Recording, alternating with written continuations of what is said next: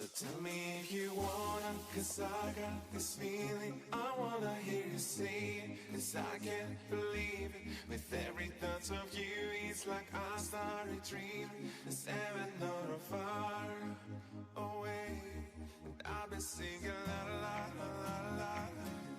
You're breaking me la la la la la la. You're breaking me la la la la la la. You're breaking me la la la la la. So tell me if you wanna, 'cause I got this feeling. I wanna hear you say it, 'cause I can't believe it. With every thought of you, it's like I started dreaming. Seven not far away, and I'm just singing la la la la la. You're breaking me la la la la la. You're breaking me la la la la la. You're breaking me la la la la la.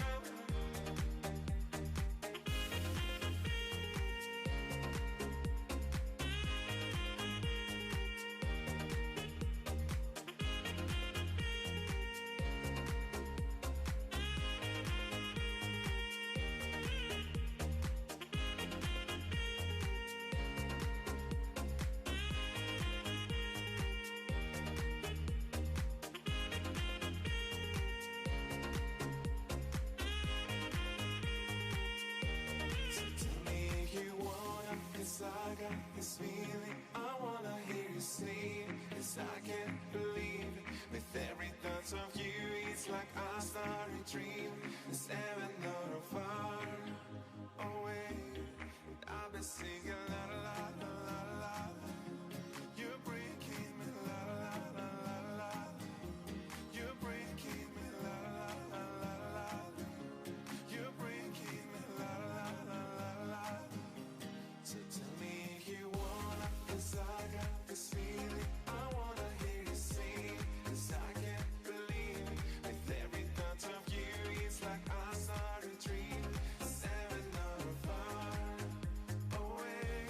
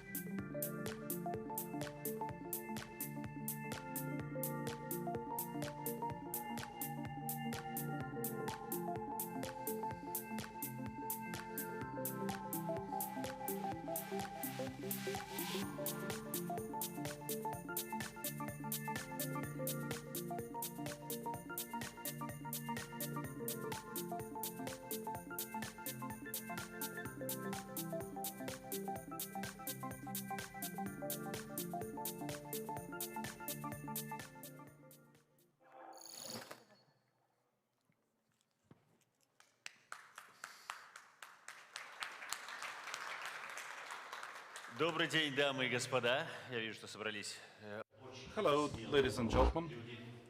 We can see that we have brave people here. не носить маски. Мы предусмотрели этот момент, поэтому сделали максимально We are going дистанционное to keep social положение distancing, physical себя. distancing, Но они in order to являются ensure ключевым protective для measures. But нашего we can see служения that онлайн. Онлайн we don't have все all Hello seats online. filled, therefore, we И have people третий, watching us это online. уже точно Hello, официально online всем. people.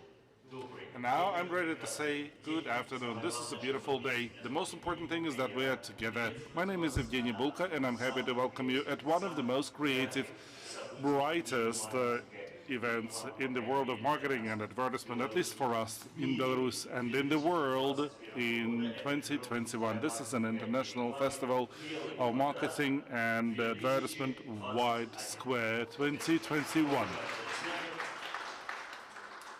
Даже если они Even if все равно the годы. applause is not too loud, Слоган it's the фестиваля right time. 2021 года. That's the slogan of our festival, and Самое the время most important искать thing решения is и now. обмениваться профессиональными It is time to мнениями. exchange professional opinions and practices. In order to win, we have to act, and we have to do it here and now. Good morning, ladies and gentlemen. My name is Evgeny Bulka, and I'm glad to welcome you all at one of the brightest creative events of Europe, the International Marketing and Advertising Festival, White Square 2021. It's time. The slogan of the 2021 festival. Now it's time to look for inspiration and exchange professional experience. To win, you need to act, and do it here and now. Дамы и господа, Ladies and gentlemen, по традиции для открытия фестиваля following the tradition of the festival, I welcome the head of the Federation of Marketing Agencies of Belarus, the producer of the International Festival of Marketing and Advertisement, White Square, Alena Ustinovich. you chairman of board of Association of Communication and Marketing Agencies of Belarus, producer of White Square International Advertising Festival, Alena Ustinovich. Доброе утро, уважаемые коллеги. Good morning, distinguished colleagues. Очень радостно, It is что в a такой real pleasure достаточно that at сложный год such мы a можем hard year, этот both the и previous наша one and this year, and in our country, вместе. И по традиции мы we не are отменяем together and традиции, we follow the проводим tradition. We do not главный, cancel по them. сути, And we organize the конкурс main competition бизнес-форум в сфере and маркетинга business и forum креатива in «Белый marketing and квадрат». creative arts, Спасибо. the Но Wide это еще Square. не все. Thank you. Я This is вижу not all. очень I много can знакомых see many лиц. familiar Я вижу faces. тех, I кто can see those каждый год вместе с нами, who возможно, есть annually новые together with люди. us, И поэтому я and хочу there напомнить, might be some new что people. же And I would происходило like to в рамках remind you фестиваля what вот сейчас. we Что это такое? are having at Во-первых, the festival. фестиваль — First это of all, the конкурс. festival is a И каждый competition, год у нас and принимают annually we участие have работы из 25-30 стран мира. people from Несмотря 25-30 на countries те competing. сложности, In, которые в мире происходили despite the для индустрии difficulties in the коммуникации, world of the нам industry of удалось communications, собрать we've 901 managed to gather работу из 25 стран. Я бы 921 поаплодировала contest участникам и entries from коллегам. 25 И как countries. были I would like представлены to работы по congratulate you, статистике, я colleagues, могу and I сказать, can tell you the если у меня statistics. переключать слайд. То есть вы If you понимаете, да, change the что slides, на then I can сегодняшний tell день you уже состоялось that today судейство. we К already сожалению, have made the такого judging, формата but оффлайн, как было unfortunately раньше на фестивале, we пока do нет. not have Онлайн-конференции the online оценки в сфере conferencing креатива, вы видели статистику, не буду selection останавливаться process. подробно. I'm not going to dwell Креативное on the жюри. process, but На this сайте вы можете is our посмотреть, creative очень jury. строго. Вы знаете, You know, we настолько were, строго they have been very оценивали strict. работы, They have judged ну, the видимо, тем больше works будут so награды, ценность. harshly, Брендинг жюри and the представили values and the наши белорусские brandings коллеги, жюри of the маркетинга, juries were сложнейший presented here, состав, and диджитал жюри, we had a digital также jury, медиа жюри the и media jury, масс-медиа and жюри, mass которые media оценивали jury, конкурсные and the young проекты creators с jury точки that зрения have judged своих the критериев projects абсолютно для based масс-медиа. on the mass Маленькие media авторы исключения. criteria. В этом году есть Young и конкурс молодых Creators is авторов. one of Представили 50 the белорусских competitions. This year we но had буквально Belarusian and international participants. But after we церемонию finish открытия the фестиваля, opening чтобы ceremony of the туристы festival, the появятся на shortlists сайте. will be Я displayed знаю, on the что website. наш I do кто know that сейчас смотрит we церемонию are нашу being watched онлайн. by Трансляция many people ведется. online. We are И ждут broadcasting, участники and the шорт-листов, но мы participants решили в этом году сделать вот of the прям event после того, are как фестиваль waiting, откроется. Конечно же, очень are жаль, willing что to вот та see ситуация, the которая происходит, не shortlists. позволила пригласить Unfortunately, the наших всех situation этих has спикеров, prevented которые all мы the speakers готовили to для come вас, over, и даже those тех, people who кто expected to be with you прилетел today, из and even Москвы, those who took не flights from долетели Moscow, многие Russia, из-за ПЦР-теста. did not Но мы manage их to do it возлагаем. due Ну, to the огромное PCR testing. количество But they will be спикеров, которые мы connecting хотим, online. чтобы были We здесь, выйдут wanted to have онлайн. many И я speakers. They will надеюсь, connect что us вы нас online. And I простите, hope потому что в that этой you will excuse ситуации us, because in this невозможно было бы situation, представить, как можно долететь в Минск. it На is самом деле basically возможность impossible пообщаться, to задать imagine свои how you could get to вопросы будет. Minsk. Yes, И, you will be able конечно to же, ask на церемонии questions to награждения them. мы And встретимся, certainly узнаем at the award победителей ceremony, 11 числа. we Но will meet and we сегодня will при know the формальной winners on the обстановке 11th. аккредитованные But участники приглашены к Ривьера today, Клаб we на have the people вечеринку invited to the открытия Riviera фестиваля, где можно Club будет for the пообщаться party, и, как всегда, по the доброй party on the традиции, opening of the может event. быть, не Then you сильно will be понять able друг to друга, но, network. тем не менее, Maybe we will not фестиваль have hugs, 2021 but the объявляем festival открытым. White Square 2021 is now officially open. Hoping for the best.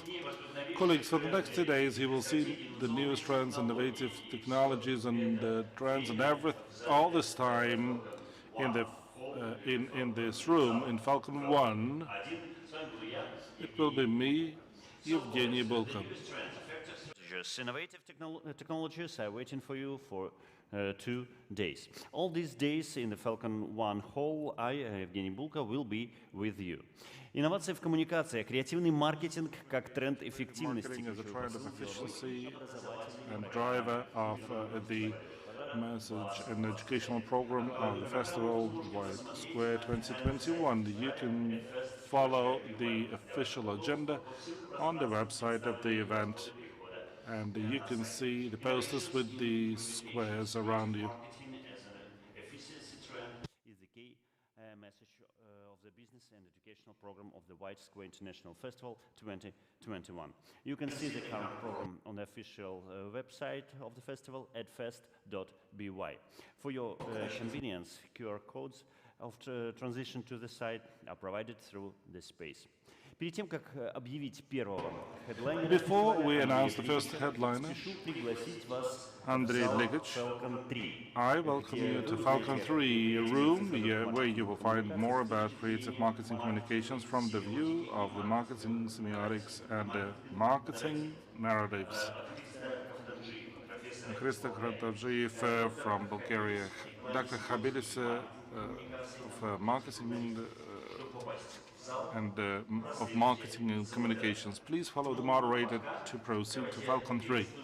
And now let's welcome our multiple partners of the festival. Please follow the screen.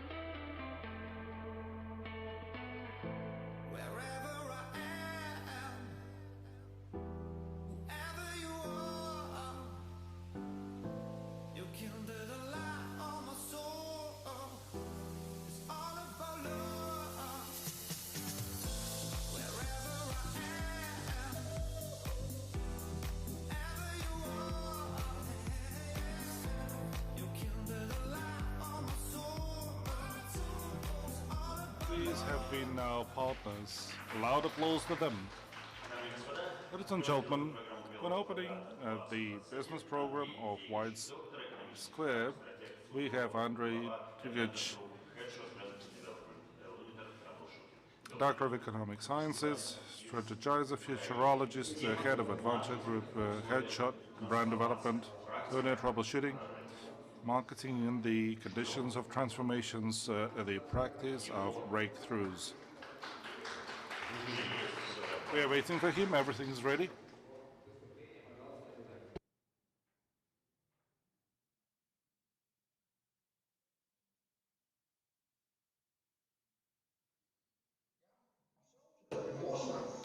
Can we go? Yes, we can. Excellent. So, friends, I'm so upset that I cannot be with you offline today. Certainly, we expected to come. However, the circumstances turned out to be heavier,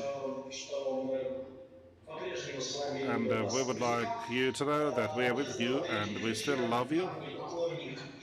My name is Andrei Ligic. I am the fan of Belarus, Minsk, and Lena Stinovic, and I very much hope that we will see each other soon. And today I would like to discuss with you the new marketing in the new world. The world has changed.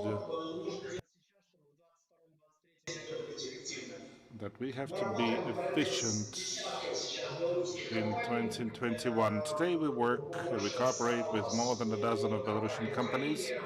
We have more than 100 companies in Ukraine, about 50 companies in other countries, and the strategy has changed crucially. The branding changed, the customer relations changed, and I would like to be speaking about that in the White Square event, and I hope that you will discuss all these things. I would like to get my presentation on the screen, and then I will do it.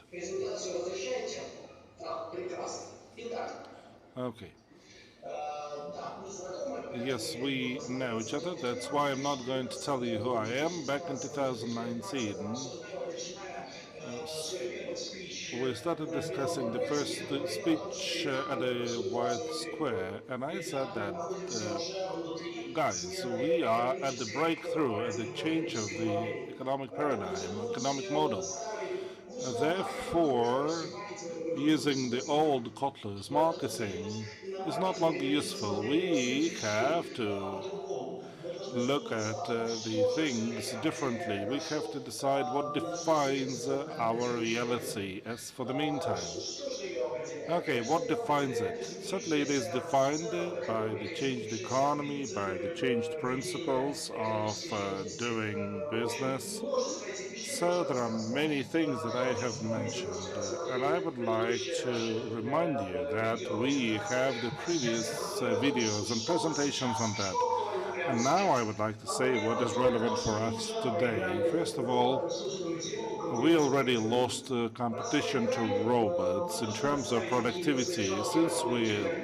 Since we lost the game, then we should not be trying catching up with them in productivity. Not the technologies, but getting the humans to humans, that is critical.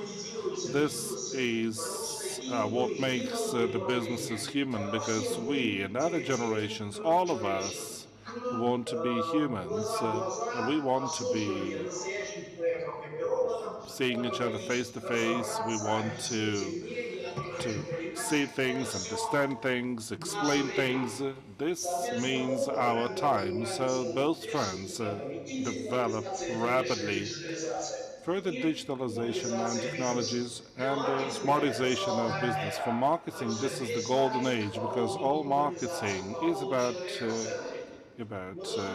human-centric approach, and we have to get rid of the old garbage of old ideas, because they are not longer useful, because they are artificial, they are needless, and we have to be human-centric. Marketing may not have functions. This is the core of business. Marketing is what the whole business does, not only the marketing department.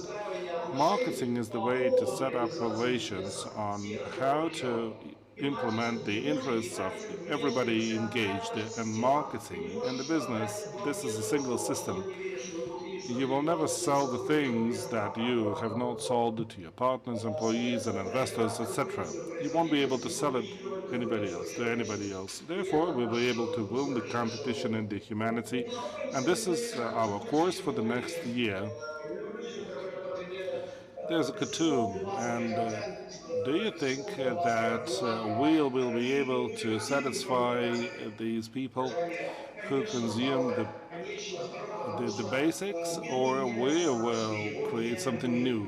Certainly, we will do the new things because TikTokers, owners of various schemas, do this.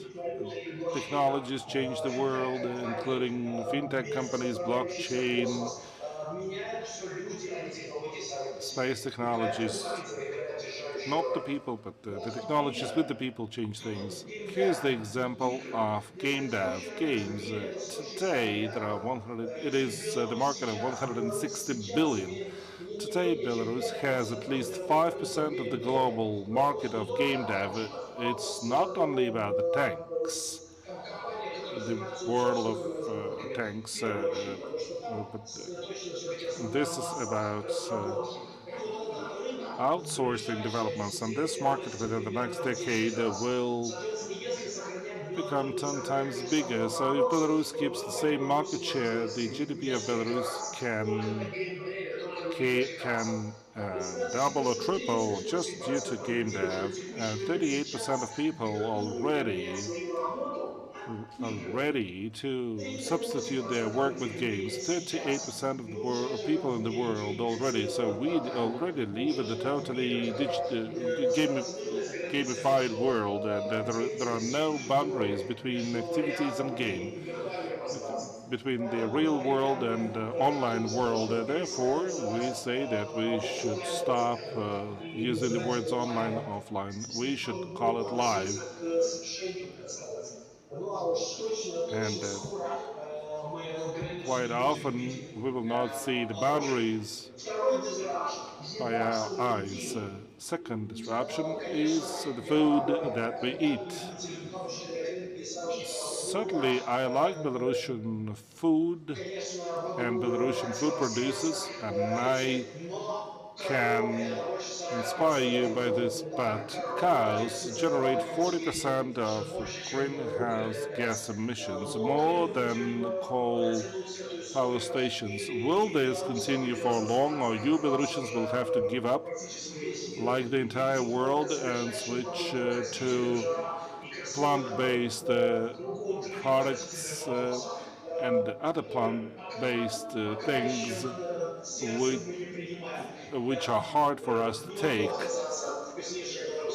I cannot stop eating the tastiest Belarusian food. But within the next decade, we will see a disruption, a switch from animal to plant-based food.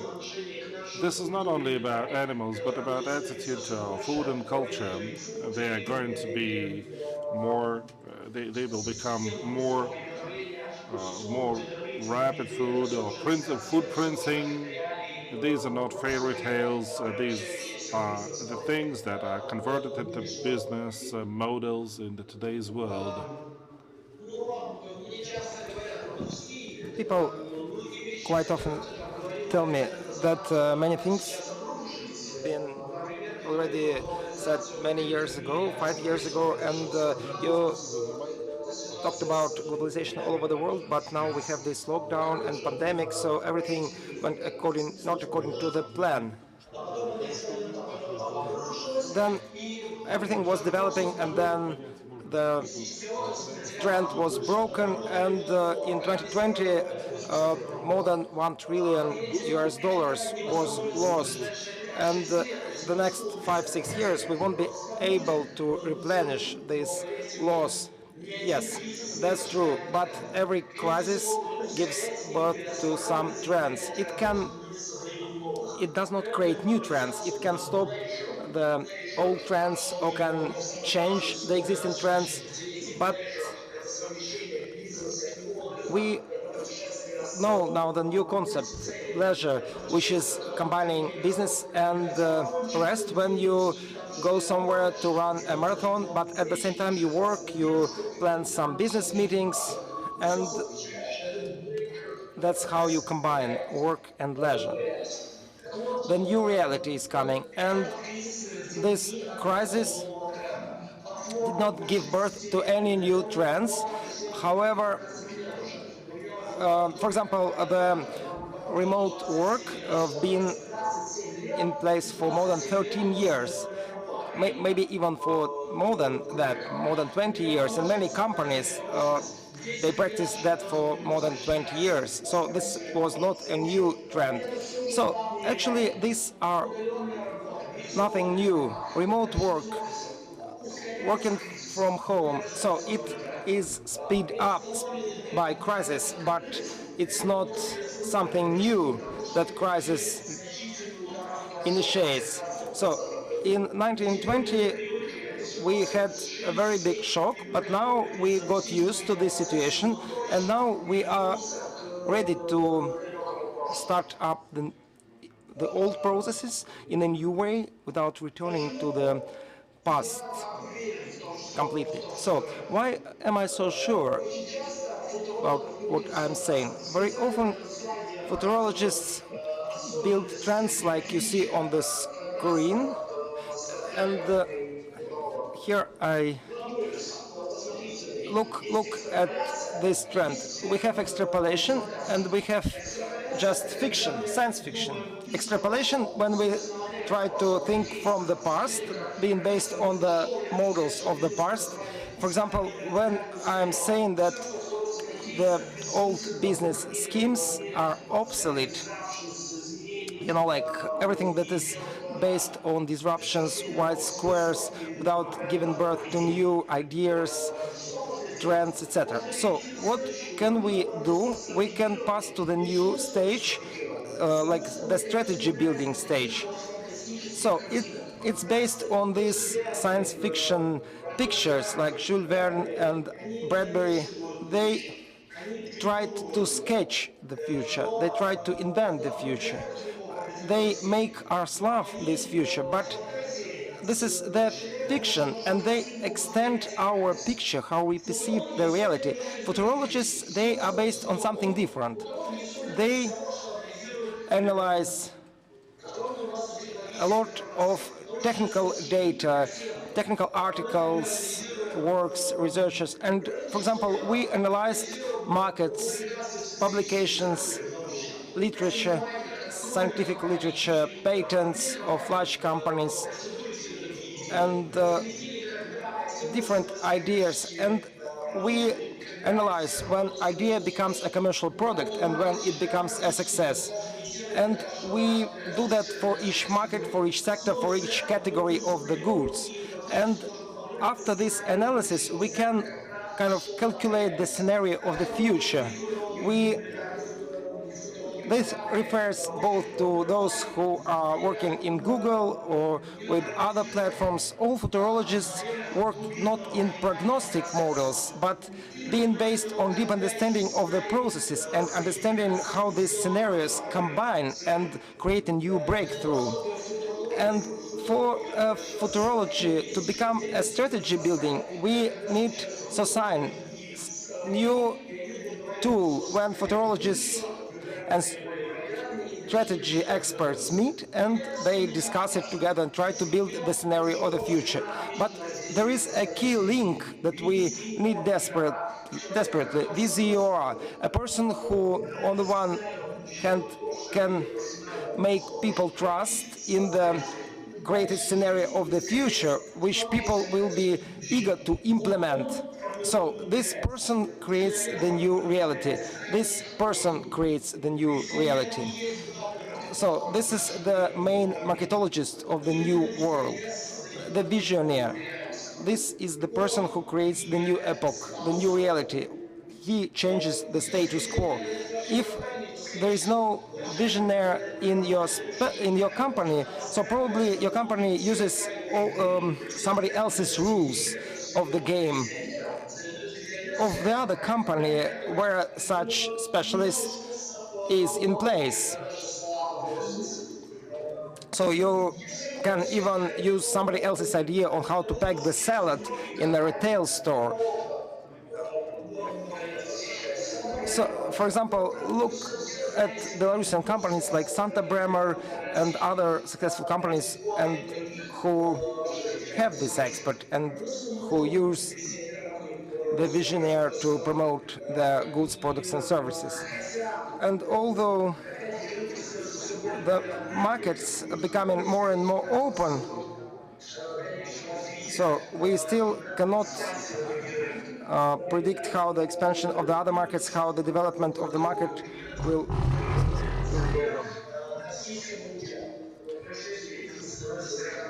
So, and very often a small company can become a trend maker even in the big or global market. For example, the Belarusian companies changed the trends in the food market globally, I would say. So the visionaries can work and be successful in any market, in any sector, basically. So if you don't have the visionary in your company, so you have to create or hire him. Somebody who can take up responsibility on implementation of the new scenario, of the new, more successful, better future.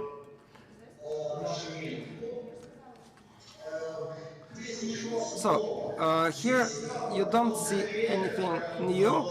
It's about the trust, about the adaptivity, ability to adapt. Last year I already talked about the ability to adapt. So this is our ability to accept changes, to become, to make them part of our life, not just to be adjusted to them, but to start controlling them, to become part of these changes. It's not so being able to adapt. It's not adjusting to something, but it's making something part of your reality. So what is the key element of success, marketing success in this new time, new stage of the economic development? This is, first of all, the ability to satisfy the basic needs. So you have to find the problem of the company and try to offer a solution. That was always part of the marketing strategy. But only this is not enough to become really successful, because the basic needs been already satisfied. And currently we have new challenges, and the effect of your activity and success of your activity depends on something else. So people buy not only just a service or a good, but he wants to consume it in a comfortable way. So it's so-called extended goods, good with added value on top of the basic value of the good as it is.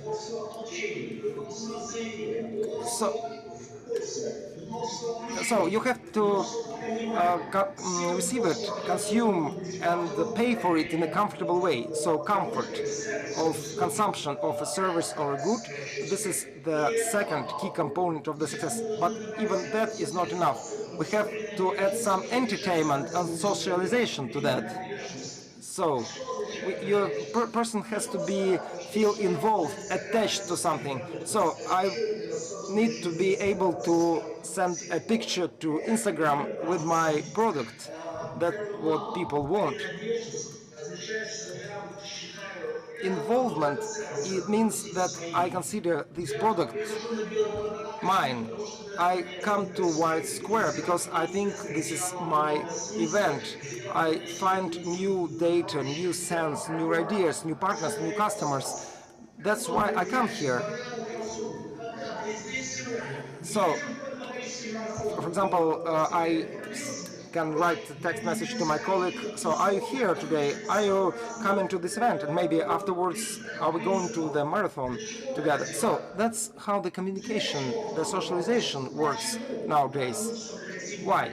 Because we want to be part of something, of some processes, of some procedures. You probably understand what I mean, because you probably felt it even more than me, and the attachment or involvement is the key attribute of the contemporary world. So the umbrella of the brand are those who got to understand the very sense of the product. And the fourth component is when a person understands what is the peculiar feature of, for example, the cosmetic product that I use. I need to understand why exactly this milk product or why this device. So, person has to feel that he understands why he chooses this particular product. So, explain to me, take my hand and lead me, show me what is so good about this product. I think many of you already understand and feel that. So, the new model is human with human. If your brand is not personified, if your system is called inhuman, there is no personification behind that. So people will feel alien, and you have to be human. It's a partner. You have to be partner with your customer, and that's how you will influence him. So, and these are the four components that it has to be based on. First of all, this is trust that you evoke in a person to your brand, to your system, through different tools like involvement and interest. There is no loyalty. In 2013, I told you, please, my friends, don't talk about loyalty. Don't build these loyalty programs. Nobody is loyal. People are not loyal. People won't stay with you just because you offer him a good product. Why? Because the information environment is open now, and people can get information from many sources, and everybody can influence them. In Ukraine in 2019, there was a jump from 36 to 44% of people who consider themselves to be innovators. In 2021, already 51% consider them to be innovators. Innovators, 51%. And this is not in format like only young people or only experts. No, this is spread all over the whole population. And now I think in the next years we'll we'll be able to explain that the theory of generations doesn't work. The age doesn't matter, but the flexibility of you, of your brains, of your thinking, that's what matters. So loyalty can be replaced with constant interest and involvement. You have to evoke interest and keep it up with some innovative products, with the service, with education of the customers, verification, with the building partnership relations with the customer. And this is not something like collect 10 caps, but this is involvement through the game. So you can make this person part of the game. So this is voting, choosing the product. So this is creating positive, something positive thinking. Because, for example, you feel depressed, not well. Optimists, of course, survive. Less optimists survive than pessimists, both in life and everywhere. But there is, but the life becomes more bright when you're optimist, and the customer wants that. So, and people have to be based not on fears but on hopes. So in Russia, in Ukraine, in Poland, in Kazakhstan, the statistics shows that the main indicator, the main inspiration is hope. Fears are less, have less effect on people. Yes, people of course feel fear and they experience that, but hope is prioritized higher in the human thinking process. So I have a lot of thesis for you, but just wave me. I see you from the back, actually. I can see you only backs. It's a little strange, but that's how it works. Okay, so, and now we have to rethink the system of analytics. This is the point, yes, this is the point in time when we already have to do that. We are transferring to C to B platforms, customer data platforms, but this is the point is not in the analytical structures, but in the sense that we put into it. So let's look at this trend. The average value for Europe, the average growth of retail trade been reinstated in September 2020. There was, you see, like big drop, and then it started to grow again in September 2020. It already reached the same indicator as in September 2019, and then it started to grow even more. And that's the figures, that's the values that we can be based on in our analytics. But if you look deeper, if you look at what these values are based on, you will see that the market in Germany of retail market grew 25%, and in Spain it dropped 25%. So the average is growing, the average indicator is growing, but different entities show completely different behavior.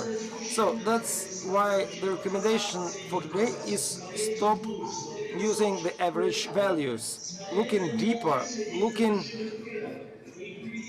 at what it is based on, looking at different components, monitoring different competitors, looking who is copy pasting whom, monitoring what your competitors do and what they become.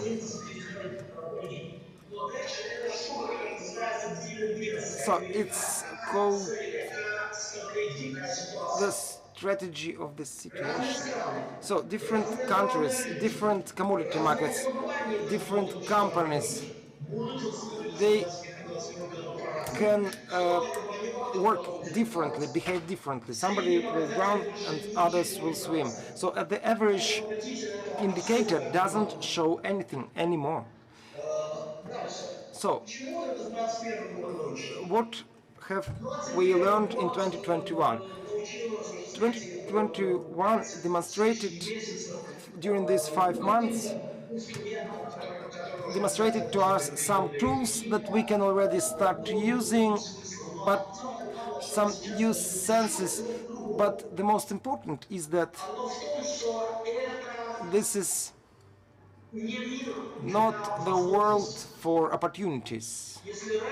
If earlier we said during every crisis, because we already survived several recessions and crises, and we know what is working and what is not during the crisis. But this is not crisis. It's a different nature of this, what's happening. It's a so-called transfer to the next phase.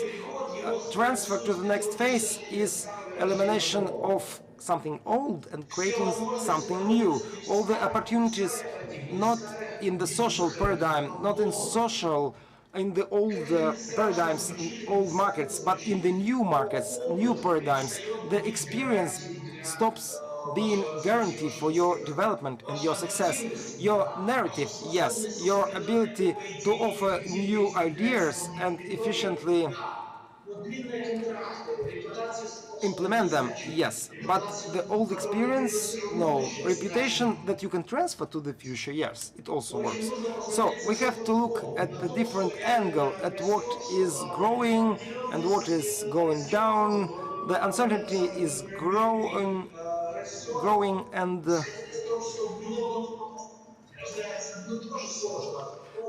So it's very difficult to predict anything now, and Да,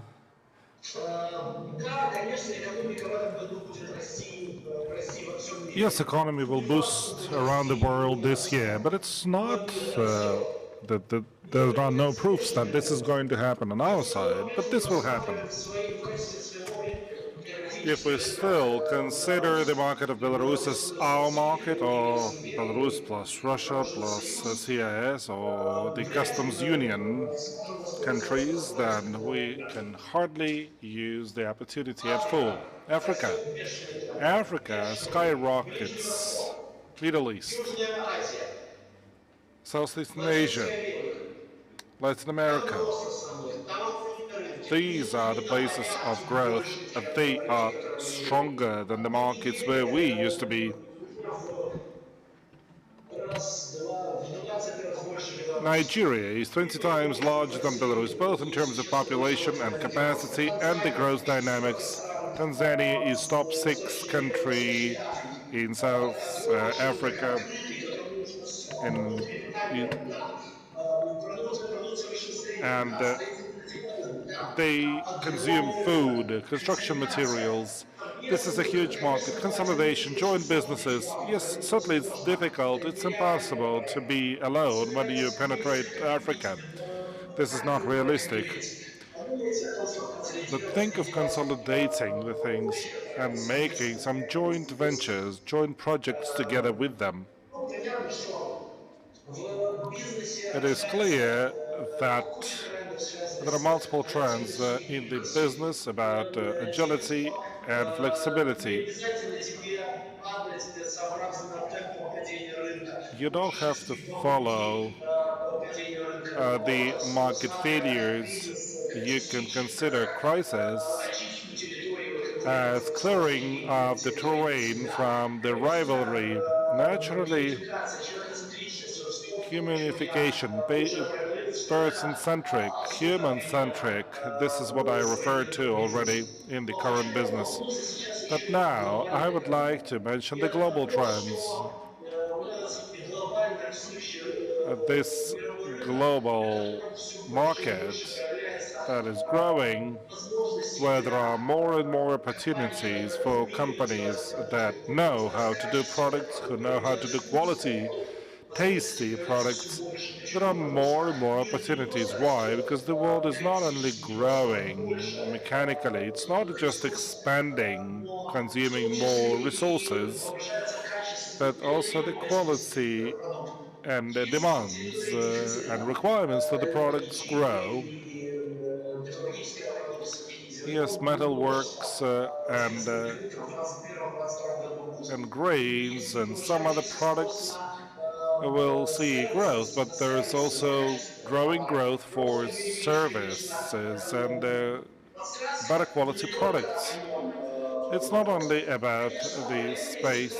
будет низкий, потому Certainly, что нужно много we дешевой еды, которая certainly выглядит India needs экологически lots of cheap быстрее, чем food. It's more like feed, and no, not like проверка nicely могут не допустить designed food. экологических продуктов. But it Могут не is high допустить time to be speaking about organic farming, способность делать organic food, and this is ответственно. relevant for Belarus.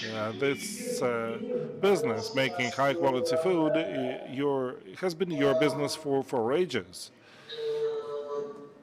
В общем, не буду грузить. Я тебе So говорю I'm так. not Знаете, going еще to mention the things that you already know. I would like to важно. say to mention the things that are critical for marketing.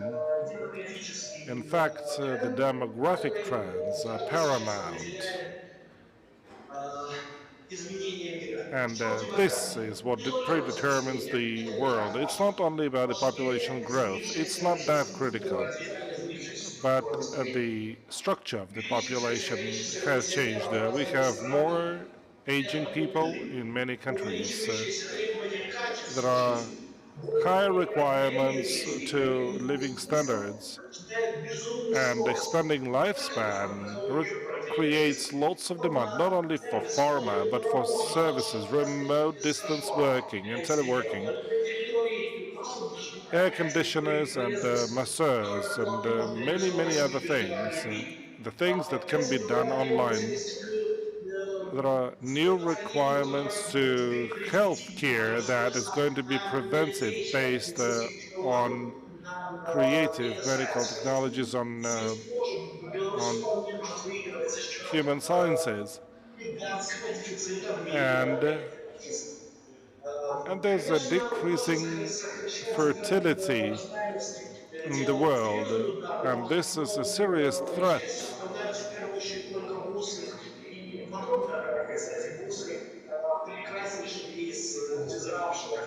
But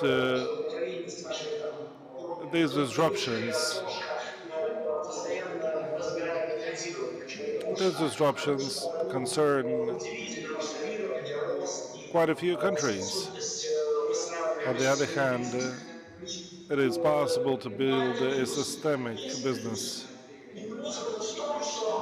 But the advantage is as follows. I will show it here. These are the social trends. I've already mentioned it a few years ago. There's a research of 2016 showing that the young people stopped getting adults. They don't want to become us once they age. They are not concerned about the careers, about the territories to be conquered. The largest disruption that defines this transition, the biggest change, is that we have become more infantile. We have changed our behavior, and that's the basis for the modern marketing.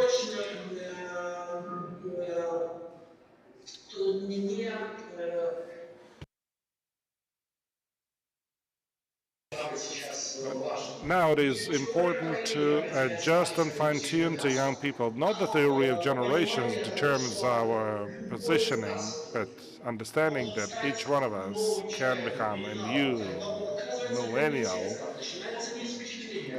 Then this person gets into the community, is not writing long texts. The person uses various goods as services instead of getting submerged into things. Infantilization defines new marketing trends, new ways of thinking. Also,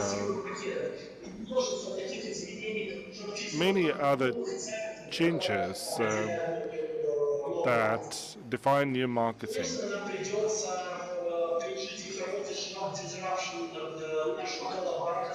And certainly, we we will have to deal with AI. That's the second challenge. We will see super teams emerging.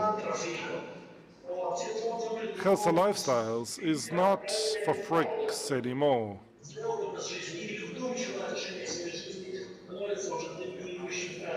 Concise living is the dominating trend. Some 5 years ago, we said that only 1% of households had a healthy lifestyle, and today it is much more. The number of people who would like to dive deep into it is the group of the consumers of the future. Therefore, in Ukraine, we have the ecosystem of this. Today, we have the whole sphere of food for humans, and competition is going to grow. But competition in the world is different. It will collaborate with your partners, and we will develop new cultures and relations in the marketplace, and we will have a single space of collaboration of ecosystems. An ecosystem is another important thing. From the viewpoint of marketing, we shall consider the double facet of this happiness, striving for happiness, be happy, to feel happiness, happy branding, happiness in everything, all this bullshit is just like powder and and happiness is not for long. Happiness is significant periods, and it is important to ensure comfort, and this will be the prerequisite of happiness. And then the failure in having it, then you will have failures, and then you will be concerned as well as your people. And a rapid change in in mood will affect marketing. Digital twins is a very important thing for branding. If you don't have people buying branded items in your games, then you don't understand your client well. You remember Pokemons? They were back in 2016 or 17, but today it is virtualized through Facebook and Instagram, through chatbot messengers. This has been successfully digitalized by your rivalry, and these things continue, and the digital twins will be very important in the following days. So, in short, what do we have to do? We have to understand that we have to build stronger companies. Innovations are not enough. Certainly, we have to be speaking about agility, anti-fragile, breakthrough, adaptivity, and productivity. These are the things on the right.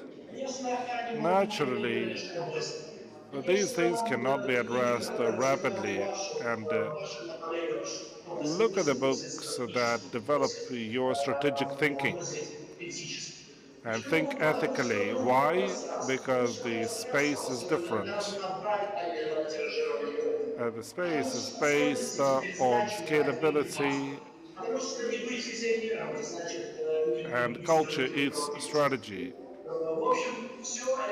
So all these things are part of our business culture and particularities. And the consumers are smart today. They ensure smart consumption. They are easier to switch to different gadgets, to switch to other garments and items. All these things are the examples of smart consumption, not willing to buy cheap. This is a big mistake. Don't push them to buy cheaper, but buy more expensive. They do have cash. They do have more cash than it looks. Why they consume less? Just because consumability is not that relevant today.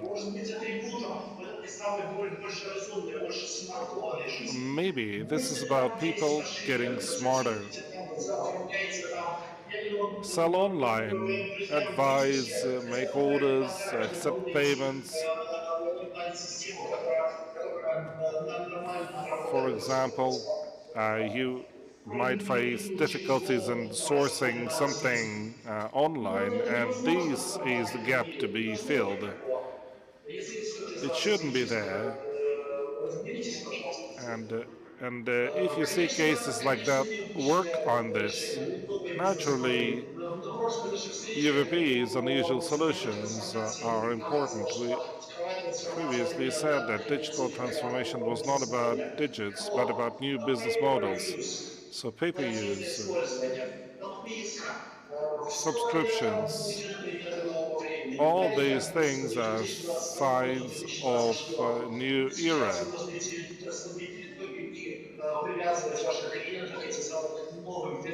We can see that new business models emerge, and loyalty dies as CRM converts into CDP, This is ability to personify solutions, to build the new ecosystems, to keep the information about the client and to enrich data. People should exchange data with other systems, and they have to enrich their own client base. Why? Because the core of your business is digitalized clients, so this client will ensure digitalization. This is about our reality. Multipliers in this system are those who have started the merging in 2020. So think of who is the base for capitalization of your business and personalization. And personalization means your wins. I would like to show you a small fragment of how radically sectors change, how the events that I have mentioned have radically changed the restaurant business. We can refer to Ukraine and Russia. How, However, I do like Belarus and Minsk, and I am looking forward to come back.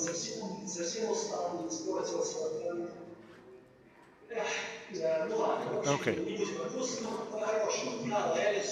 loyalty died, and restaurants can not longer rely that clients would visit them all the time.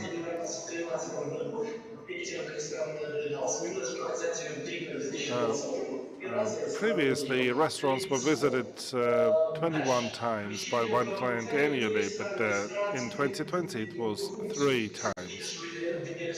And today, restaurants serve a different function. Eating outside, you spend restaurant in the restaurant, you communicate, and today restaurants ensure food delivery. A restaurant today is an entertainment place. It's a co-working and networking space and communication space, and merging co-working and networking is what we can see the trend in restaurant business for 2023 and onwards. A restaurant should be open, not only open, but it should have its own recipes list, menu, and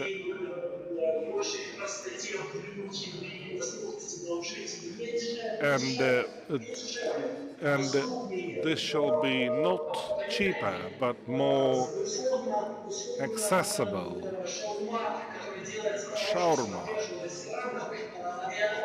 done in is the trend of 2021, and burgers are for 2021.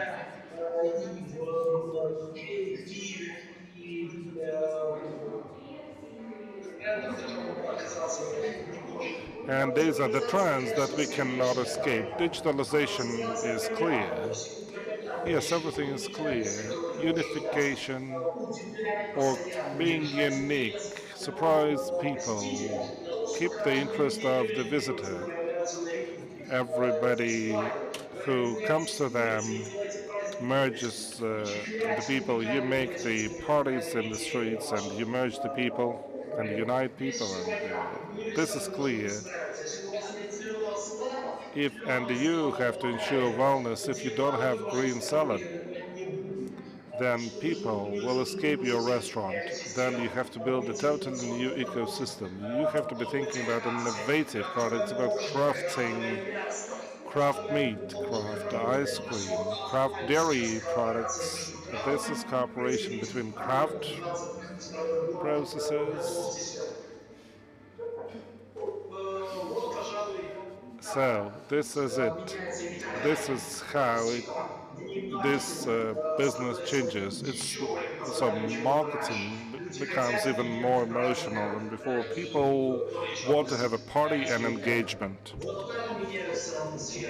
So that's how the spheres change and paradigms change. And I wish you to find the way in this constantly changing world to be unique, to be players who are able to occupy the new territories, the new markets, using partnership and using the, your own reputation and also somebody else's reputation, using the new channels of selling of your product by combining different categories into new categories, new ways of doing business, which is the main component of the contemporary doing business processes. As an example, I can tell you that in Ukraine currently the Fozi group, the store chain, is building the new business process or epicenter. This is our new internet store. They are creating the new product ecosystem, and this is a very good example of the new methods, of the new systems. Europe is a store chain in Belarus which is also implementing same ideas and also is an innovator. So the strategy and strategy thinking are the key components of the new processes, which makes creates a mental process which a person can use to reach the success in the business, to reach the future. For that, what do we have to do for that? To use the strategic thinking, basically. I will show you, and this is how it looks. We have to develop the strategic thinking. We have to make mistakes. We have to allow other people to make mistakes, to constantly moving from simple to complex, thinking about prioritization, building the priorities. All these components are very important. So it's not only developing of the thinking, but if we stay, if we try to combine the old cases to the new reality, yes, we can try that. But that might work or it might not. What worked in 2019? So it might not work in 2020. We have to check what is working and what is not, or if is our competition strategy working. Why did it fail? So we might see that the trends that we were sticking to, were not working even earlier. Some of them were not working since 1980s. So the ability to innovate, the ability to implement the new things. That's exactly why I come here to this White Square event, why I love it so much, because that's where we create new ideas, where we try to implement something new. So now I'm ready for your questions, while you have not run away. So please, if you have any questions, ask them.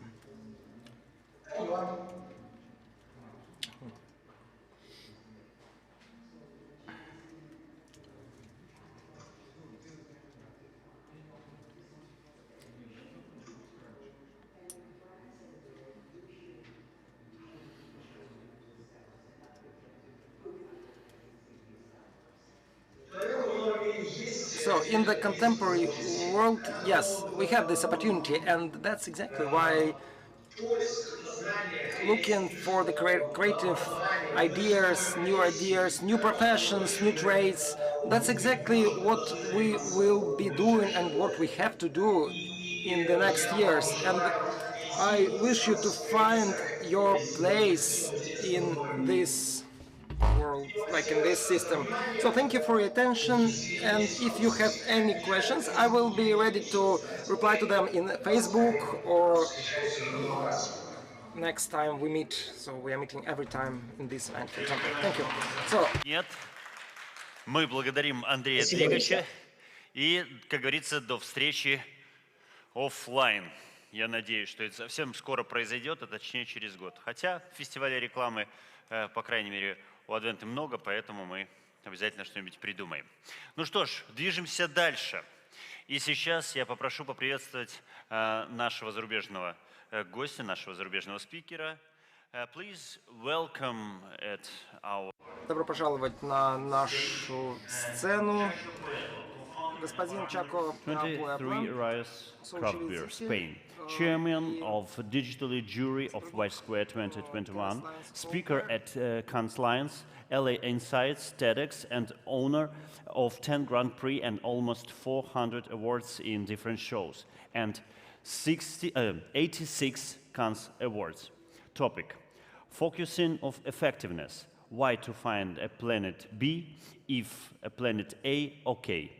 Тема «Фокус на эффективности. Зачем искать планету Б, если А вполне подходит?»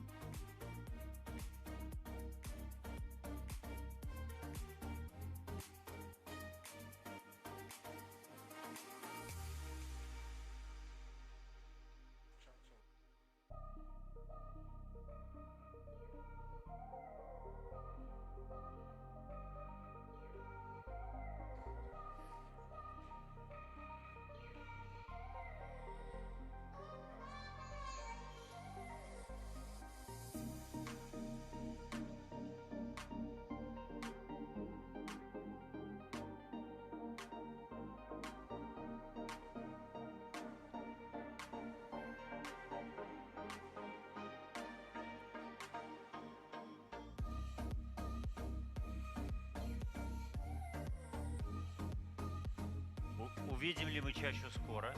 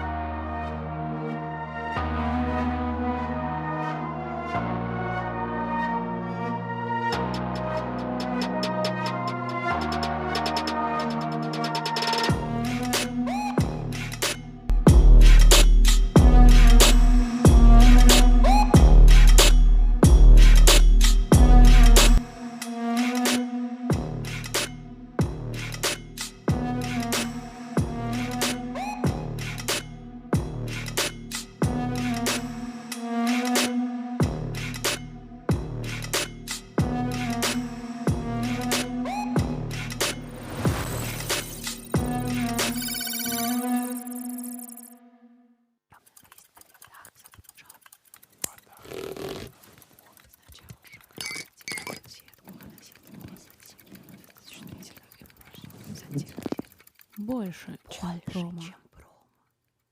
Мерч. Униформа.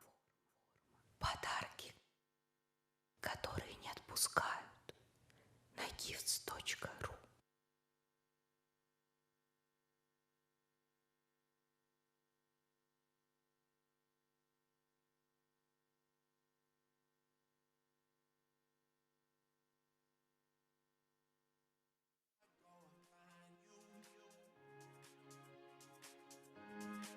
Everywhere I run, everywhere I find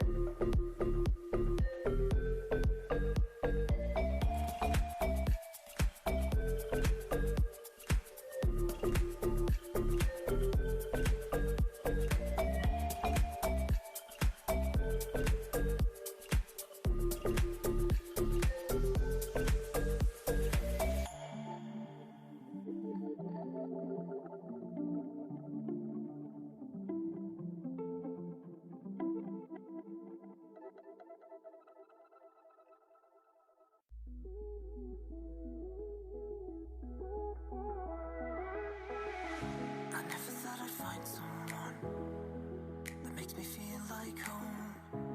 When I'm with you, time is frozen. I don't wanna let you go, but I'm better off alone, and you're just living in the moment. The feelings that you have should be yours right now. I'll never say the words when time runs out. I think we lost ourselves for a minute. Couldn't see the ending for the beginning. The feelings that you have should be yours right now. Right now. If you want this love, maybe I should leave. 'Cause I don't wanna put you down with me. I'm a broken star. If only you could see. 'Cause I don't wanna put you down with me.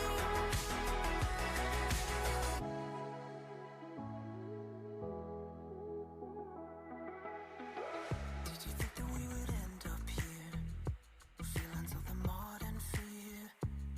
They make it seem so easy. When you've got me living in the moment, driving on an open road, you make the silence golden.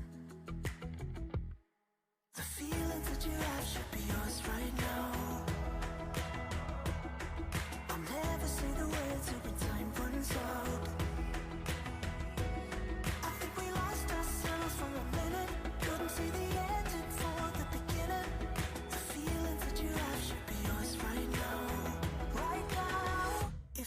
want this love, maybe I should leave.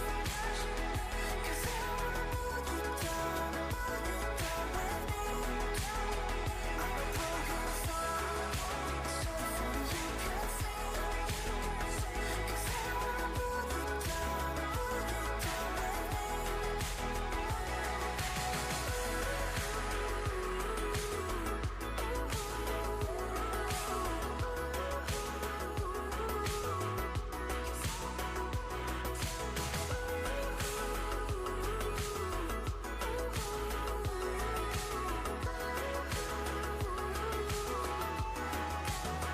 If you want this love, maybe I should leave. 'Cause I wanna put it down with me. I'm a broken soul, if only you could see. 'Cause I wanna put it down with me. If you want this love, if you want this love.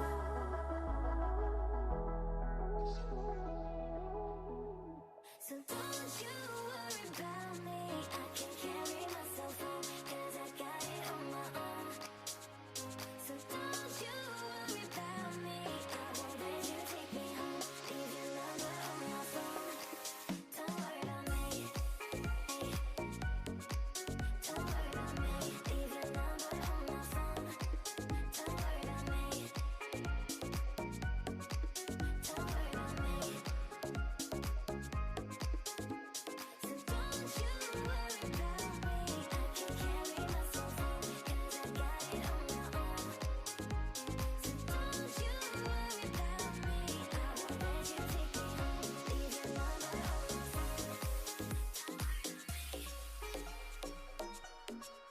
Don't worry about me. Leave your number on my phone. Don't worry about me. Don't worry about me.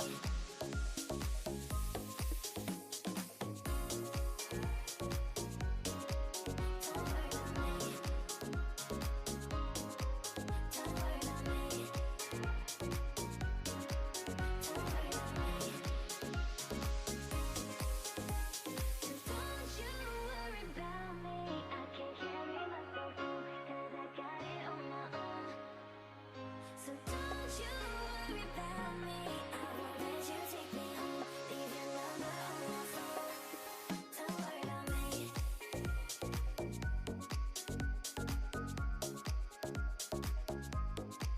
Don't worry about me. Don't worry about me. So don't you worry about me. I can carry myself home, 'cause I got it on my own. So don't you worry about me.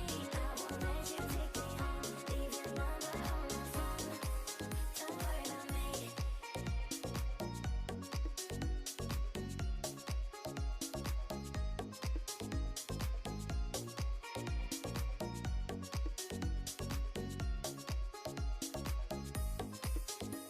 So don't you worry about me.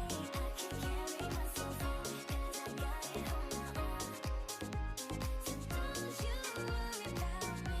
I won't let you take me home. Leave your number on my phone. Don't worry about me.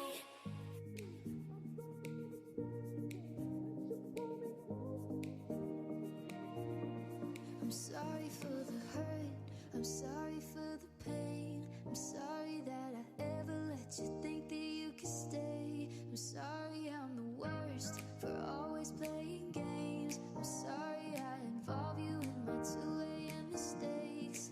This ain't fair to no one, you know this isn't love.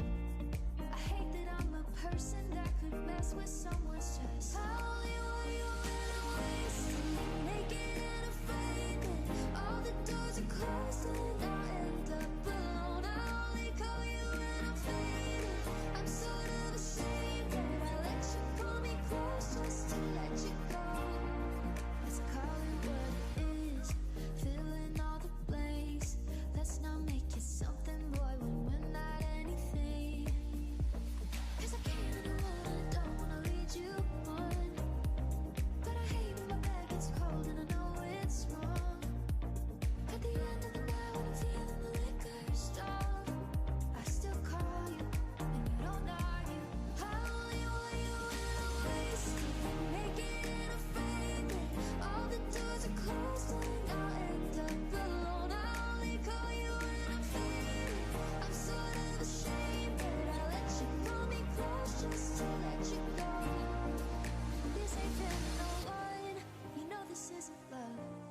I hate that I'm a person that could mess with someone's stress.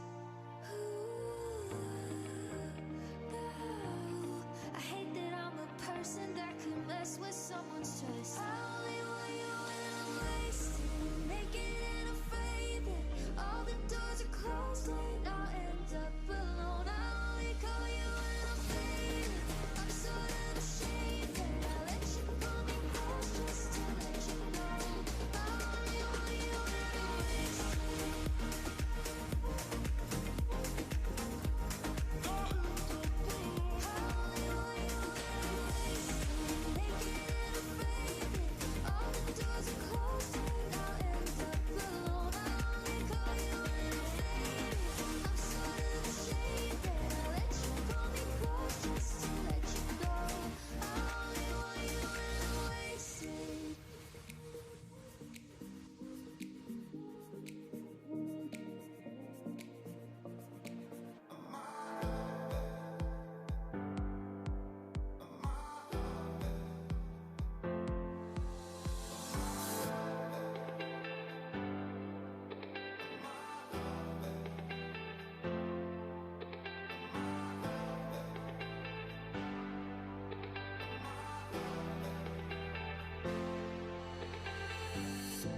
Us online.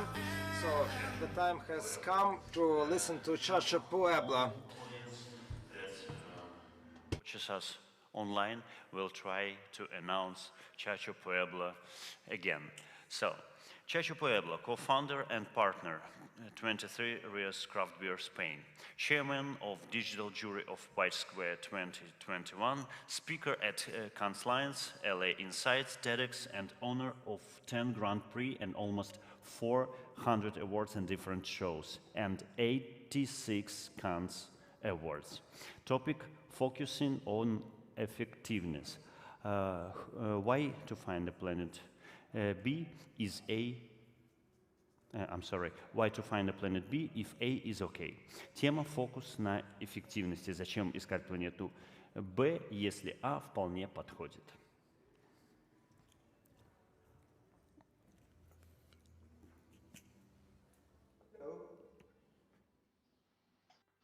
I started now? Yes? Okay, cool. How are you, everybody? Being here or for being connected or being around the world. I don't know where you are watching or seeing this. I want to tell you a story. It will start with my dog. Her name is Tura. It's a Portuguese dog. I found her on the street, and I love her a lot. I mean, lately not that much because she's very annoying. She's getting older, and it's all the time follow me and like I don't know, being over there everywhere. She's like very old, but I still love her, of course. The story is that she has that leash, that black leash. I don't know for taking her when we go out. No, we go for a walk. And one day, I don't know, 7 years ago, something like that. I have her since 15 years. Huh? So 7 years ago, something like that. A friend of mine came into the house, and we go walking with Tura, and he said, "You don't take the leash of Tura." And I was like, "Why?" I was like, "It's annoying to have the leash all the time. I mean, if she's inside the house, why she needs the leash?" You know? And I never thought that. I mean, I never thought that I had to take out the leash when she's in the house and put her when she goes out. I didn't know it. All the time, I have stray dogs, and my dogs have been all the time with the leash. I don't know. I didn't saw that hurts or something like that. So I was like, oh, if it hurts, maybe I will remove it. And I removed it, and she really liked it. So she spent a lot of time without the leash lately. What this has to do with the talk, you will say, no? But I wanted to start to make you some questions, and the first one is like, I'm mean because I didn't remove the leash from my dog. I mean, I'm a bad person because of that. I didn't knew it, no. I mean, when I knew it, I started changing it. But absolve me that I didn't knew it. I mean, if I keep doing it, probably it's not good.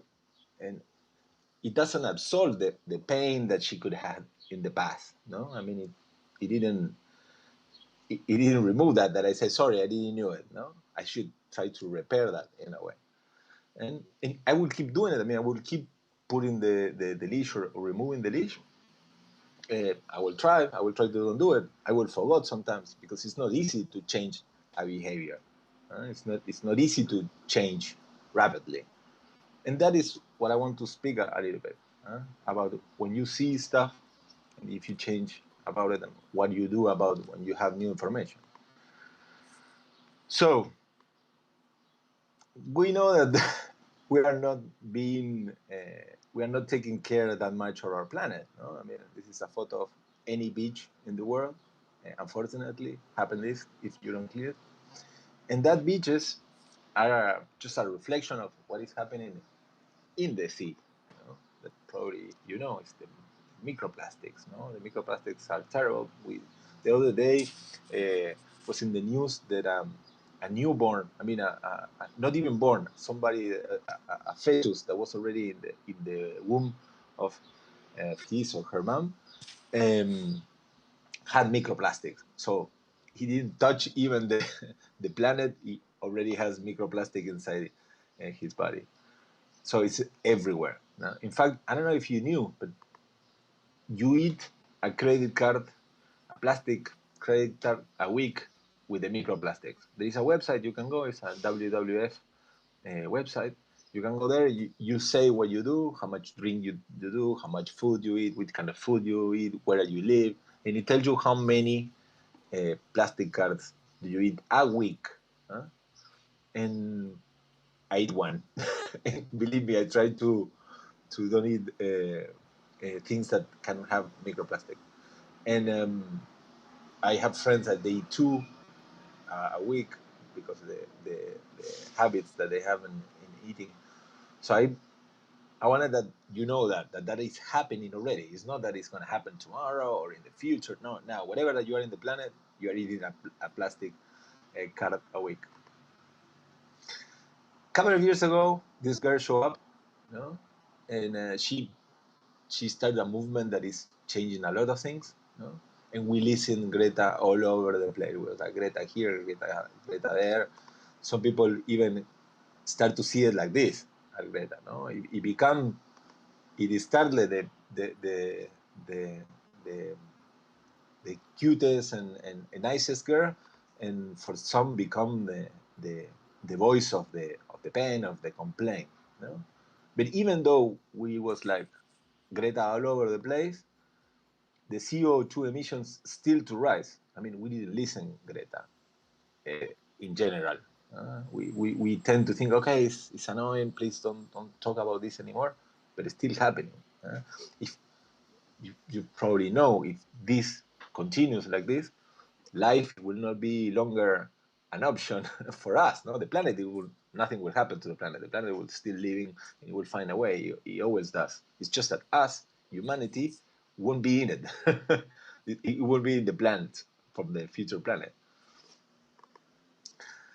Bill Gates, you probably know this dude. He keeps saying that we have to change. There is not an option, and that change, it will impact everything in our lives. Totally, everything that we do. I mean, this that we are doing is emitting CO2, so we will have to find a way to change how we do streaming in new ways. The good thing is that people is working already on it. So far, we haven't found a better place than this one. I mean, you can take your telescope, your eyes, look around in the sky, you will not find a better planet to live than this one. And we are so clever that we are destroying it. That we are not taking care because we have other things more important to do, no? Like watch Netflix or take a coffee or go shopping or other things. But we forgot that we are living in paradise. We are living in a place that has all the conditions to make our life happen. Not even good or bad, happen. If we will be living in Mars, we could not happen. If we will be living in other planets, we cannot happen. If we will be in the near galaxy, it would not happen. So far, for what we know, all the life that we have, so that we know it, it's a chance that the life out there is not as we know it. It's a question if we want to live that life or not. So now that you have all that information, you want to keep doing the same. I mean, you want to keep doing the same that you was doing before, like I was doing with my dog, or do you want to change? Fortunately, there's a lot of people that change totally. They saw the data, they understood the problem, they understood what they had to do, and they are taking action. I will name a few.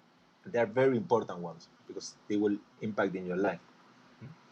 This guy, I don't know if you know it. This guy is Larry Fint. He's the CEO of BlackRock. As the creative, sometimes we are not used to it to speak about money. We like to speak more about ideas or other kind of things, art. But money is like, nah, that is for the business people. We don't speak about it. And even the business people, some business people don't know who BlackRock, what BlackRock is, and who is Larry Fint. He is mainly one of the biggest owners of the world. He runs this company that's called BlackRock, and BlackRock, that you know, is like the percentage that you see on the right side are the percentages that they own on that company. And if they don't own it, another company which is Vantage, which is also owned by BlackRock apart, has the other side. So between the two, they own the majority of the top companies in the world. Besides China and Warren Buffett that has other companies. But he mainly runs all the big companies that you know. And when I put you companies that we probably know more, no, like the Publicis Group or IPG or Nike or I don't know, Procter and Gamble and Unilever, they own them too. They have a very big chunk of business over there, and they have business all over the place. And this guy, this guy is doing, he's pushing and pushing and pushing and pushing to be investments in a special kind of fund, which is called E. E is for environmental, S is for social, and G is for governance. And that kind of funds have been growing crazy in the last years. And the pandemic, which everybody thought that it will stop that kind of investment, it boosted even more. In the last couple of months, had been happening a lot of things around that. If you just Google ESG investment, you will see that at the race, you will see the peak, you will see the data. I didn't want to show it to you because I want that you go and you see it by yourself. And if you explore that, you will understand that the money is moving into understanding that we cannot live in the way that we are living. It's not sustainable. Sustainable means that it doesn't. It can be done in longer periods of time. Longer periods of time are like 100 years, 50 years, 200 years. We have to think if we will be there. No, we are thinking just in today or in tomorrow, which is okay for us because it's what we do. But we have to understand when we run a company or we work for a company that company probably wants to live longer than we live. So it's very important that we understand where the money is moving to. But BlackRock is not alone. Amazon is also understanding that they have to do something about it, and they just put 1 billion euros in a bond for support environmental and social projects, specialized in e-commerce, because they understand that you have to do the change. They understand that there is another and a new way of doing things. Amsterdam, for example, a couple of weeks ago, they banned from their metro stations and the city. They banned any advert that promotes fossil fuels. Of course, Shell and Exxon, they cannot do advertising, but not just them. Cars cannot do. Cars that they are not electric cannot do advertising. Anything that is using fossil fuels, they cannot do advertise on Amsterdam. And this is, of course, they are more ahead of the rest of the world, but it's showing a path. I mean, when usually these kind of countries or these kind of cities do something, the rest start to see as an option, start to implement them in their law. No? France has a lot of conversation about it, and I think other countries is gonna continue joining. And what this means that, remember when, you are probably very young, but long time ago, the tobacco packs start to have this kills you. You cannot have you have to stop smoking, and things like that. I think that also you will start to see it in environmental harm products or services. You will have to see that warning like this that you are consuming has a bigger impact or have a negative impact in the environment. You want to keep doing it, and according to the reports, 80% of population doesn't want to. I think it's the next slide. And it's not that it's changing the traditional players; it's also changing the new players. I mean, the crypto. I love what we are seeing with the appearance of the crypto. The crypto started in 2010. No, it has like, I don't know, 2008 started blockchain, but 2010 it was started to be a little bit more scalable. It has years, the industry of the crypto, no? And they are already thinking in how we can reduce or impact, or how they can reduce or they can change the way that the codes are done, that they can use less energy or they can use better energy. There are hundreds of projects working on this, working on different ways of how to produce these crypto tokens, and how that technology or the blockchain can be used using less technology. On the other side, the banking system also is changing, but it is emitting much more and much more CO2 than the crypto or even the gold. And what this means, that the new players that will coming to the market, they really understand the importance of having a sustainable business, having a sustainable industry, having a sustainable planet. They understand that they have to think in a new way, because there is a new way of thinking, because there is a new landscape. The money is going to another place. The things that they are important for the consumers are moving to a new place. The things that the government's going to do are moving to a new place. So where do you want to stay? How do you want to approach this? The old way or the new way?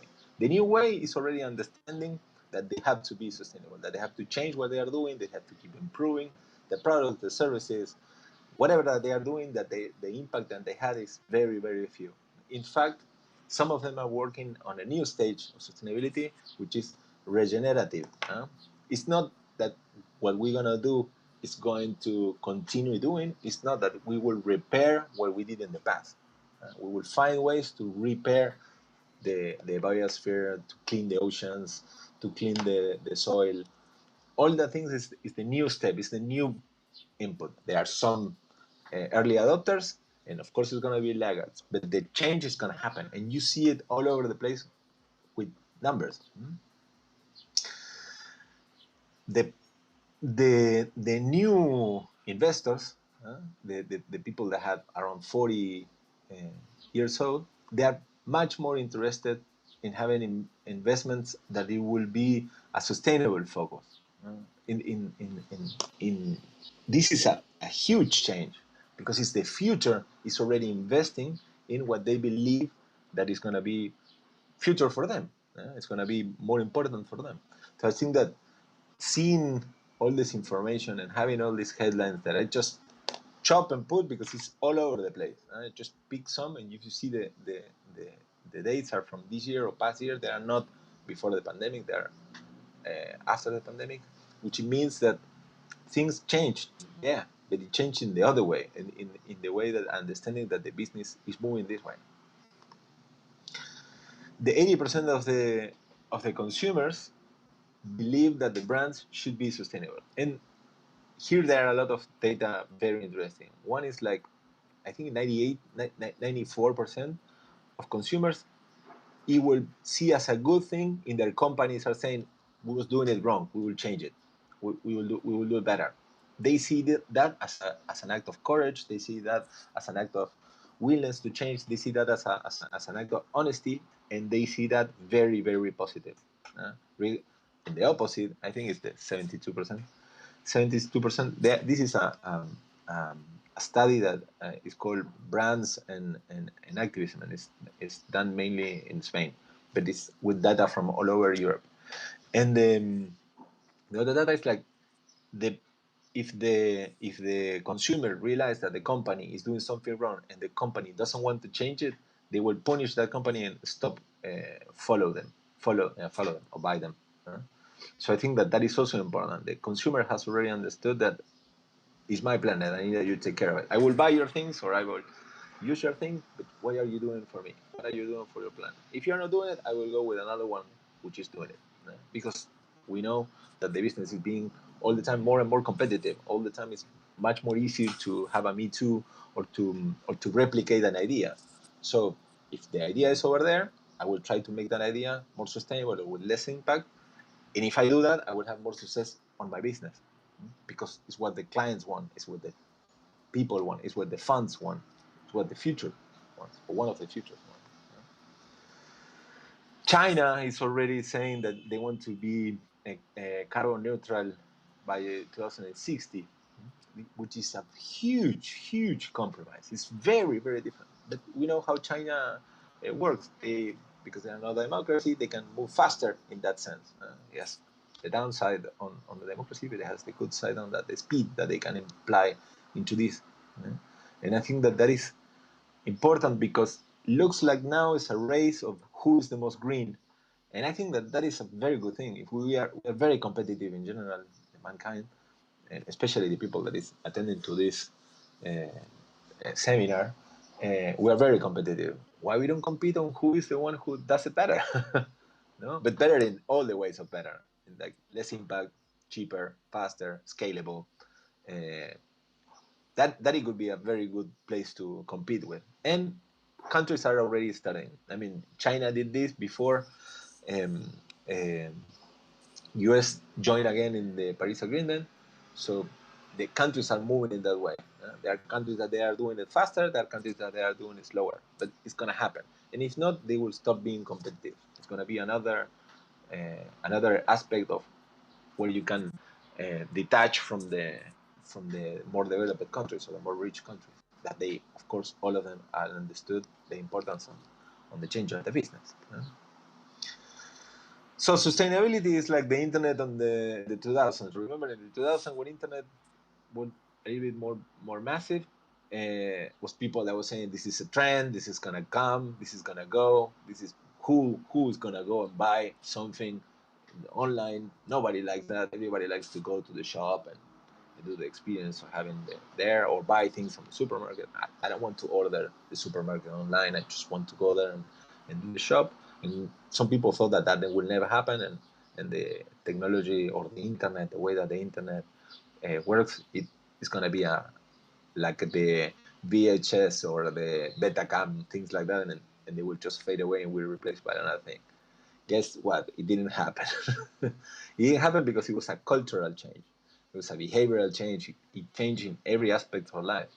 This is happening the same, and even more profound because our lives is on the bed, and the other one was alive sometimes, but in general was business, the way that we communicate, the accessibility of information was that. Now it's like if we don't change, we will not survive, or our kids will not survive. So I think that it's important to understand that the the change that is producing right now is very similar to the digital transformation. Very similar. It had this is more profound, and this is not easy as just to apply some tech solutions or some technical solution. Here you have to do that plus you have to change behaviors that they are very rooted in our capitalist society or the way that we understand capitalism because capitalism is doing good for mankind in a lot of things and is doing bad in another ones, like any system that humankind has invented. Remember that mankind hasn't invented nothing that is perfect, not even one thing.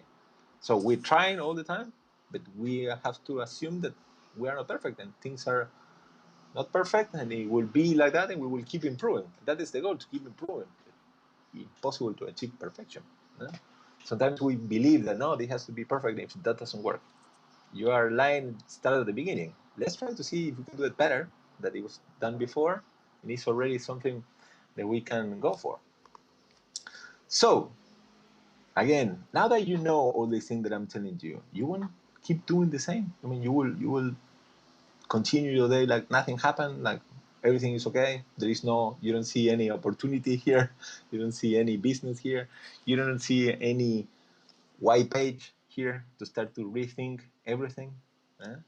I did. I I create this company which is called Felicidad Collective. And Felicidad Collective is not an agency, it's not a consulting company, it's not accelerator. It's the sum of some of the things, and that what it wants, what it tries to do, is to help conventional business models evolve into sustainable ones. And that the main reason for this is like to accelerate change. If we accelerate change, we will go into a new stage or a new landscape where everything that we know and we have seen, it can be rethink, it can be reimagined with new approaches of everything. Take a look about what you have. I mean, now I'm in my house and I can see my computer, I can see the water that I'm drinking, I can see the the the pad that I draw. Meanwhile, I do conference call.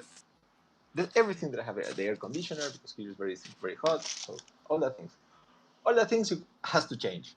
They will have to change. They cannot be done as they done. It's gonna be impact from all the fans, all the consumer. Uh, so I have to rethink that. And every of this is a new opportunity to make business, to communicate, and to create new companies. How is a computer that doesn't harm the environment? I use this phone. It's called Fairphone. Fairphone is the most sustainable phone in the world. It's far from the iPhone 12, very far in the functionalities, but it does the job for me. And if I support them, they will keep improving their phone. And someday they probably want to compete with iPhone, or they can compete with iPhone in the functionalities. Right now, no, but it makes everything that I found that I need is okay. Um, how is that? And the good thing of this phone is like you can open it and you can change whatever that you want on the phone. You don't need to buy a new one. If the camera breaks, I can change the camera. If the lens, if the sensor breaks, I can change it. Everything I can change on the phone. So I can keep improving the phone without having it throw it away and bring another one. That why that cannot happen on a computer, why that cannot happen in other places. And there are brands that are working there. And I want to help them to go faster, or I want to help them to do the transition. I see that there is a lot of potential there.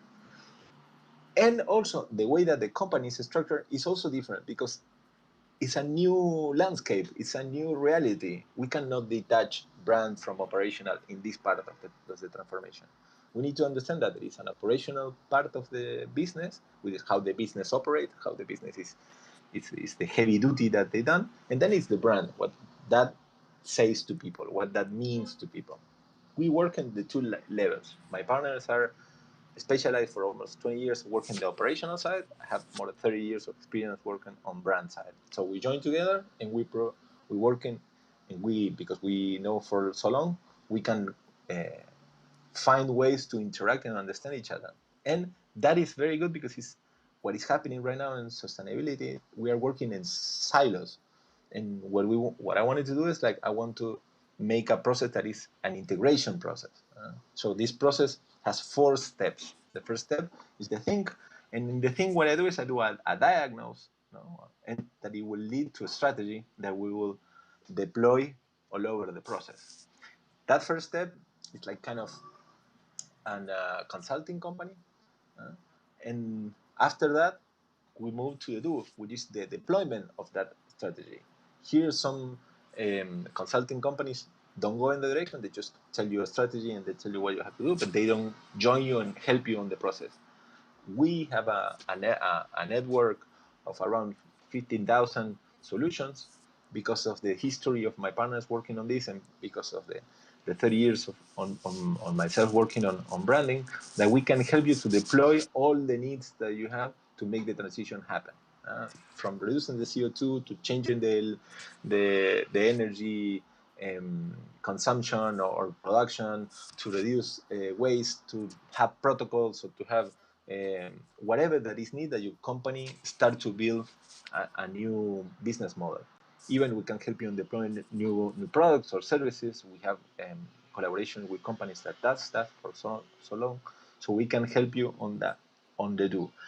And on that because you have creatives on the board that taking that decision, not taking the decision because the decisions are technical, but sometimes the decisions could be one you have to choose, between several decisions. We choose the one that helps to build better the brand. The decisions that they are made had all the time in their head or in the goal, the brand effect. Why? Because we want that you say what you are doing. It's an advantage value, that you have by telling the change that you are doing. Everything that you are doing, the change, you have to share. Everything that you share about how you are doing the change, it will imply that you are moving, and it's what the consumers wanted, and it's what the funds want, and that is what comes the fourth part. If you say I don't have enough money, I want to do the transition, I have a bit of the money, but I will need an extra investment to scale this change. We partnered with an investment fund, impact fund, which is specialized in ESG investment, and they can help you to build a rating of your company, so we will know where your company is based according to this criteria, and then we will help you to do the transition, and we can put investment in your company up to 100 million euros. The fund that I'm working, it works just in Spain, France, and Portugal so far, but we are working with other funds because they want to open up the offer. And I'm telling you how we work and how we do it, not because I want to sell you, but because I want that you rethink your business model too. I want that you are my competence. You are all very talented people. And I want that you compete with me and you find other ways. Because if we bring competition to this, we will accelerate the change. One of the things that we need to do is that we need to compete more in this area. And who does it faster? Who does it better? Who does it with more scale? I open up my cards, so it's easier that you catch up with me. That you catch up in the thinking that we are discussing, me and the people that I'm working with, which is a very extensive bunch of people. If we do that, I will be better because I will have to compete more and I will have to evolve and keep evolving my work. And you can sum to this revolution, which is already full of money, mainly because the money is going this way. Why? Because the funds are bringing the money here. The funds are putting money in all the companies that want to do the transition. So I think that this is very important that we all know. And I don't want to go to live in Mars. I think it's a very stupid idea.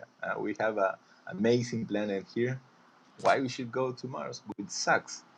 It's very, very, very shitty place to live. I don't want to go there. That's why I'm doing this. And that's it what I have from here. So I hope that you like it, enjoy it. I don't know, how is it? Now it's questions, I guess. I did it in 35 minutes, 5 minutes earlier than I'm supposed to. But I like to hear what your thoughts. That's possible. Hello? Somebody there? I'm alone. I was speaking all by myself alone.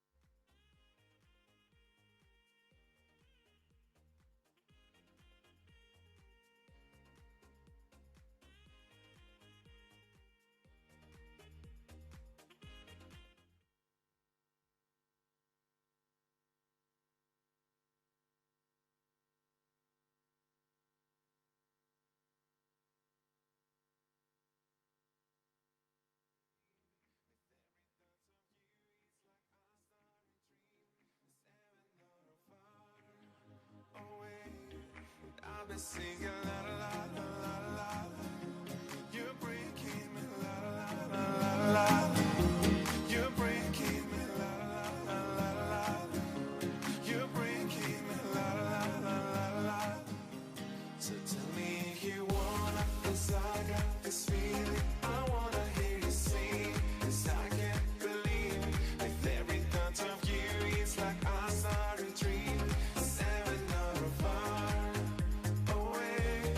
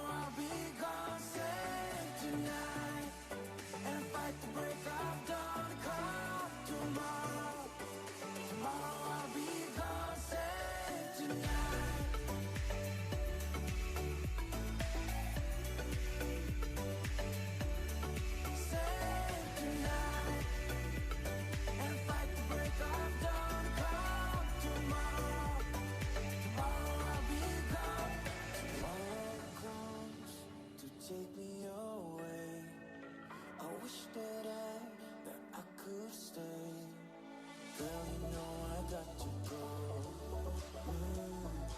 Lord, I wish it wasn't so.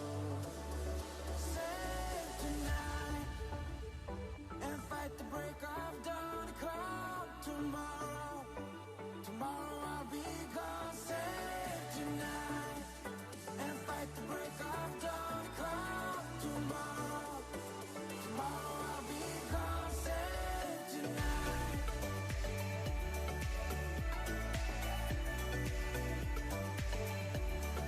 Save tonight and fight the break of dawn. Come tomorrow, tomorrow I'll be gone. Save tonight.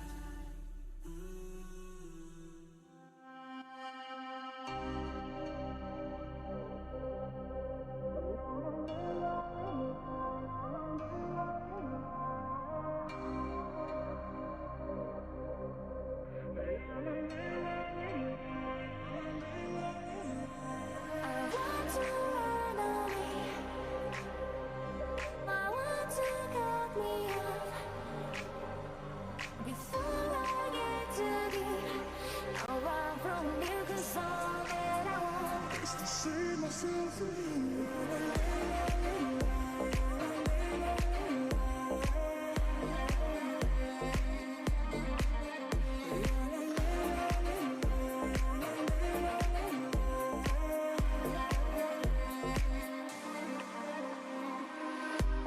I feel I can breathe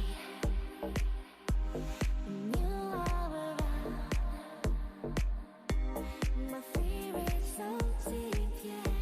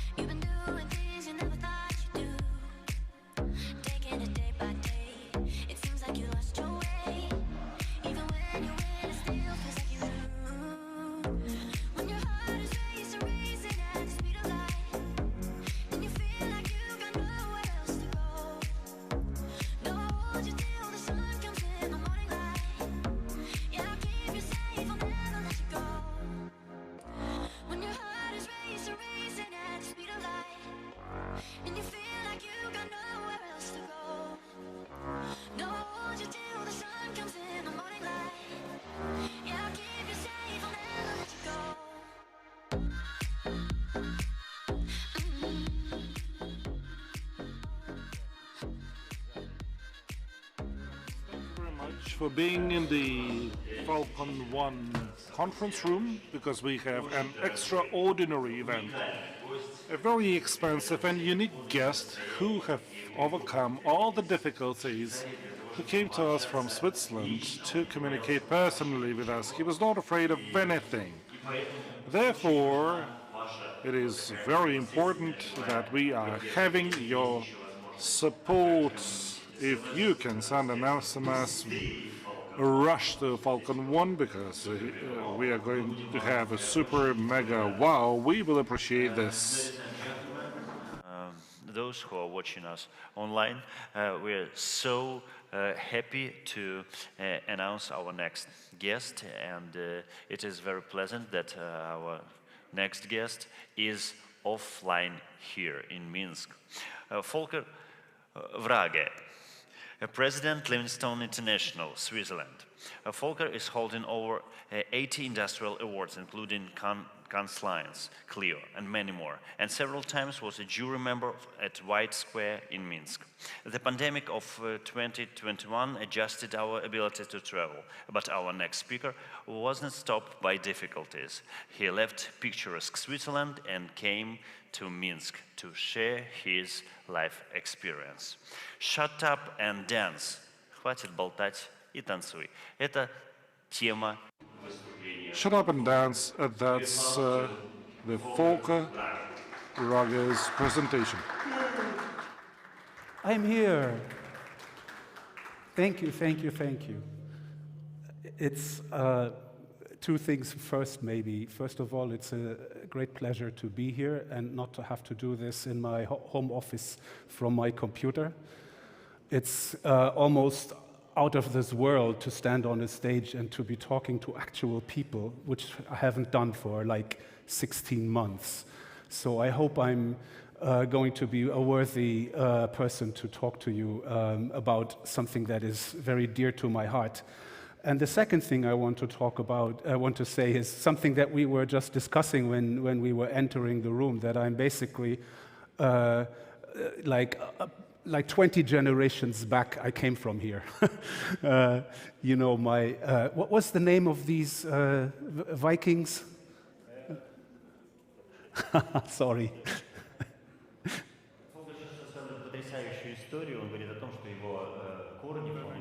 The history that his roots must be from Belarus, because his family name, Rage, doesn't remind anything. But if we say Varyags, then everything becomes perfect. His roots are from the Varyags, and the Varyags traveled to Greece, so welcome back home. Yeah, it's the Varyagi, that's the name. Of course, you can, Vrage, Varyagi, it's obvious. So thank you for welcoming me home in a certain way. What I want to talk about today is not going to be a presentation, the way you might have seen it before here. Others who have maybe seen me before at White Square, I have a long history with the festival, know that I don't do agency presentations because I want to give you a little bit more value than just what's already online anyway. So this is not going to be agency credentials, this is not going to be case videos and marketing strategies. I'm actually going to talk about what I said, shut up and dance. Why am I saying that? And who am I, first of all, except from someone that is like 10 generations back from around here. I used to be living in Germany, that's where I was born as well, all the way up in the north of Germany, near Hamburg, in a city called Lübeck, near the Baltic Sea. I am currently living in Switzerland. It's also a very nice country, and I work for a Georgian company called Livingstone. You might have heard of them. It's a pretty creative digital place in Tbilisi, Georgia. Of course, I cannot work in Georgia at the moment. That's kind of difficult because of there's this virus. You might have heard about it. So I'm sort of like doing this work from Switzerland. I used to work as a copywriter, creative director, and then other things went into change management and advisory. Which agencies? Ogilvy, Burnett, Saatchi, Publicis, McCann, Havas. Yeah, lots of these international places, and now Livingstone. And I like to talk about change, but since I am having the headline of, don't talk, start dancing, I also like to implement change. I like to make change possible. And what this means, you will find out in a few minutes. So, click. Please click. You do this for me if it doesn't work. When you go to a dance club, there's sometimes these people who will be standing by the dance floor like this, watching other people dance. And they will not dance themselves. They just don't move. They just look at other people dancing. You know these kinds of people? And when you're that same person, do you know what it's like when you stand by the dance floor and see other people dancing? That the more time goes on, the smaller the chance will be that you will actually get on the dance floor and move. It's going to be less and less and less likely that you will do this. And there's also these other people, and you will not only know them from the dance floor. They're standing there, they're watching other people dance, and they're all the time talking about how shitty the dancing is of those people on the dance floor without ever, even moving their butt. And that's sort of my analogy for the talk I'm doing today, that, it's time to get on the fucking dance floor and move, because this is not the time for talking, even though it actually is, because you will know, that most of the time, click for me, please, it's the same phenomenon every time we like something on the Facebook and think this is action. It's the same when we are sharing somebody else's content and think this is action, when it actually really isn't. And it's the same thing when we are pointing at something and saying, look, and think this is action. It really basically isn't. It's really interesting if you look at what people are saying about how to even just behave in social media, and it's not just about yourself, it's also about your company. They're saying maybe it's a good idea that you should create content to share rather than share other people's content. And you will know it if you are on any kind of social media, especially on LinkedIn. Most of the people are not sharing things they create. They share stuff other people created. Every time I open LinkedIn, I get this message again from somebody that has shared something from somebody else and has tagged me in that because they think this might be interesting for me. So all the time, this is just like sharing and linking and tagging and it's all just blah, blah, blah, blah, blah, blah, blah. And it's really just a lot of hot air. And I find it really interesting that, people are telling companies, if you want to share content, try to reach for a 40%, part of the content that is actually your own created content and not just other people's content. I find that really strange that you need to tell people, if they want to talk to others, that they don't just talk about what other people are talking. That you're actually getting recommendations to talk about stuff that you've been thinking about, and working on. So I find that rather strange, and I'm saying that lots of us are just not dancing, we're just talking about dancing. And, lots of times we are saying, men, I think we should be dancing. And maybe next week maybe I should take a course in dancing or something. And there's a lot of meta-level talking going on, and it clogs up almost everything, and you hardly ever see anyone doing anything and reporting about it. So this is kind of a strange situation in a way, because I'm standing here talking, right? So what I'm trying to do is not just talk, but actually give you a call to action, which is something that is very known to us marketing people, that we are trying to make people do something rather than just share content or whatever, So this is going to be some kind of call to action. And click, please. There we go. So this is actually about something very, very big, because I'm talking about lots of things that come from my personal experience.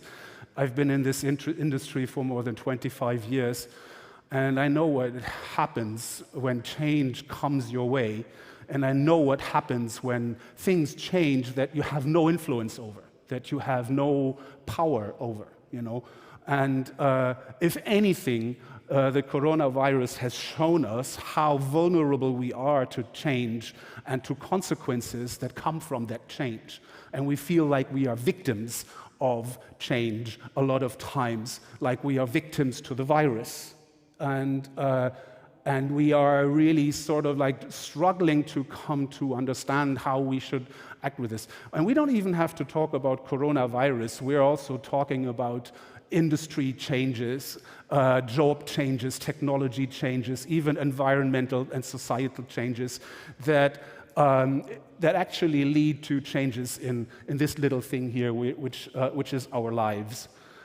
So what I'm trying to do today is basically just give you, from my experience, a few suggestions as to how to react, how to prepare, and how to work with change, if that's okay with you.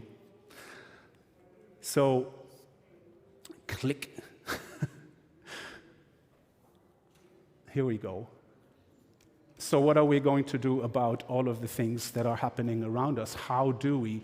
We're tweeting, we're posting, we're sharing, I said that, and we think that might change something, and actually, in the most of the cases, it doesn't. I wouldn't say that, talking and sharing is not action at all, but, I keep going back to a famous quote by Walt Disney, who said, the way to get started is to stop talking and start doing. What Disney didn't say, that talk has no value and that there is no need for talk, but he says that talking is not doing. Talking is the way to get to a point where you can start doing. And most of the time we go back to talking. And you know how this sometimes is. You go into a meeting and you talk about it and you talk for 2 hours and you get out of the meeting and you sort of like remember and reflect what you just did. And there is no decision having been made in those 2 hours. You are basically talking about the things that you're supposed to decide, and no one decides anything. So you will have another meeting in 2 or 3 days when you talk about how to actually get to a decision on the things you were talking about in the last meeting.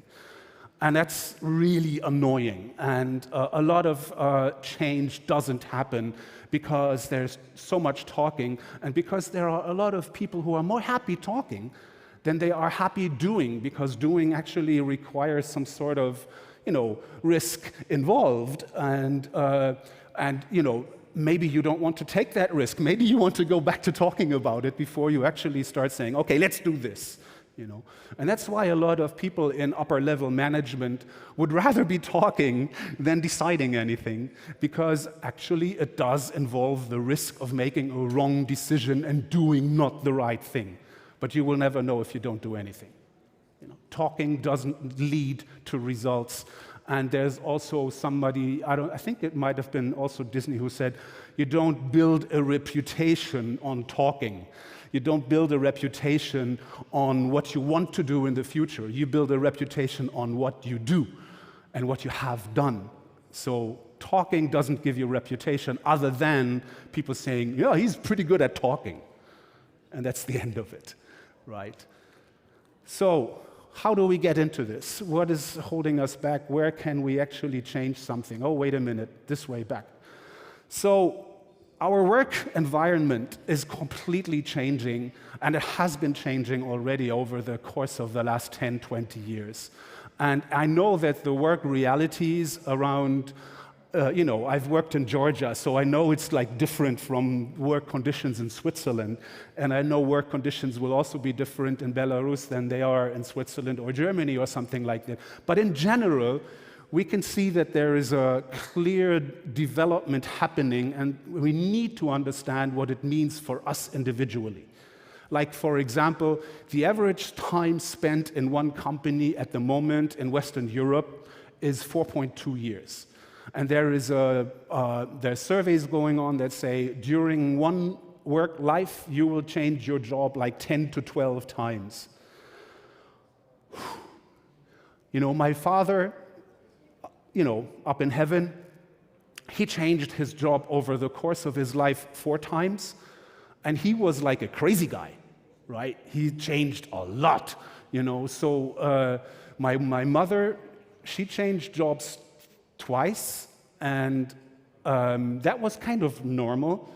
And I guess the generation before, they were not changing their job at all. They went into one company, they spent their work there, and then they retired, and then they, said goodbye. And so this will definitely not be the same in the future, and we will know that even more radical changes are going to come to the workspace. I'm so far away from the computer. So, no, I went too far. This is just a few facts about entrepreneurship, about people leaving companies to become independent from those companies. If you look at 1975, 8% of all the people in the workplace were self-employed. If you look at the numbers of 2019, 14%. Actually, I think that's pretty low. I think that, in some countries this will be probably much higher. But what is interesting, other than this is going to be rising in the future dramatically, there's quotes in these studies where this is coming from that say that almost all of the growth from those 8% to the 14% is solo self-employment, meaning somebody being a freelancer or somebody that builds like a one-person company and just stays like that for the rest of their professional future. So almost all of the growth comes from people who are saying, I'm not going to work for this company anymore, I'm going to create my own little company. I'm actually one of them. Apart from being, working for Livingstone, I have my own little company. It's called Frage Antwort. For those of you who speak a little bit German, you will understand the joke. If you don't, it doesn't matter. And so I am a solo entrepreneur. And what is also interesting, that this solo self-employment is almost 1/3 of the employment growth since 2008. Why 2008? That was the big financial crisis, and that's when people got disrupted, and where people got fired in the masses, and where company went bankrupt. And so what was the answer of the people? Okay, forget it. I'm not going to work for any one of those stupid companies anymore. I'm going to do it by myself. So some of you will probably have done this already. At some point in the future, I can predict that most of you will do this and go out and do your own thing, whether as freelancer or creating a company or creating a company with somebody else. You're going to do that. Guaranteed. The industries are changing, of course. You can see these two numbers. They're coming from World Trade Organization, so they know what they're talking about. There is a risk of all jobs, 15.4% of all jobs that are existing now are probably not going to exist sometime to 2025. At the same time, 13.5% of the workforce will be in emerging professions by 2025. So 15.4 going out, 13.5 coming in and rising. So if you look at all of the shift that is going on in the industry, that's huge. That's like a pretty big chunk of the workspace. Every 6th place of work is going to be disappearing, and almost the same amount will be created. There is even a list. It's probably going to be a little bit difficult to read, but they have a list of jobs that are probably going to die out. Decreasing demand means basically probably gone in 5 years. Increasing demand is we do have these already, and there are going to be more of these in the future. And if you look at these lists, they're really not very surprising. The jobs that are at risk are the ones that can be replaced by artificial intelligence or by robots or by other technological advancements. Like, for example, financial analysts, which is interesting. You would think that's a job that has a future.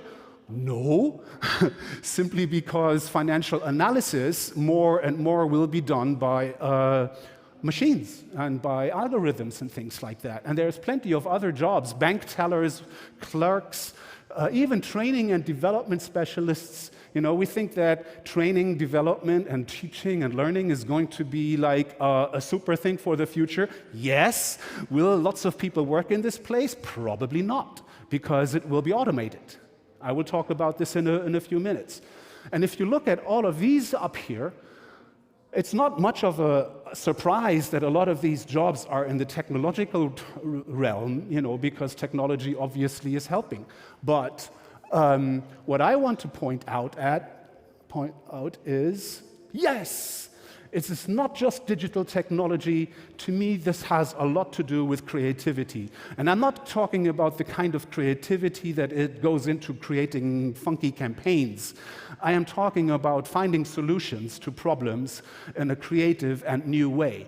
So inventing stuff, innovation stuff, everything that is related to making life better in one way or another, and where we yet don't necessarily know how it can be improved. And we need creativity of the mind in order to come to solutions that will help us become better at whatever.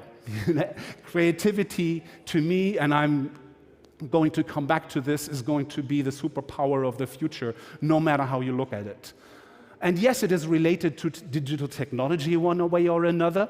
That's why it has to be digital-based creativity or technology-based creativity, innovation-based creativity, but also organizational, structural, process creativity that needs to go into this. And that's why if you don't find yourself up here and you're in the creative business, don't worry. The only thing you probably have to worry about is how can you evolve your creative skills in order to be closer to what is needed in the future, right? So that you don't just talk about campaigns, that you also talk about solutions, that you also talk about how to solve something. Go ahead, yes. So if you take a look at these two numbers again, lots of jobs leaving the portfolio, lots of new professions that are going to boom. If you look at this, it basically means for each one of us and for the companies that we work for and the industries that we are located in, plenty of transformation and plenty of need for action, right? How, we will talk about in a minute. So, to be more precise, you don't know whether your job will exist in 5 years. You don't know that. That is something, if I had told my father, back in 1975, there will be a time when we don't know whether the job that we are doing is going to be still there in 5 years. He's going to laugh because, I've been doing this for 20 years, I will do it for another 20 years. Not going to happen. We don't even know whether our company is going to exist in 5 years. And that might just include some of the really big companies that are out there. It's not the first time in history that, things have exploded, like in 2008 when, some pretty big banks went bankrupt. And the coronavirus also killed a lot of companies, unfortunately. And you don't even know whether your industry that you are working in will be the same in 5 years. If I look at what I have done in my job 5 to 10 years ago, it has nothing to do with what I'm doing today. So much transformation has been going on. And as we have seen in the list of the jobs that are going to be out, that's not just the jobs, obviously, and the people that are doing those jobs. It's also the industries that are connected to this. So if financial analysis as a job is disappearing, companies that are focusing on delivering services in financial analysis are also going to be going away, right? So we need to know this. We need to understand that we need to, what I said down there, disrupt ourselves and change dramatically before the change outside is going to force itself on us. You know, there is a pretty simple saying about business. If the rate of change, the speed of change on the outside is faster than the speed of change on the inside, the end is in sight, right? Things are changing out there, and you're saying, no, things are going to stay the same. Things are going to, of course, you know what's going to happen. You're going to be left behind as a person, as a company, as an industry. Nothing new. Look at Kodak. Doesn't exist anymore. And it's the same thing is happening to us individually. We don't want to get left behind over the course of our career at some point, right? Disrupt yourself. Yes, this way it works. Education, I was talking about it. There is a lot going on in education, and it's nothing new, but I want to make sure that you all understand what is going on and what is the advantage of it. Massive online, open online courses, MOOCs, 33%, 1/3 of growth every year for the next 5 years. This is going to explode. Right? This is going to go up in no time, and it's already, I have on my LinkedIn profile, I think I had like 15 courses of Coursera, because at some point I was thinking I need to check this out, how this is working. Like every year, 1/3 of growth, higher education will become more and more and more available. I remember when I started my Coursera courses online, about entrepreneurship and things like that, on pretty good universities. I was, studying entrepreneurship at the University of Maryland online. It's like, so I have a little diploma says that I did these courses. Are they worth anything? Maybe they weren't back then. But the first thing that I researched when I did those courses was, can I do a master, maybe even almost for free, online, right? Only with online courses, earning my credits so I can get a Master of Business Administration or something like that online. And I can tell you, 6-7 years, it was basically impossible. Today, almost every bigger university that offers Master of Business Administration also has online courses. It's the most normal thing on the planet. Of course, it's not free anymore. They become very, very expensive as well. But there are some universities who actually give you a pretty decent price for an MBA. How much it is worth in the end when you apply it for a job in, I don't know, Switzerland, for example, remains to be seen. But the direction it's taking, no matter where you live on the planet, you can get education. It's no problem at all. Look at just how many, I don't know the numbers, but I know that like in Africa, for example, a lot of people are looking at this and hoping for this, to get a better education they would get in, Congo or something like that. It's almost impossible for them, even more impossible for anyone on the, like Moldova or something like that, where you are sitting at the, less populated parts of Europe. You can still get higher education. It's not a problem at all. It's getting much, much more. 33% growth. Keep that number in mind for a few minutes, please. And this is the numbers, and these are actually numbers from 2020. And it's interesting, statistics do not include China, which is sort of like double these numbers, So it's 180 million students that are involved in these online courses already. There are like 950 universities worldwide who are offering this. And what I find interesting, where in the beginning there was just these courses where you can get a little certificate and, it's doubtful whether it is helping. You can already get 67 kinds of simply online learning-based degrees, and both bachelor and master online. So that's a pretty stunning development, and it's going to be going on like this. So Workforce mobility, that's also something that we all need to look at. Things are happening out there, and not just because of Corona. I can tell you, there is a lot of stuff happening. Look at the numbers. This is from MBO Partners. They do studies every year about workforce mobility. People, working in different places for one and the same job. So the importance of location is totally decreasing. There is like an increase of 50% of number of digital nomads, people who are traveling the world independently, working from Bali or Tbilisi or wherever and doing their job online. 50% increase in 2020. Yes, of course it is because of Corona. Obviously. Are these people all going back? I don't think so. Right now, there's almost 11 million self-proclaimed digital nomads, which saying, yes, I am.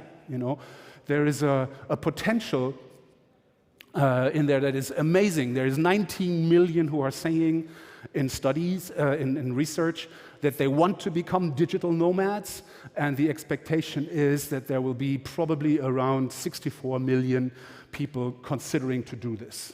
Not planning, but considering, might be a good idea. So that's a huge number. And if you look at new developments in this, the countries are reacting. There is countries right now who are planning to issue a digital nomad visa. So there's a special category for digital nomads for some countries in the planning. There is also countries that are starting programs. You might have seen it online. Dubai, for example, is doing heavy advertising. Come and spend the Corona time and put your home office into Dubai.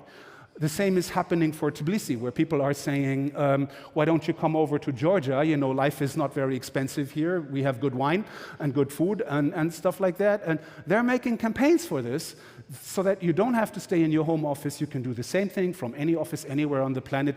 You're invited. We even give you special tax incentives and things like that. So this is happening. Digital nomads, that's also very interesting. Back like 5 or 10 years ago, or 5 years ago, digital nomads, where did they all go? Where there's a beach, and where they can surf. Things are changing, because, these are not the influencer types anymore. These are people who are actually trying to create a business. And they want to create a business where they can get in and out of the country quickly, where they can have a safe and, easy to get bank account, and, where all of the red tape is not so, like, for example, in Georgia, where you can just go in anytime, stay for 365 days if you want. If you want to stay longer, you just go back to Armenia and back into Georgia. I didn't say that as a suggestion, I'm just saying it's theoretically possible, right? So that's what's happening. And you don't even have to go to another country, obviously.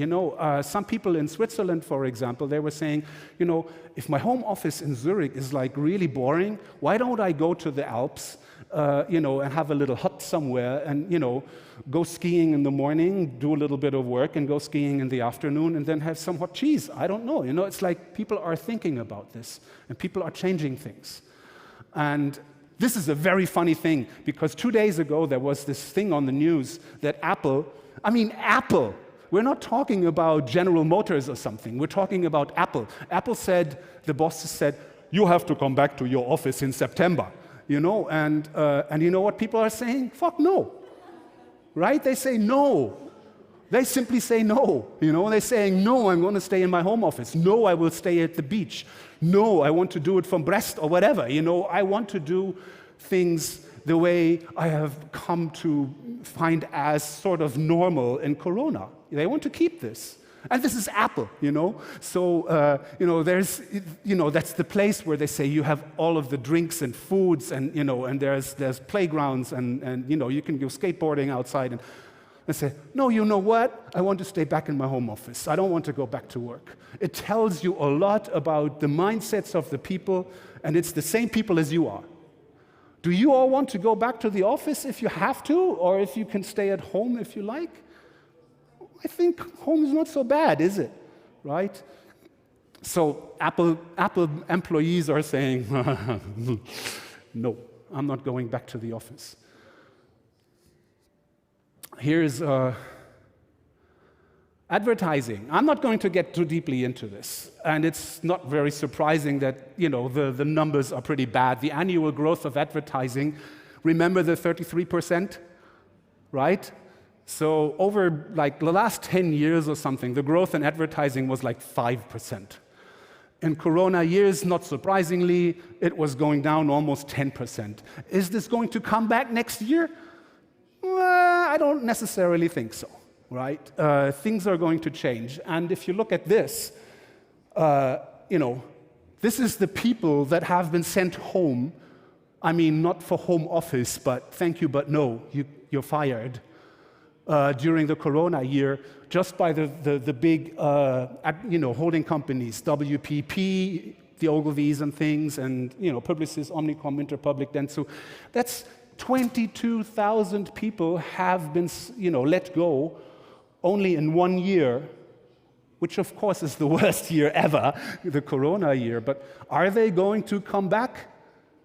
Not necessarily, I wouldn't say. That's going to be a lot of people who are going to have to find a new way of making money, a new way of, creating themselves. Not all of them are going to go back in advertising. So these people are not going home. Just imagine you being one of them. What are you going to do, right? And who would have expected this to happen? Did we expect the coronavirus to come? Not really. Are we expecting another one to come in like 5-10 years' time? Yeah, right? Might just happen again. You never know. And I don't really care whether it came from an animal or like a lab somewhere. I really don't care. It's going to happen. And so we need to know what to do. I love this. I mean, not the numbers, but, I said this. This is not a one-time event. This is going to happen again. This is going to disrupt our lives again in the future. You're all super young people, like very young, and you still have like 20, 30 years of professional life ahead of you, and, you're going to, have this happen again. So what is your personal answer to it? Action. You have to do something. What is the reaction of a company that is in the middle of this? Action. Transformation. You have to do something. And to be honest, I like that. I don't like necessarily the necessity, the pressure, the force that makes me have to act, but I would be rather, like, okay, let's do something, rather than just sitting there, let me tweet something. So, action. Please, action. And then there is like planet changing, climate and things like that. And just for the few who are working in advertising, trying to do social campaigns. So maybe we should also like reconsider how we work on this part. I remember when I was in Istanbul and we were thinking about, how can we win awards for Mekan? And I was standing there, and we were having all of these fantastic campaigns, how to save the rainforest, and I was thinking like, you know what, when I look out of the window, I have this little school right next to our agency. It looks shit.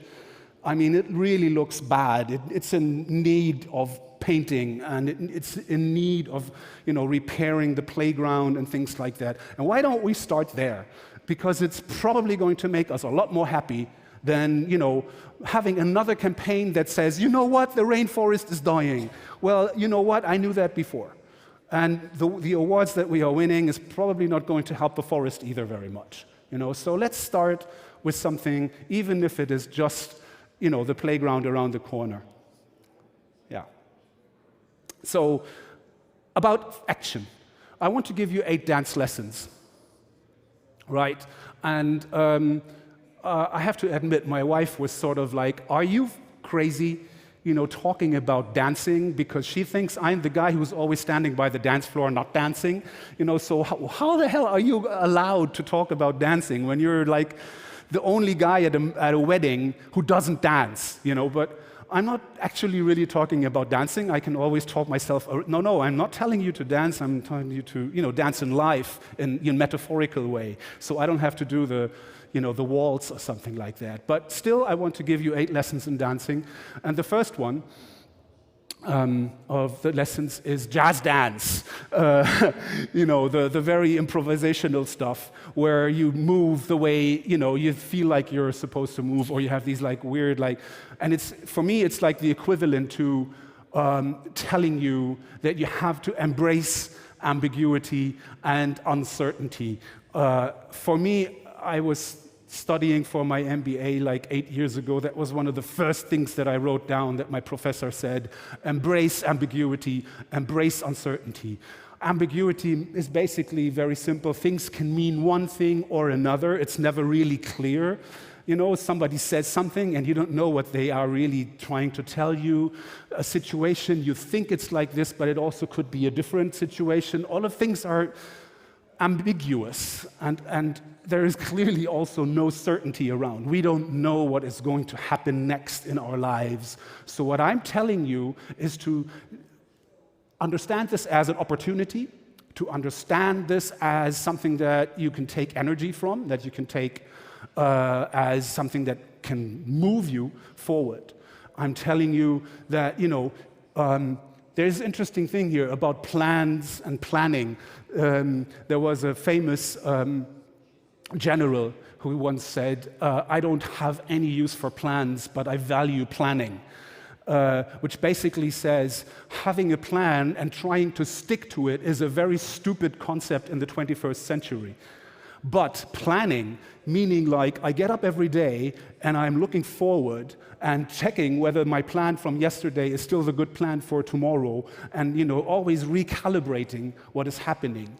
What I think is good today does not have to be the same as what I think is good tomorrow, because tomorrow is another day, is another planet, is another life, is another career. You don't know, right? So embrace this. You can transform yourselves any way you want, depending on what is happening around you. Anytime. People can change sexes. Anything can change. If that can change, hell. So it's not a threat. It's actually something that can create excitement in your life. As I said, I've been working in advertising 25 years. I am a very old person in advertising. I shouldn't be here. But because I like change and because I like to, look at things and transform, I'm still here. I'm still talking to you. So it's not a threat. The second lesson is sort of like the rumba. It's something exotic, and you don't exactly know what it is, and but it's definitely not at home, right? We don't do rumba in Switzerland. I guess you don't do here either. So what I think is not something that I'm recommending right here specifically, but in general. Because, I am this guy who has been born in Germany. I lived in Switzerland and in Turkey and now partly in Georgia. Just because we are born in one place doesn't mean that our internal preset is, I have to live here, I have to work here, I have to stay. And I'm not saying leave, I'm just saying that no one is forced to stay in one place. You can go wherever you want. You can go to the other end of the country and be happy there.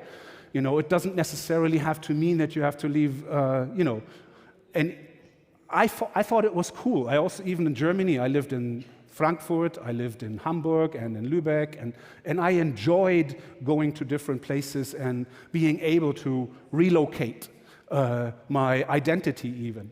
So just because there's a friend of mine who has this concept of nation as a service, he says, you can choose for taxes, for bank, for medical, for passport, for anything you can choose a country today. And even more in the future. So choose something that really fits your dreams, needs, and purposes. Do the rumba. And there's rock and roll, of course. And rock and roll for me means that while I am doing A, I'm always preparing B. And I'm also looking at maybe C. So I am always saying that, while I am doing one thing, I am always doing something else on the side, because I never know what this is going to get me. You know what? 30 years ago, oh God, this is such a long time, I was working as a flight attendant for Lufthansa.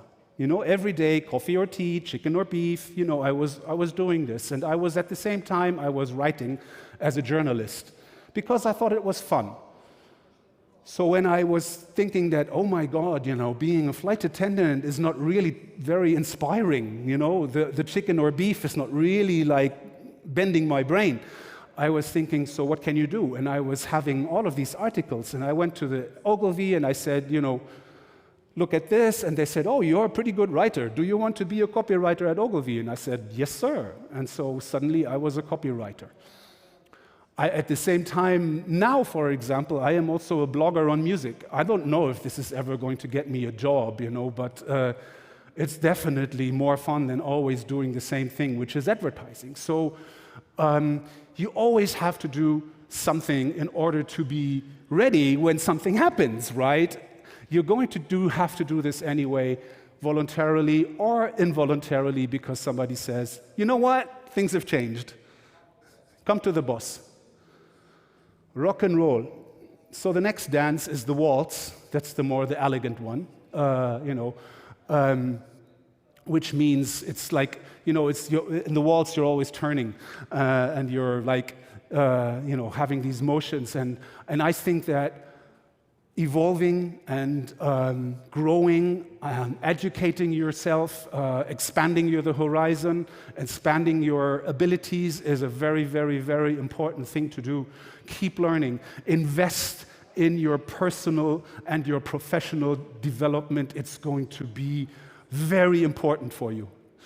For every single one of you, believe it or not, it's going to be super important. Keep learning. Like I said, if the rate of change around you, all of these things, you have to be ready for this.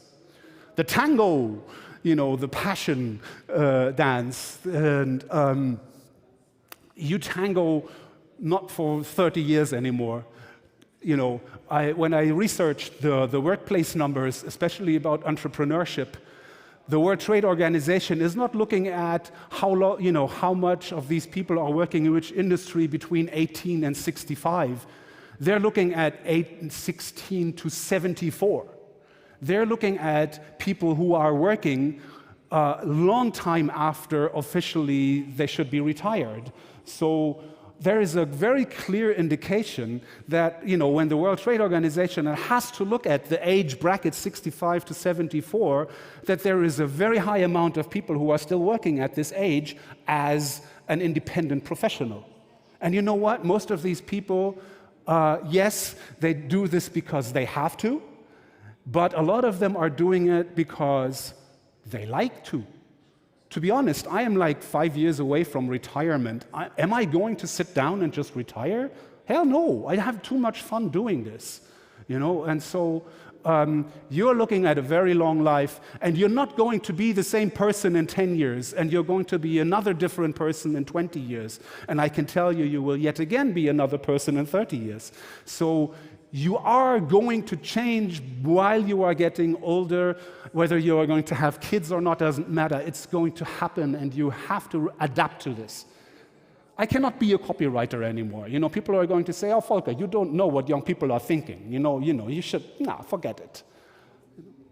So, which means also this stuff here.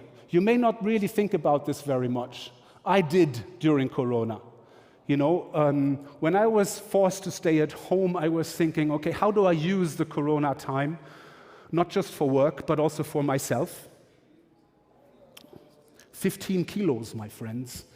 I lost 15 since March last year, simply because I was doing exercise and yoga and running and playing tennis and things like that. In Switzerland, that was pretty much possible, but I'm sure you can do this here as well. You have to make sure that you're staying on top of things and healthy and fit, and you need to make sure that you keep loving what you do or do what you love or both, you know, because it will not make you an old person. Part of the reasons why I'm still happy and in good shape and in good mental shape and still a friendly person is because I do what I love to do. That's the simple solution for this. So that's the tango. So what's the next one? The line dance, yiggity, yiggity, where people are lining up like this, and in Ireland with it's like strange clothes, or in the Western dance, where everybody lines up. I think that maybe not now yet, but we will come to a point where the whole idea of competition is going to be outdated, is going to be old school. Fighting against each other in order to survive in the marketplace or to be successful in the marketplace, it's going to be less of a factor. You can already see this with young people who are becoming independent in work. They're not fighting each other. They're not fighting for clients. They're getting together to get bigger clients. They're collaborating. They're not competing. You can do this good, I can do that good, let's get together. These people are going to need both, right? There will be people who are, like I am right now. I have my own company. I work for Livingstone. I work as an advisor for European Bank for Reconstruction and Development. I think EBRD does a lot in Belarus as well. I'm also on the advisory board for a sustainability agency in Sweden. And I'm teaching at a university in Germany. So I have 5 jobs. That's cool. That's super cool. I'm at the same time starting a new getting a little part of a new company that is being created in Frankfurt for growth marketing. I like that. I have no idea what the fuck they want to do. But I think that is something that is like very, very important, and I will learn a lot by just being part of that and helping them to communicate what they are doing in ways that people want to be spoken with. So that's... people are going to stop comparing each other, which is something like a very, very strange concept, because online everybody is comparing themselves to others, because everybody is like, look at me, look at me successful, look at me in the Bahamas, look at me in front of the BMW, and all of these things. And people are comparing themselves. This is going to be ridiculous in a few years' time, because people are going to see this is not reality. And we have seen that reality is so precious when we were away from reality, sitting in the home office for 1 year. Young people today who have suffered 1 year staying at home in Germany, you know what they really want to do now? They want to be talking to each other in real life. They want to be sitting together and discussing their lives and things like that. They're going to be offline people. Do the same. Put collaboration over competition. I fully believe in this. And the samba, like I said, that's my creative dance here. I actually went to dancing school when I was 15. I learned all of these dances, but I have no idea how they work. I said it, creativity is the superpower of the future. It's going to be business creativity with technology, forming innovation and invention and all of these things. Everything can be replaced by machines and artificial intelligence, and the only thing that cannot be replaced, no matter what people are telling you, is creativity. AI will not be the same level as human creativity. It can emulate human creativity. It can act as if it was creative, but it will always be based on randomness and on data, and in order to find from data some kind of direction. We're not working like this. We come up with the craziest shit, and it's, I can tell you that AI will never come up with the gorilla drumming as a commercial for chocolate. It will never happen. And all other kinds of creativity will not be replaced by artificial intelligence. It's not going to happen. So tap into your inner creativity, dance the samba, right? Go ahead. Here's the 8th one, and that's the funkiest one, the ballet. Not with these shoes. Understanding happiness. This is actually one of the most important ones. I would actually always say that if you put happiness at the center of everything you do, you cannot do anything wrong. There is nothing going to be going wrong. And you need to understand what happiness is. And I did this online course Coursera, again, I'm not being paid by these people, is based on science. You know, they don't just talk, they actually put data behind what they say. And there is data that proves that money is not making you happy. It absolutely doesn't. There is only a very, very small people on the planet that get happier if they get more money.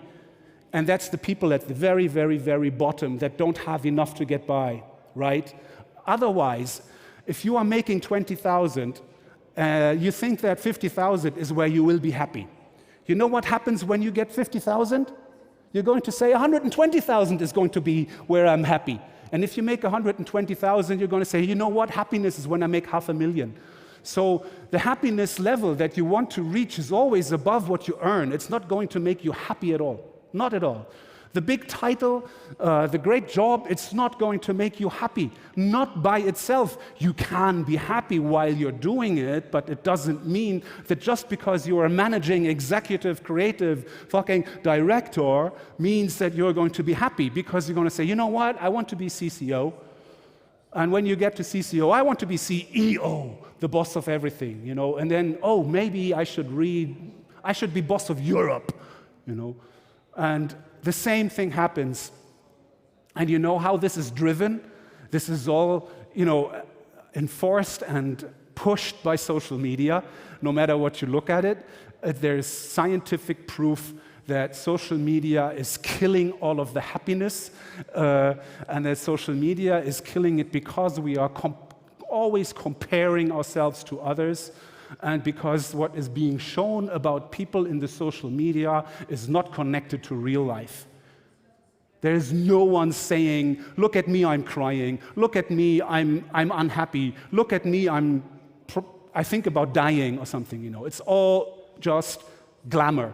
And people are looking at this, and believe me, all of the young people on the planet, they're looking at this, and they know this is not reality, but they are still influenced by it.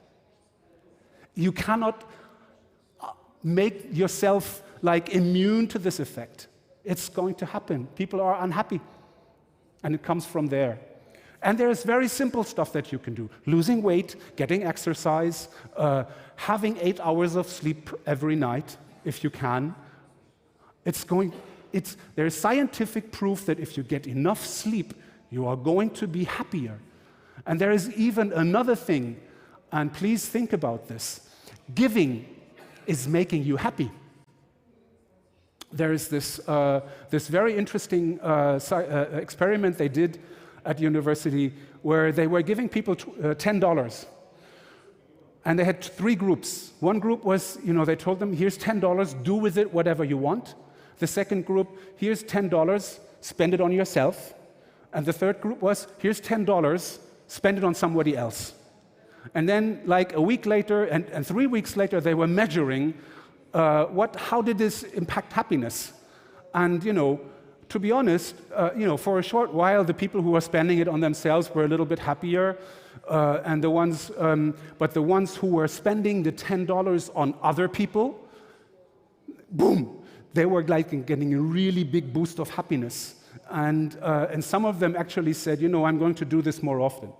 I'm going to share, you know, something. I'm going to give somebody a present. I'm going to sell somebody they're beautiful. I'm going to do something good to somebody, and it makes you happy. It really does. They made this experiment where they were telling people, you know, when you drive to work in the metro in the morning, you know, all the people are sitting there like this, right? And they told people, why don't you just, you know, look at somebody in the metro and talk to that person? And you know how the people reacted? They said, oh, fuck no. I'll never talk to anyone on the metro. You know, they think that I will be a freak. They think that I'm going to, you know, that I am somehow strange in my head or something. But all of the people who did this, who actually went to the subway, to the metro, and, you know, you talk, obviously, you choose someone you think is probably going to be nice, right? You know, so if you have to do it, at least. All of them were much happier when they left the metro going home. All of them were talking about a positive experience. And we cannot believe how this is possible, but that's the way it is. And it's really, really funny, because actually, we know. right? We know this. But it's sort of like cluttered by all of the things that are piled on top of us every day. And that's what the lady said in the Yale course, if you can, get out of social media. I think that's impossible in a way. I haven't left social media after I completed the course, but I am trying to use social media in a different way now. Like, for example, when I write about music, I use social media to share what I wrote about music and not how I'm standing in front of my big record collection and saying, I have more vinyl than you do. That's not the point, right? So that's the ballet. I'm trying to go even one step further before I need to finish. I don't know how much time I still have. I'm just getting carried away. I hope it's still interesting to you. I try to conceptualize this for myself. And I have never shown this to anyone, so this is like a world premiere. I try to understand how I can have the challenges and the opportunities being put into one concept. And this is my visualization of the concept. This is it. So maybe this is helpful. I'm not saying use this. I'm only saying this is how I do it, okay? So I look at all of the stuff that is like uncertain, all of the stuff that can be disrupted, all of the things where I can run into trouble, where I have problems, where questions arise, and I need to find answers to these questions. And the answers for these questions, for myself, me, they come from this blue bubble. You know, they come from education, from entrepreneurship, from collaboration, mobility, exercise. All of these things can be answers to the challenges that arise here. So a question pops up here, I go here, and I try to find the answer. And when I find the answer, I do action in order to meet the stuff. It's super, super simplistic, I know, but I think it really helps because it really helped me at least, you know. So what I'm doing basically is I'm trying to use this for problems, like I said. Here's a problem that I solved for myself like this. Like 8 years ago, when I was working at McCann, somebody in central McCann said, we are going to close the Zurich office. And I was sitting there, oh, shoot, I'm going to lose my job as a consequence, you know? So I was thinking, so what the hell do I do? And I said, I go to this bubble. I can go back to school. I can and learn something that will help me. I can become a freelancer. I can do collaboration, create a new company with friends, or I can even seek work abroad, do something somewhere else. I just scanned the bubble. Exercise is probably not going to helping, you know. So there's only several parts, and these are basically my options in this moment, you know. And what I did was I checked whether any of these are really helping. Could you click ahead for me? Here we go. Oh, sorry. So I check how this is, you know, working on this. So how does this answer this problem, and how does it change any of this? Because if I change something over here, I might be creating another problem over here.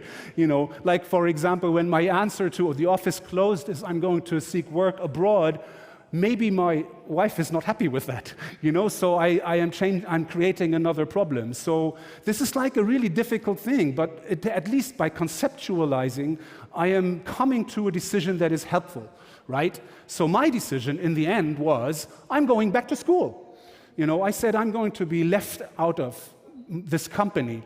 I was thinking analysis, very simple. I'm going to be an advertising chief creative, 50 years old, losing my job, and probably people are not going to look for me. It's not very likely, you know. Too old for advertising already. So I said, I have to increase my value for the marketplace, right? So I said, I'm going to do my master in business administration. And I took a really, really deep breath, like, I take half my life savings and give it to the school and hope that in the future this is going to be helping me be successful. It was a good investment. I was very happy and lucky that actually this really helped me. I got very good jobs. Actually, what happened next was I applied for the school. They told me, yes, you can come. I said, yeah, I'm going to start in 5 months. And like 1 week later, McCann calls and says, Volker, we need you in Istanbul. And I said, oh, no, but I have enrolled at Berlin School of Creative Leadership. I cannot just go to Istanbul. And they said, oh, you did? Wow, that's cool. We totally support that. Actually, that qualifies you even more for the Turkish job. So just being accepted at the school and having made that decision and having taken that step, made me a better candidate for the immediate thing in Istanbul. And they actually gave me free time off as much as I needed in order to go to the school. How cool is that? I didn't have to take vacation. So, making these kinds of decisions in a structured way is really, really helpful. And you might have seen this already. What I'm saying is that you really need to expand this bubble as much as you can. And you always have to make sure that, anticipate shit happening in this bubble. This is going to be a bigger and bigger bubble every year. Anticipate what can happen here in order so you can prepare to have an answer in case this is happening. Our lives and the plans that we are making for our lives are going to be a lot about anticipation, looking forward, looking at options, and preparing for all of these options. And for me, that's a fun thing. Sometimes I need to make sure that I don't go into too many options for preparing for something that might be happening in the future. But for me, this has been a super helpful thing. I try to have the biggest possible bubble here as preparation for questions arising here, and I think that I will be okay. I mean, Corona has really hit me very bad. Like a lot of other people on this planet. From basically 1 month to another, I was losing about 80% of the business that I was making. Can you imagine losing 80% of what you're doing means like 80% of the money that you're earning? That's terrible, But because I am used to, being put into this kind of situation, like going from Zurich to Istanbul, which is kind of like the opposite end of the city spectrum, and going from very organized Swiss culture, very deep in Christian territory, going to crazy, monstrous 24 million people, Istanbul, Islam, muezzin, screaming, and my God, but this is great. All I can say is that if you have a big bubble over here, if you have a lot of opportunities in the preparation, if you are teaching yourselves new skills, if you are looking to connect to more people and do something, you will be more happy. And you will definitely be ready when something like this happens and you say, oh, you don't want me to work for you anymore? No problem. I'm doing this, right? Go ahead and start dancing. That's all I have to say for today.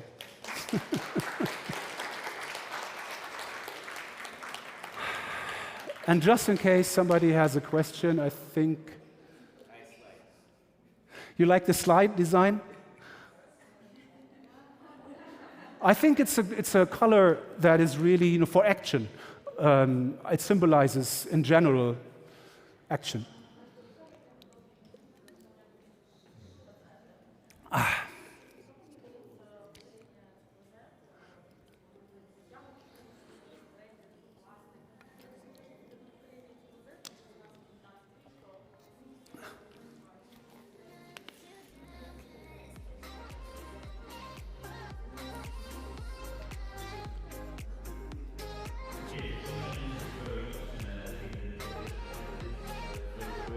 is actual for everybody here. Okay. What do you think about that generation? And you have said that you are pretty active, that you are ready to get new knowledge, that you are trying to be on top and to hold the hand on pulse. But if we look at that generation, we see that they have their own communities, their own rules, even language. What do you think about them, and how is it possible to communicate effectively with actually that generation? Yeah.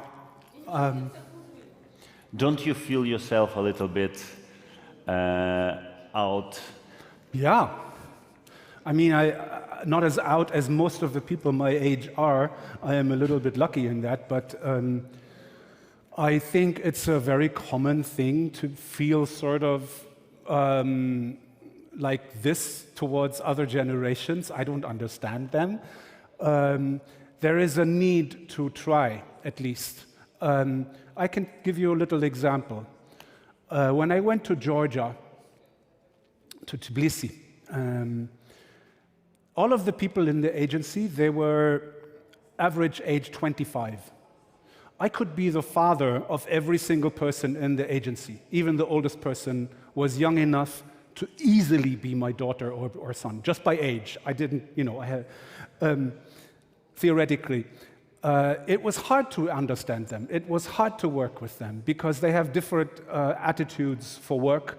They have different attitudes to structure and things like that. And to be honest, I was coming like an older person, and B, Western person, German person. Both were a problem. Why? This company was working for 8 years very successfully in total chaos. Typical 25, 20, they had no email system working really. They had no service, they had no paperwork, no forms. They were, having group discussions on Facebook, even with their clients. And I was saying, how can you work like that? I was like the old guy telling them that what these young people are doing, you don't know what you're doing. And I was not thinking. I was not understanding that they were working like this for 7 years already, and every year they were making 15, 20% profit. How can I say that is wrong? I should be saying, okay, how did you do that? I should be learning, right? And I think we are trying too much from, I know how it works. You young people, you have to learn from me. I think we can learn a lot from young people. And even if it is only for the things like, I don't want to work 80 hours per week, because the young people, most of them, they don't necessarily have that kind of work ethic. I think that's a good thing.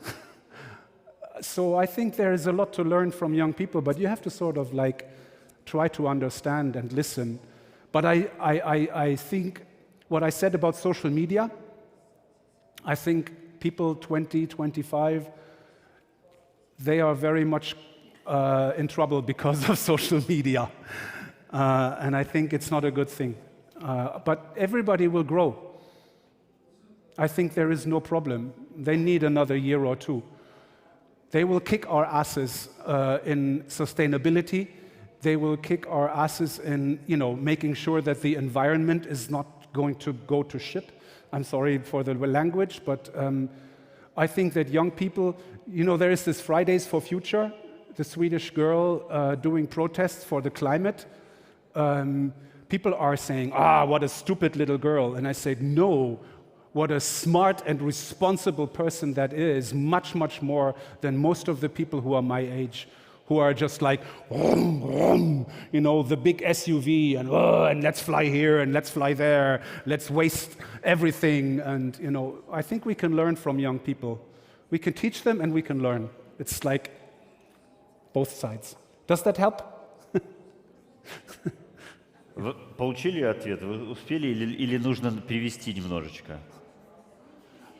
Я понял, надо перевести. Хорошо. Я вижу, что у вас нет наушничка.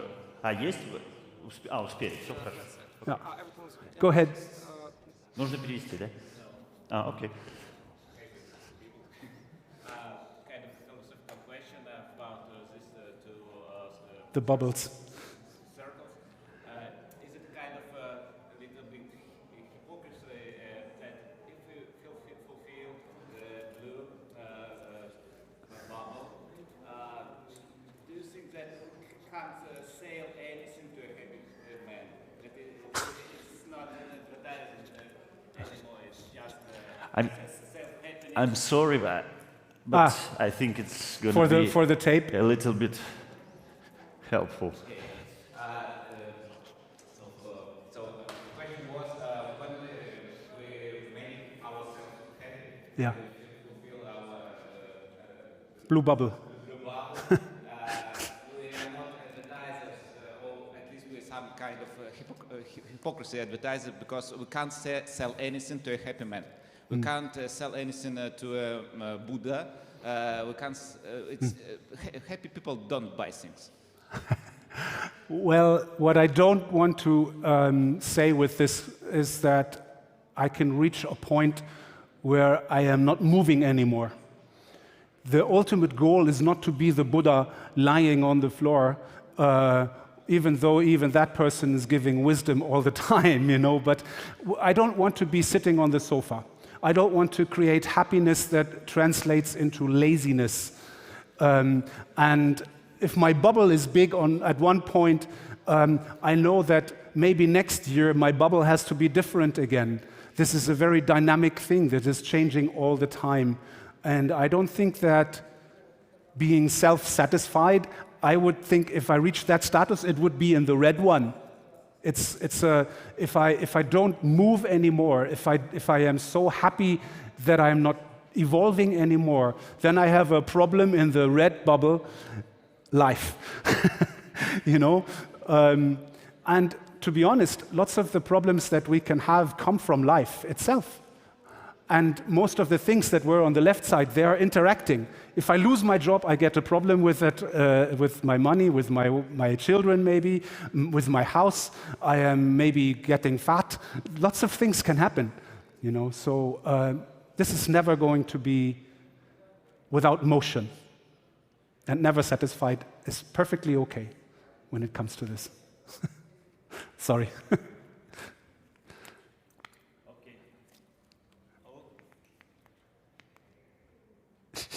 Okay, thank you very much. We're going further.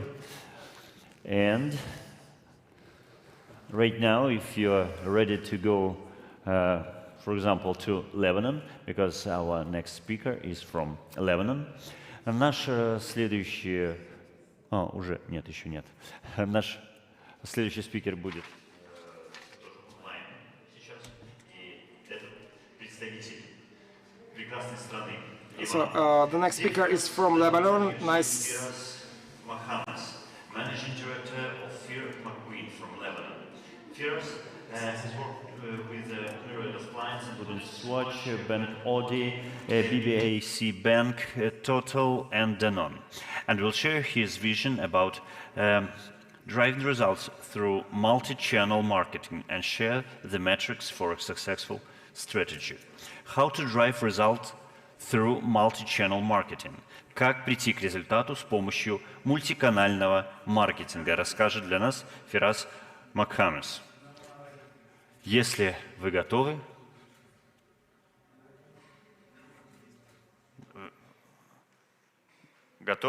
запустить онлайн? My name is Firas, and I'm the founder and managing director of Fear McQueen. Fear McQueen is a hybrid creative agency, but before we tell you more about us and before we start on our topic today, I would like to show you our showreel, which can summarize what we do at its best.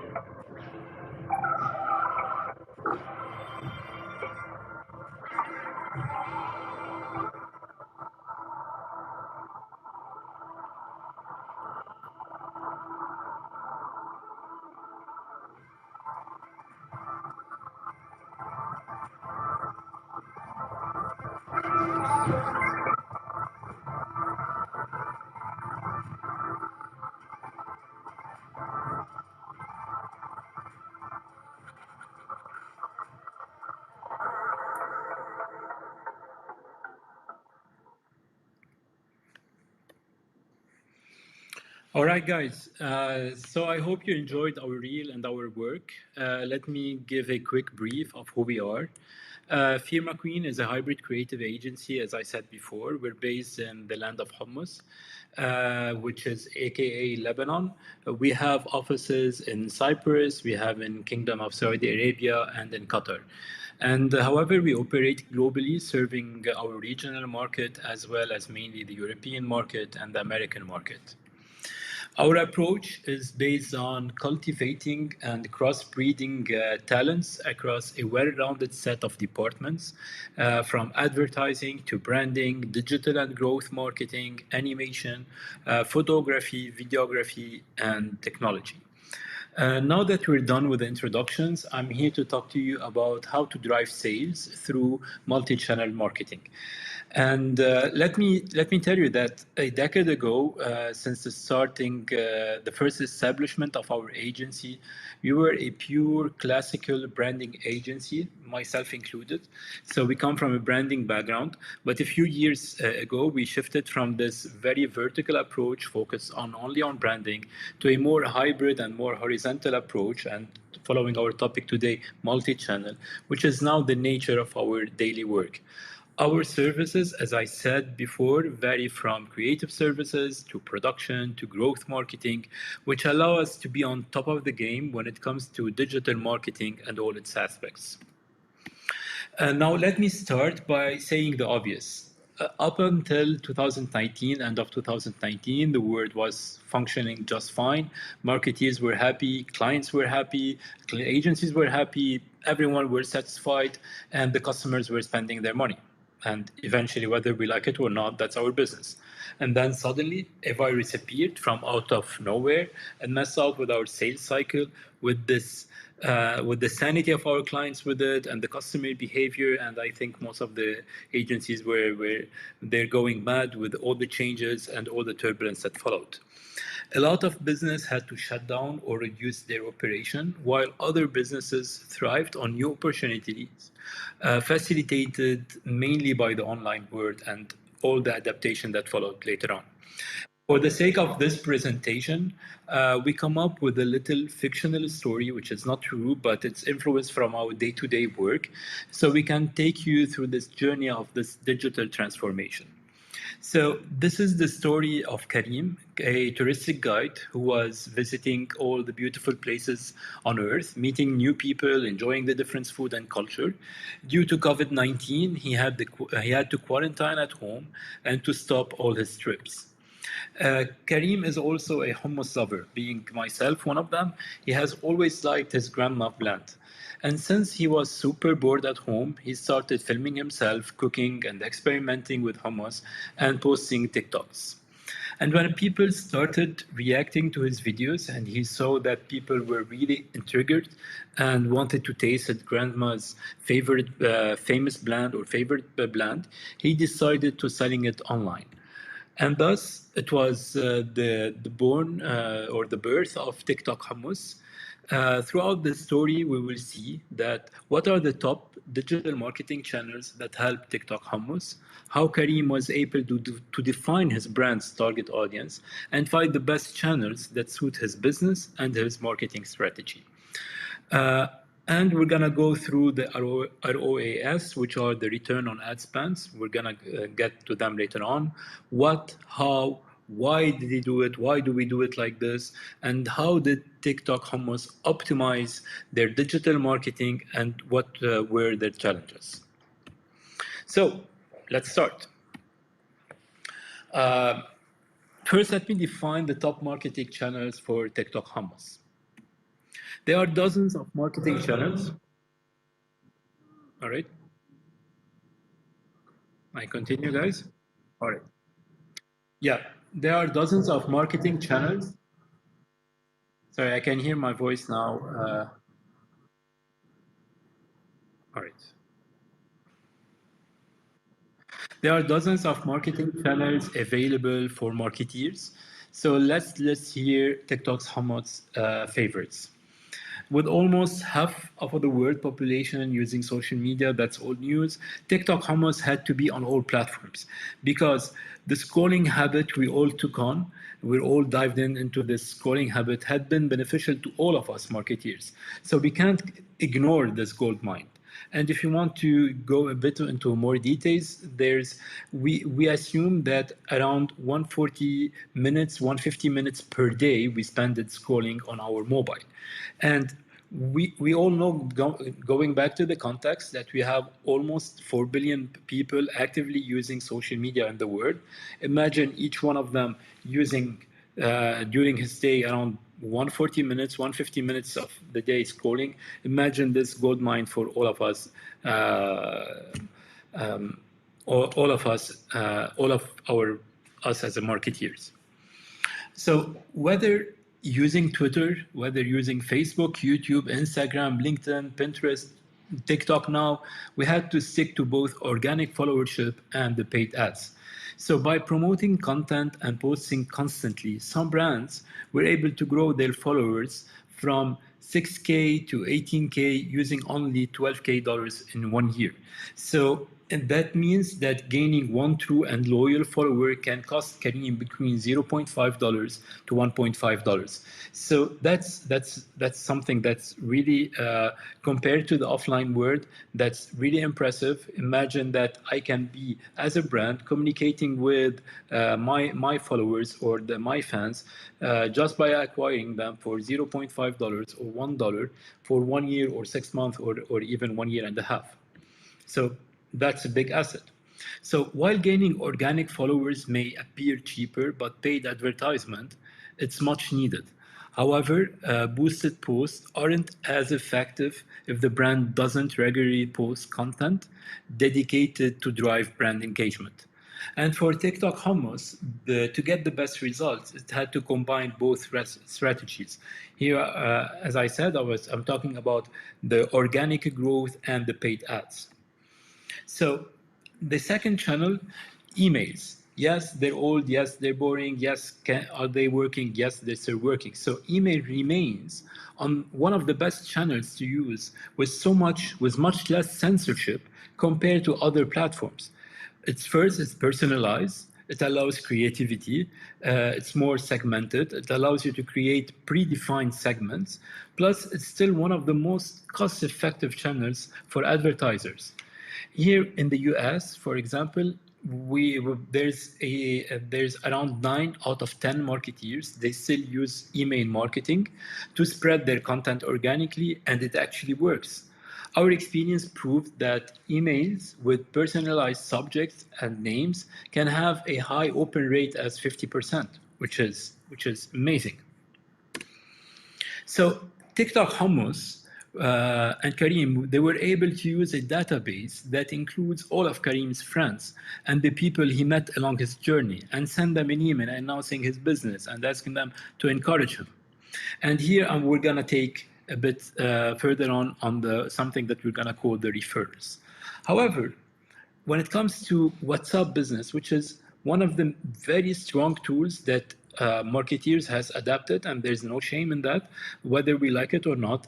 Again, it's working. We're results oriented, especially when we're talking about digital marketing and growth marketing. So customer support, as you all know, is the most efficient and personal and it can be as personal as it can be for TikTok hummus on WhatsApp. So WhatsApp for Business has several tools that he can use to elevate communication with customers, reply quickly, build a relationship with them, send them broadcasts, segment them, and of course, retarget them. In addition to showcasing his products and catalogs. Not to forget that literally almost everywhere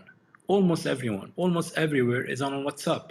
Then the figures say that we have 2 billion people using WhatsApp every day. That's insane. So another successful thing is SEO. Here, definitely, we're talking about the multi-channel thing, the integrated marketing, and SEO is not then something to be ignored when it comes to a business like Karim's business. So Google processes billions of searches every day. No matter the industry or the brand, someone somewhere is searching for something related. In Hummus' case, thankfully, it was a lot. That was Karim's discovery. So Karim was able to boost his site's ranking and relevant search results. Therefore, he had a healthy number of organic leads and customers. SEO and content marketing remain effective ways of driving traffic till today to your website if you're working on value through high quality content. In case you didn't know, Google processes around over 40,000 search queries every second on average. Can you imagine the potential of such a search for Karim's new brand? So moving forward to the paid and display search. Search engine marketing is an effective way of putting your ads in the face of customers who are looking to make an immediate purchase decision. Naturally, SEM was has one of the highest conversion rates.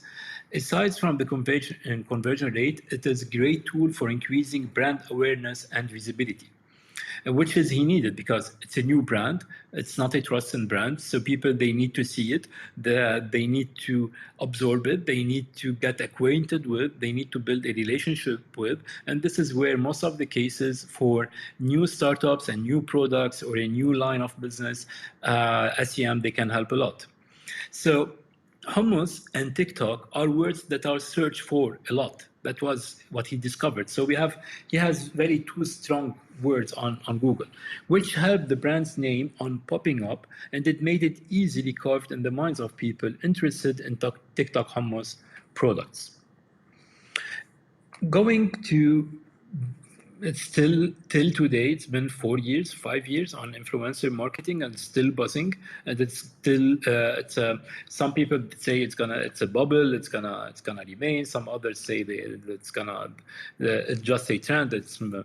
We're gonna skip it in a time of later on. We're not sure. But till today, influencer marketing is still something really big, and it's one of the things that social media has created. It's a new kind of celebrity, the influencers. And as we always say, that there's three ranking or three easy ways to segment the influencers.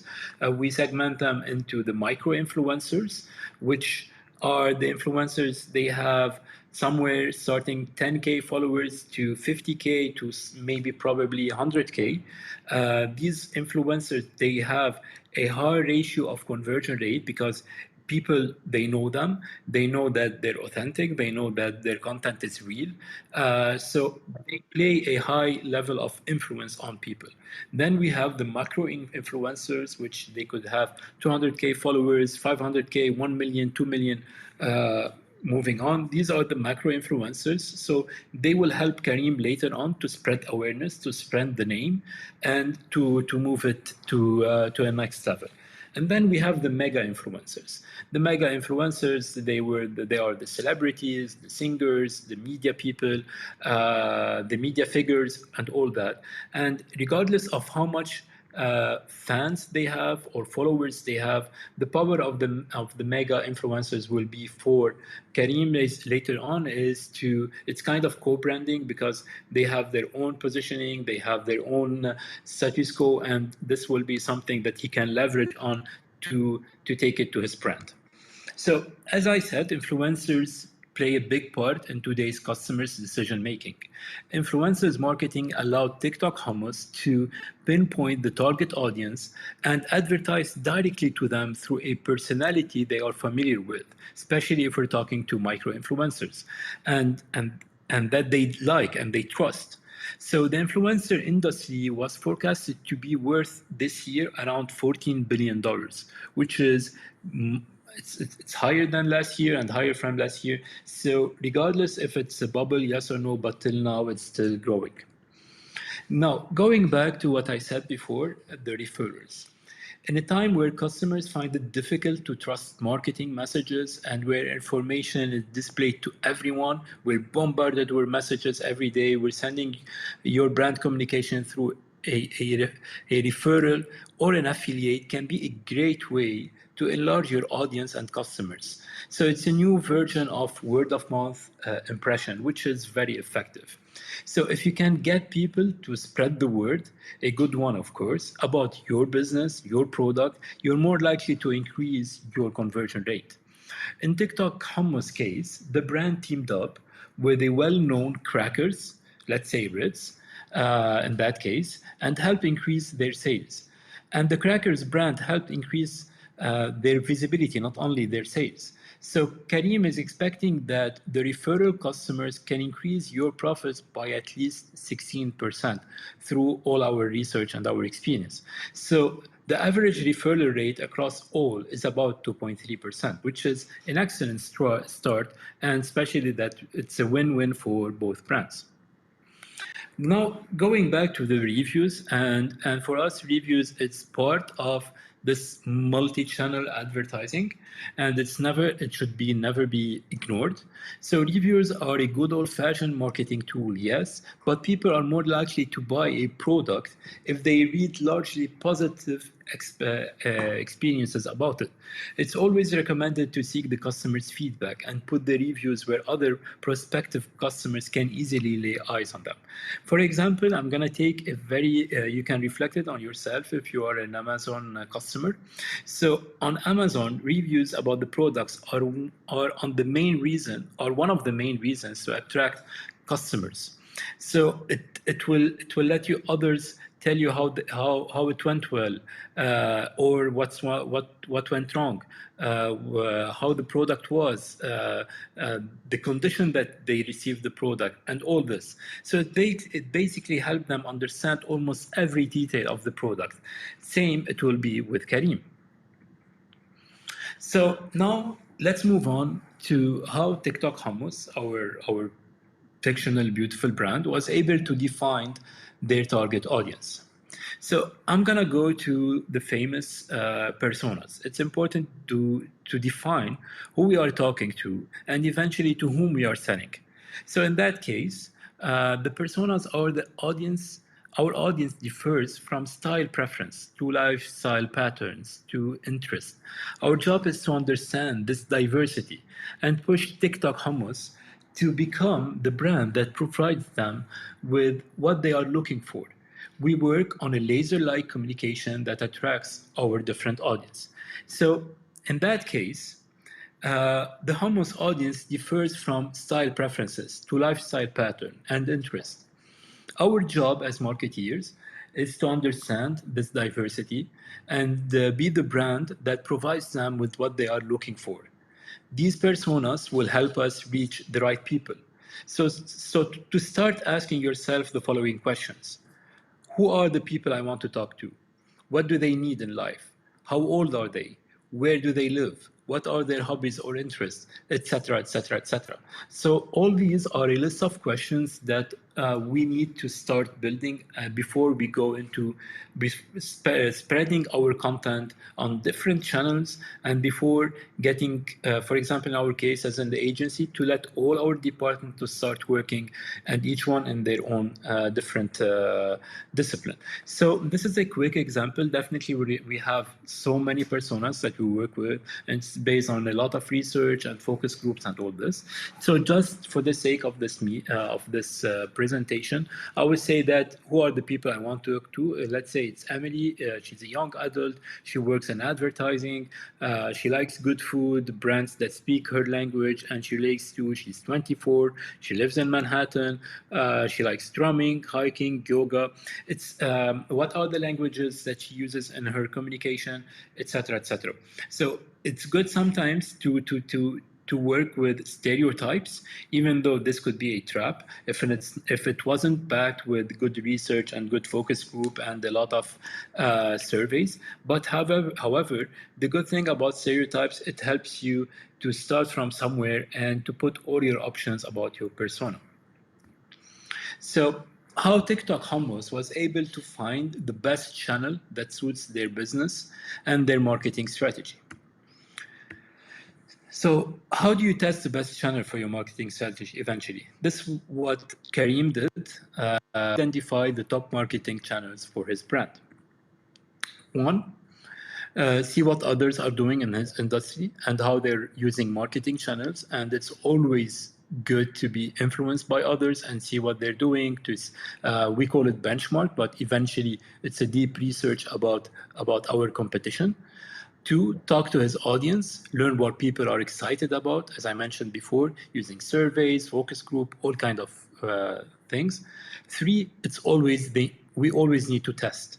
So set aside a test budget. We call it a pocket money or something like this.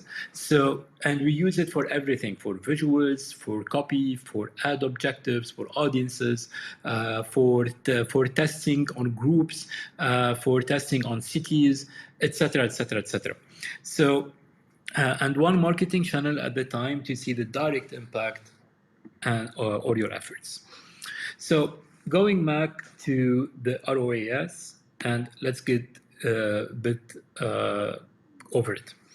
So they stand for return on ad spend. So eventually, once we're on digital, we need to track and we need to know how much we're spending, how much we're performing, how good we're performing, and all this. So this marketing metric measures the amount of revenue your business earns for each dollar it spends on advertising, or what we used to call before ROI. So it's a conversion value over the cost, eventually that will give us the return on ad spend. So how do we calculate it? So the conversion value over advertising cost, for example, it's the 70%, $70 valued purchase. That's how much I sell. Over $7 spent on this X ad. Eventually, my return on ad spend is $10. So eventually, it's like for every dollar I spent, I got $7 in return. And to give you some figures that we have, working at least in the fashion industry and in parapharma industry, skincare, beauty products, and all this, which are very buzzing online. At least when we start online, we try to get to, for each dollar spent, we need to achieve around $13 of return. And in some cases, we could have achieved $80 in return and even more, depending on the product and depending on the rarity of the product and how much it's spending, etc., etc. So conversion value measures the amount of revenue your business earns from a conversion.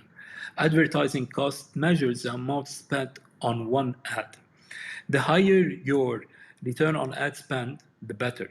This metric is really important, and since it's an indicator of your campaign success, and will help you optimize your ads. And our final part, how did TikTok Hummus optimize their digital marketing and what were the challenges? So one, I'm gonna go these, there are several efforts that will help with optimizing your strategy, and I'm gonna give you some of them. One, leverage the power of automation. It helps you, it helps your business, help your clients, and it saves great time within the agency. It saves great time communicating between the agency and the client, and eventually, as you all know, time is money. Two, take advantage and data and analytics as much as possible. There's a lot of tools that we use nowadays. It helps determine which social media marketing tactics bring the most engagement and traffic. Always collect data, analyze it. That's a very common mistake. Even though we're in 2021, we're very advanced into digital marketing and all that. However, we see a common practice, which is a lot of people, they collect data, but they don't analyze it. So, or they go through it very quickly. They take some matrix and they don't dig deep into analyzing the data, which is very wrong.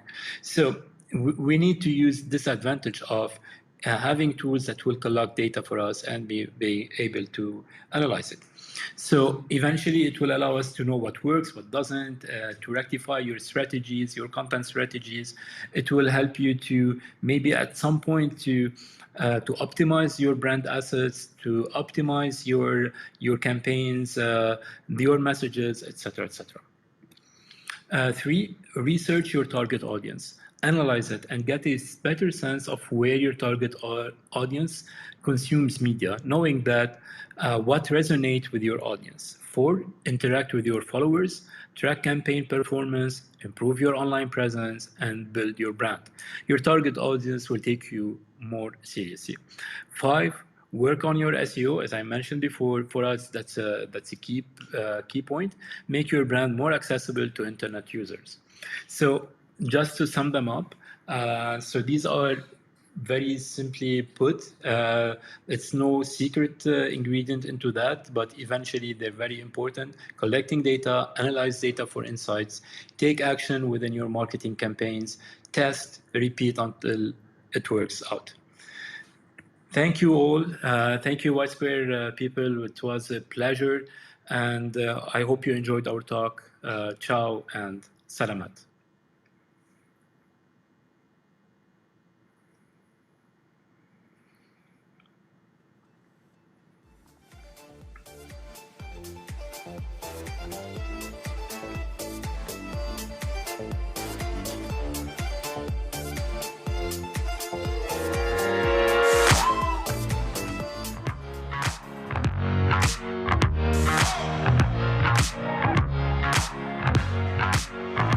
Hold up.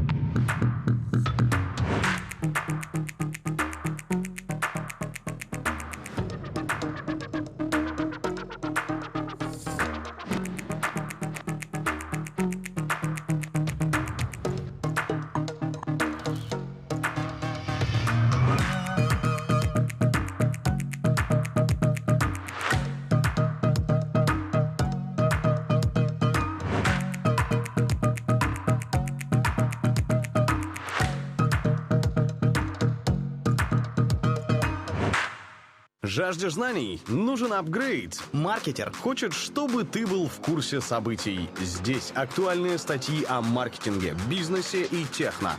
У нас есть крутые кейсы, опросы и залипательные интервью именитых брендов. А если ты еще и само воплощение Шекспира в жизни, у тебя будет возможность стать нашим автором, статьи которого увидят тысячи пользователей. Все, что ты искал, у нас есть. Заходи и апгрейдись на Маркетер.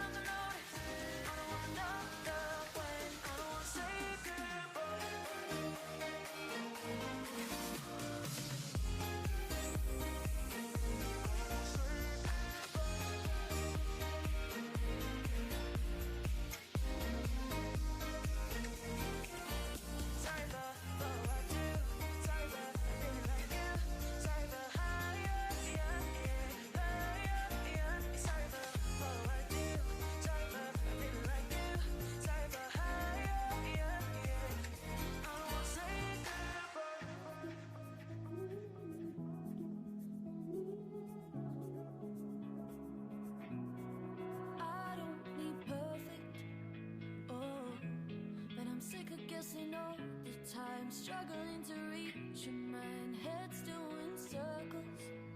Oh, got me working overtime, trying to find the reasons why. Lately I ain't over us, but I feel like I'm losing touch as I dive in deep. Do you notice? Maybe I just overthink, but I don't want this over quick. If I started sinking, would you leave the light on so I can come home? 'Cause I'm getting scared in the dark on my own. If you opened your eyes, then you'd already know, already know. I'm feeling alone and I need you now. I need you, I need you. I'm feeling alone and I need you now. I need you, I need you. I'm feeling alone and I need you now. I need you, I need you. I'm feeling alone and I need you now. I need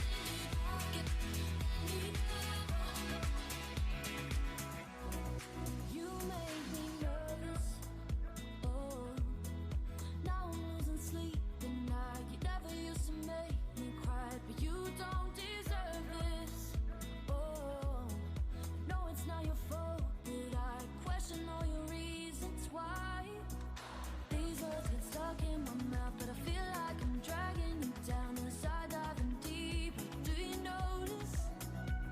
Maybe I just overthink, but I don't want this over quick. If I start sinking, would you leave the light on so I can come home? 'Cause I'm getting scared in the dark on my own. If you opened your eyes, then you'd already know, already know. I'm feeling alone and I need you now. I need you, I need you. I'm feeling alone and I need you now. I need you, I need you. Yes, I need you now. I need you, I need you. I'm feeling alone and I need you now. I need you, I need you now. Would you leave the light on so I can come home? 'Cause I'm getting scared in the dark on my own. If you opened your eyes, then you'd already know, already know. I'm feeling alone and I need you now.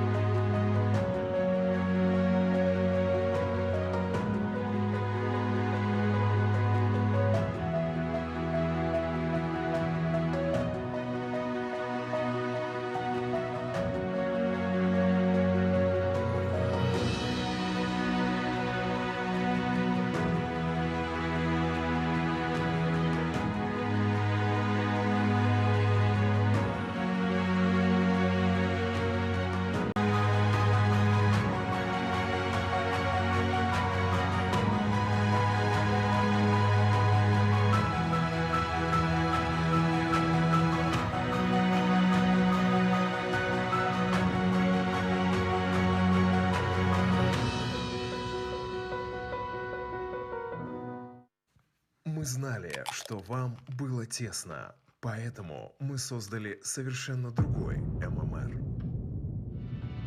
Больше контента, больше тем, больше экспертов, больше амбиций, больше влияния. Погрузитесь в диджитал, мобайл, пиар, соушал медиа, дизайн, креатив, маркетинг, медиа, назначение, тренды. Погрузитесь в новый ММР.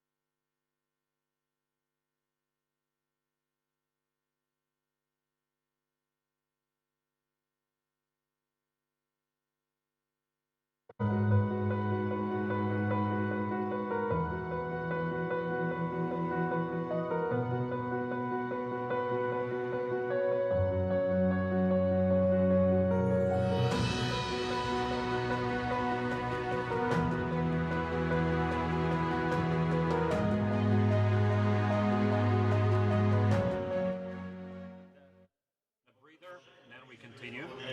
But before we do that,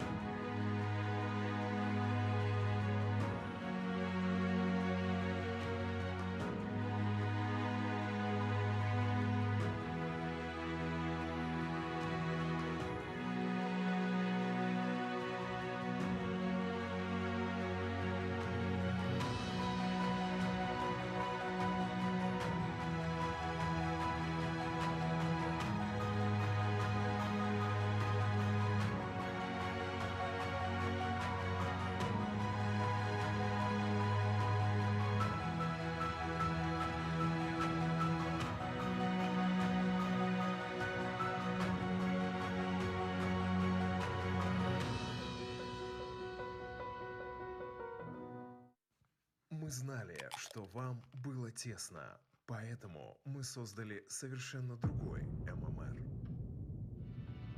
Больше контента, больше тем, больше экспертов, больше амбиций, больше влияния. Погрузитесь в диджитал, мобайл, пиар, соушал медиа, дизайн, креатив, маркетинг, медиа, назначение, тренды. Погрузитесь в новый ММР.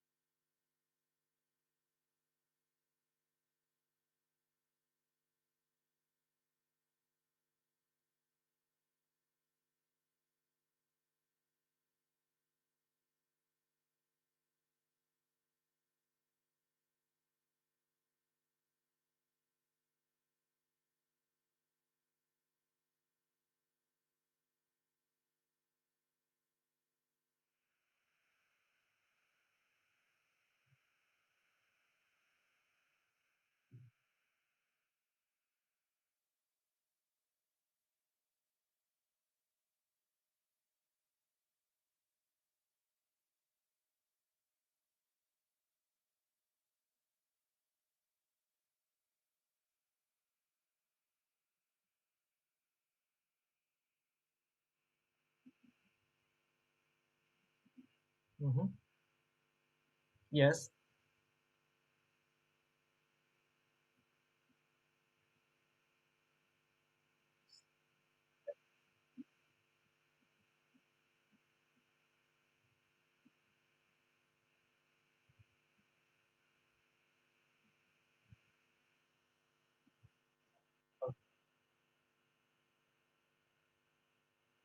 Thank you.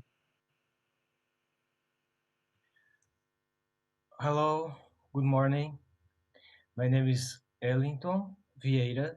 I am from Portugal. I work from the Walt Disney Company. Uh, I apologize if my image it doesn't look perfect, but I didn't have time to choose a good zoom filter.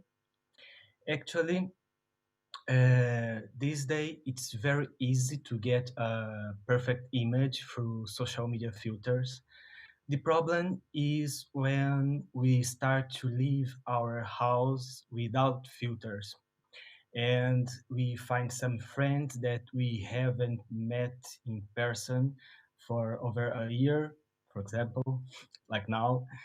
As we know, our obsession with the perfect image is nothing new. And it's not just a concern for celebrities or brands. It has been everywhere concern for a long, long time. According Umberto Eco, in ancient Greece, this was a very present concern. If we look to ancient Greek statues, we can see three very obvious features. First, we can note the obsession with youth. There were practically no statues with images of old people. Second, the obsession with luminosity. These statues were usually located in places where they received direct sunlight, even in interior spaces, for example, near windows. Third, they were always looking for unblemished marble, as uniform as possible. It's interesting to note that are exactly the same feature we use to see in the cosmetic industry. The promise of youth that is anti-aging, the promise of luminous and radiant skin, and the promise of blemish-free skin, which is also related to aging. In other words, we can say that we live in an eternal search for the perfect beauty. But as we know, it is a difficult goal to achieve. We know how difficult it is to look same as Linda Evangelista. So, in recent times, we have noticed a trend towards imperfection as a great tool, especially in digital. And this might make some sense. What was the last orange that marked in your memory? It was probably not one of the thousands, millions of perfect orange approved by the rules of the European Community. Sometimes imperfection can be very effective way to make difference, to make something memorable. Probably if you found a lemon like this, you would never forget it. Imperfection can have a more impact than perfection. The first Alain Delon had an impact all over the planet, but all the other Alain Delon who come after, models and actors, brought nothing new.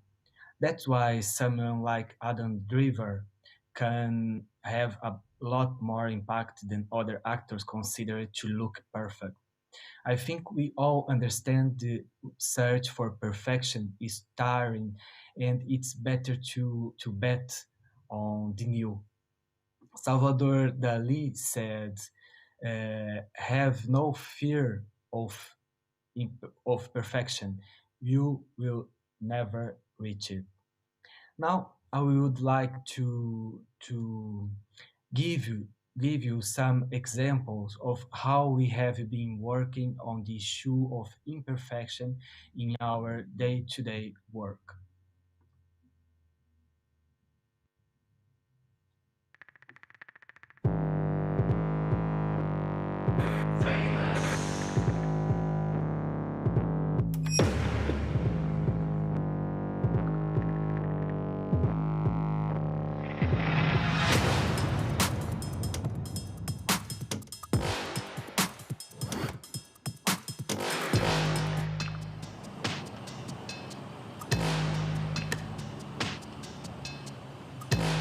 Vivo ou morto, ninguém pode perder.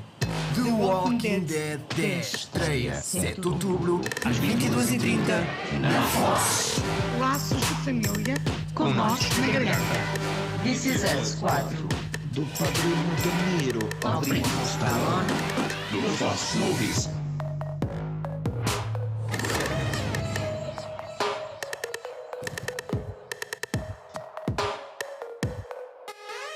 Perder esta estreia seria um crime. Perder esta estreia seria um crime.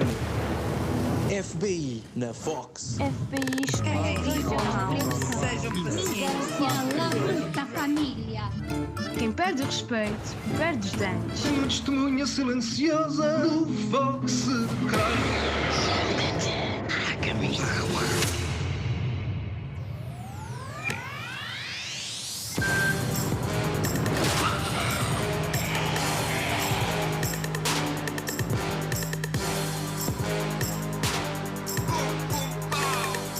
Estreia amanhã. Estreia segunda. Forte La bruta família.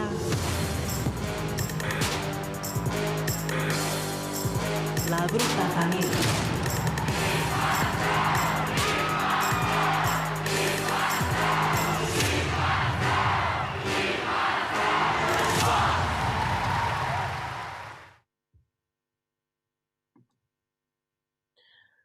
When we started working on this briefing, we found that in over 80% of pay TV channels in Portugal, the voiceover was done by men. 11% were mixed, had male and female voices, and only 9% had women's voices. In addition to 80% of the voices being male, they were all very similar. They all sounded like same man, a man in his mid-40s, white, straight, with a Lisbon accent.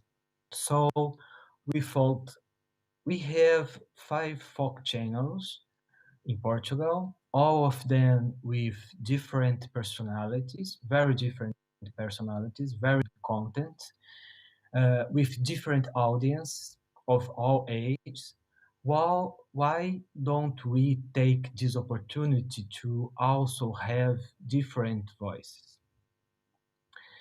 Voices that represent all the diversity of our programming and also all the diversity of our audiences. It was then that we decided to invite fans to do this project with us. We wanted to all kind of voices, even those that we considered imperfect were perfect for us. At the height of the campaign, we had more than 100 voices on the channels simultaneously, all very different from the standard voice. We had, for example, for the first time, a transgender as a voiceover in the Grey's Anatomy trailer. And another interesting example was this guy who had the highest voice and made great trailers for our action movies. Even with imperfections in the quality of the audio, which was recorded by WhatsApp, the voices created perfect trailers. The campaign results and the public approval are the proof. An important Portuguese journalist, creator of a project to value Portuguese music, said, just a moment, said that the Portuguese accent to like him itself is the statement that should not shame to hide the origins, but before having pride of them. So this kind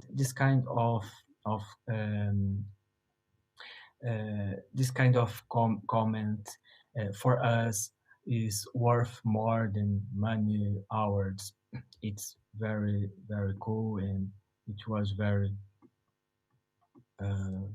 very important for us.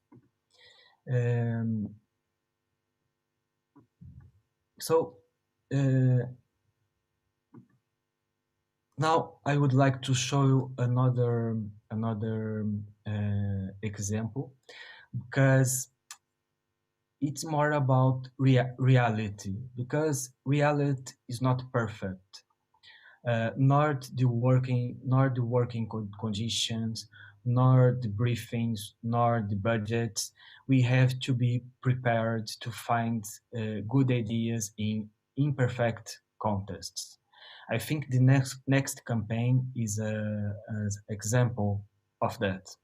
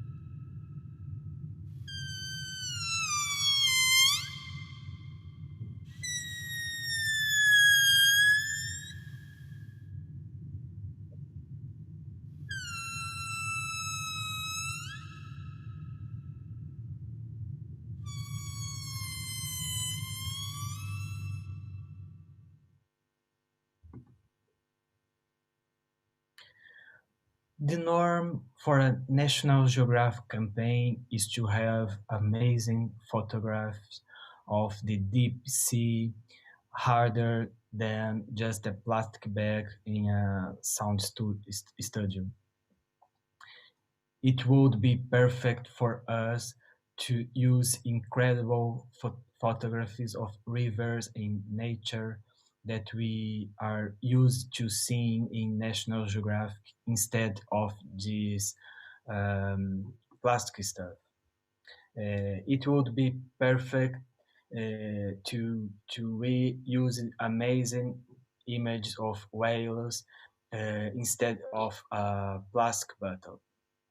But we don't always have the perfect conditions, and we have to adapt our ideas to reality. In this case, there was neither ideal budget nor ideal time. Therefore, we had to do our best with our reality. And we did. With these three spots, we were able to sell out all National Geographic Summit tickets even before announcing the names of the speakers. I often tell my creatives that we have to do the best we can with the things we have on our hands. If you have 6 eggs, it's better to try to make a good scrambled eggs than a really complicated souffle. It's much better to have the best scrambled eggs than a bad souffle. Learning to make the best of reality we have is very important, as imperfect as it may. A final example is a campaign we developed for Fox Life against violence in romantic relationships. We found that over 50% of Portuguese youth consider violence in relationships to be normal. So, on St. Valentine's Day, we decided to say that where there is violence, there cannot be romanticism. and we did the less romantic exhibition ever with the ex-boyfriend scarves. Uh, the original the original version of the scarves is white and very romantic. Boyfriend scarves were a Portuguese tradition with these hand embroidered scarves by girlfriends. So we asked an association of grandmothers to transform the traditional scarves into the last romantic scarves ever.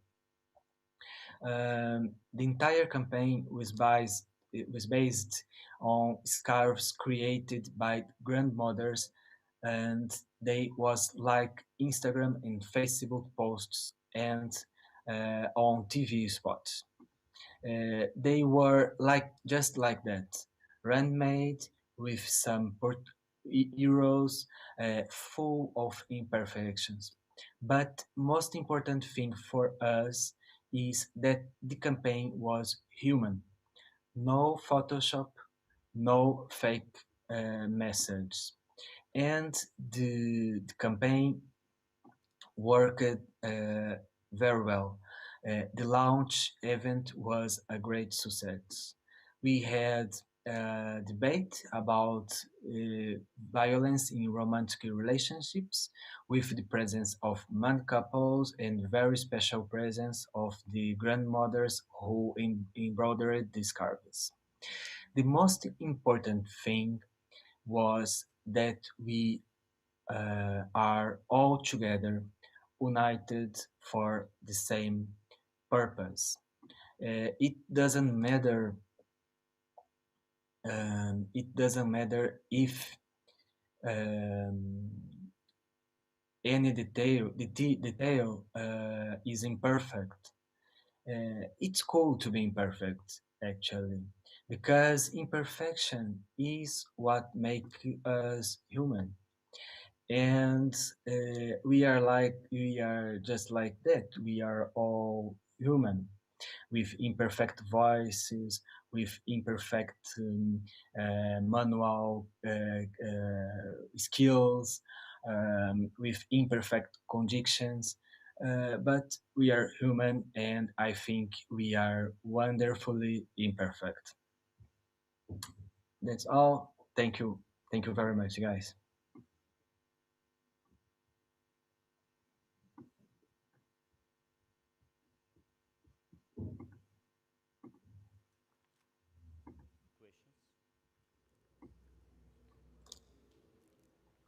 So, thank you. That's it. I have no sound. I don't know if you are talking. А у нас не было звука. Можно? Ну, спасибо. А именно о том спасибо. Спасибо, что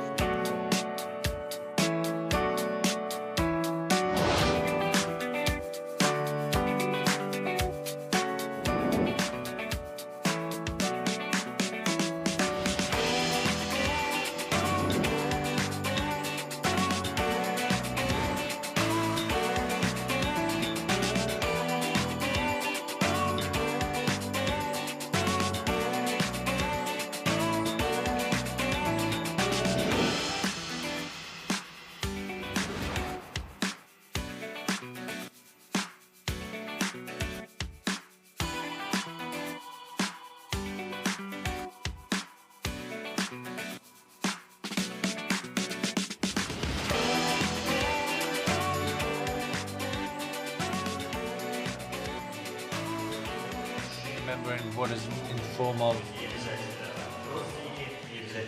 communication is without pets, without relatives. Today at the Minsk Sea, we'll gather in a company of more than 10 people. If you're ready, you'll have a transfer at 6:45 p.m. Don't have the full data yet, but you need to be ready to go there. I'm ready at 6. I know it's the best word. Get ready now.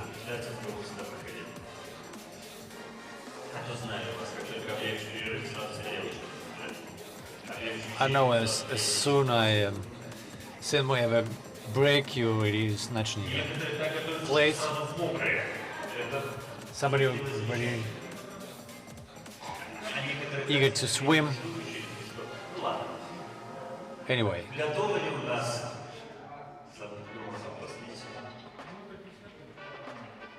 So we're ready with our next presentation. How much time do we need?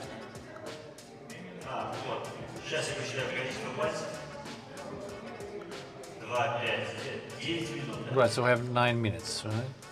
9 more minutes.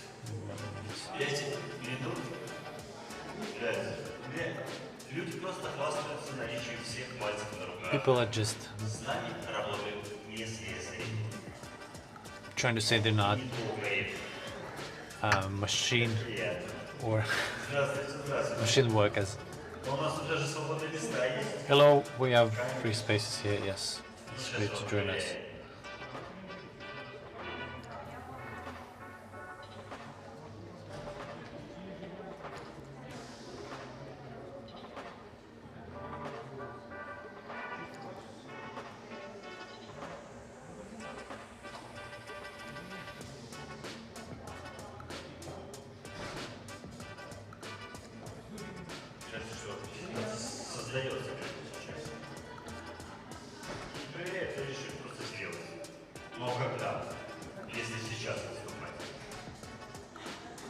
So I think we're just waiting for the presentation to start. Just like in an advertising business, we know what deadline is, that's why we're always late.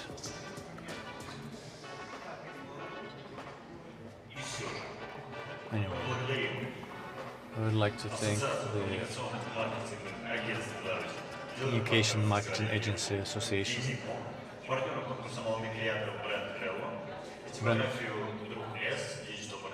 digital partners, and all the multiple partners that you have seen on the screen. The next speaker is the co-founder of one of the rating agency,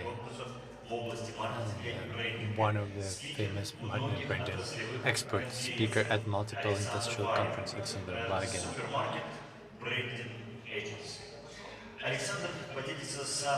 Alexander will share with us the major trends during the digitalization era, share with us the major cases aimed at the snatching a piece of the market and the most effective tools allowing to transform brand strategy company.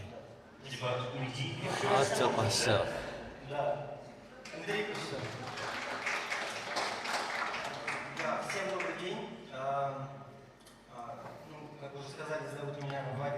Good afternoon, I'm Vargin Alexander, I'm head of the rating agency. As we work, we very often try to make the most effective product. For this, we need to be up to date and relevant. We follow the major trends in the branding world. We follow the cases showing high effectiveness. Why? To understand how this or that case has become successful. Some models are transformed and applied, but it's important for us to be relevant, to understand what is needed to create a successful brand.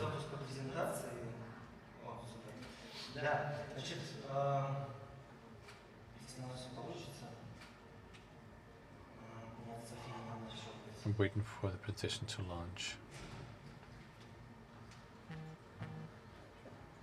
I have a PhD in economics, one of the council members of the Russian branding companies. These are our clients. We work with both major and minor clients, small and big ones. This year we prepared a company for KPO, Synergy Group. Now it costs $130 billion. Since we are a member of the branding association, we have a mission. It is development of the Russian branding industry. We see that by developing brands, we are developing country's economy. This is a direct influence.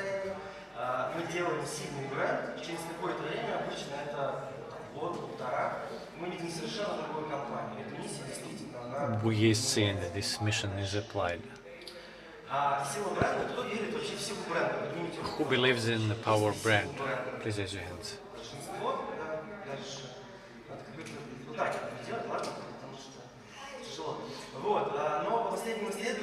According to latest research, 55% of consumers believe in brands. That's only official figures. It means that 55% of respondents they trust that by buying brands they like, they become better. Girls become more pretty, men become more successful. We believe this figure is much higher. But that's the official statistics. However, branding includes sociology, psychology, marketing. However, that's the sad statistics. We face only 1 of 10 brands exists longer than 2 years. It's very sad. There are a few reasons for that. I can spend an hour talking about reasons alone. We believe they're linked to the professionalism or unprofessionalism in creating brand. Secondly, it's impossible to learn how to make strong brands once and for all. It's an evolutionary process. Every time you need to understand how it's done today. By working with the businesses, we see 3 kinds of mindset. There's a production mindset. We produce what our production machines can produce. Second is the marketing mindset. We watch around, see what consumers want, and then we make a product that is relevant. Third is the branding mindset. We create the connection between the consumer and the product. The key thing here is there is a link. Most important thing is the promise of the brand. Brand promise is something that brand trying to get across to the consumer. By buying this brand, the consumer wants to get the emotional advantage and benefits. This is done through contact point prism. I showed you one of the ways of doing it. It sounds much better in English than in Russian. It's a touch point. You need to understand that your business touches your client through a multiple number of points. I'm teaching in a university now, and one of the speakers believes every coffee shop has over 200 touch points.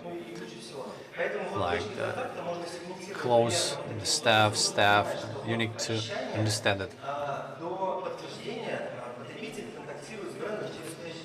these are entry points for contact for the client. If you create a very powerful brand, launched a fantastic showroom, taught your staff, educated your staff.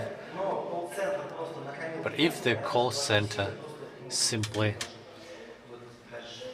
is not courteous enough with the client, you failed.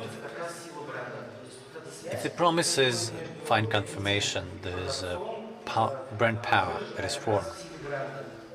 This connection is the goal that all the brands need to aim at, to create the image and to be selected not by the price, by the presence in the shelves, but desire to purchase it. Knowledge, understanding, participation, and success. It's very important to form what we call likability.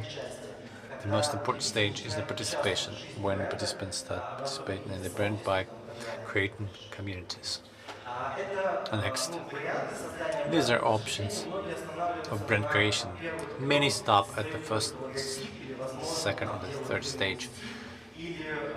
They make a logo or make a brand book at most, but successful brands. They're all at the fourth stage. They have all these elements, including the brand strategy. And the brand strategy is the foundation used for brand building. If you have it, you have a chance for success. If not, that is impossible. This the roadmap. We have created a special tip for our clients. When creating a brand, we go through the following stage: research and analytics, strategy, when we know where we're going, who we're going to compete with, development, when we're creating the message, when this put in the visual identity package.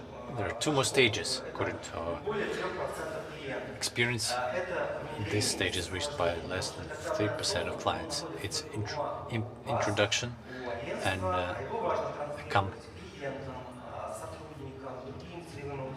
it's important to portray this brand to everyone. The brand needs support for a year. Your consulting from the side of the agency matters. The ideal scheme looks like this. It's the evolution of the brand-consumer relationship when touchpoint becomes an involvement point, when transactions become relations, when the audience becomes community, mass communication becomes personal, concentrated strategy becomes multi-segmented one. Show you a case later. Single channel turns into omni-channel when we communicate through various communication channels. One of the trends, a very serious one that we see here, is the brand is a community. We see the companies that could have been just a product become very powerful brands by using this trend.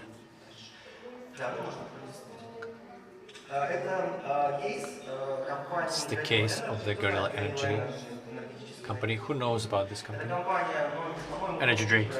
I think it's #1 in Kazakhstan, top 3 in Russia.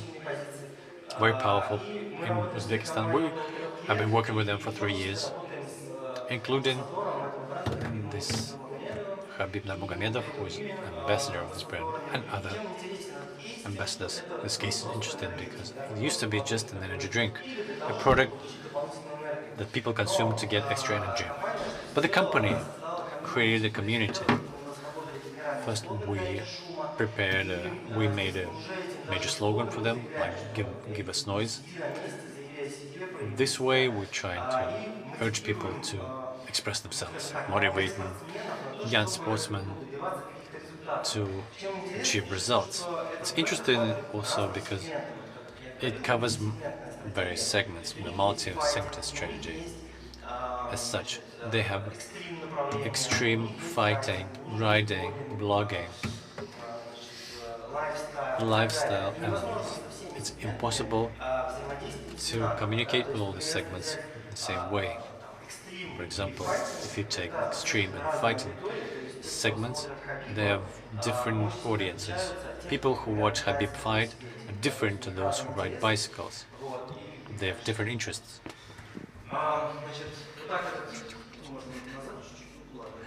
Okay, we can go back a bit. Okay, forget it. This is what this style works like with different target audiences, and interestingly enough, the general style and the concept of the brand is here, but we broadcast different messages here. For instance, if it is a fighting industry, then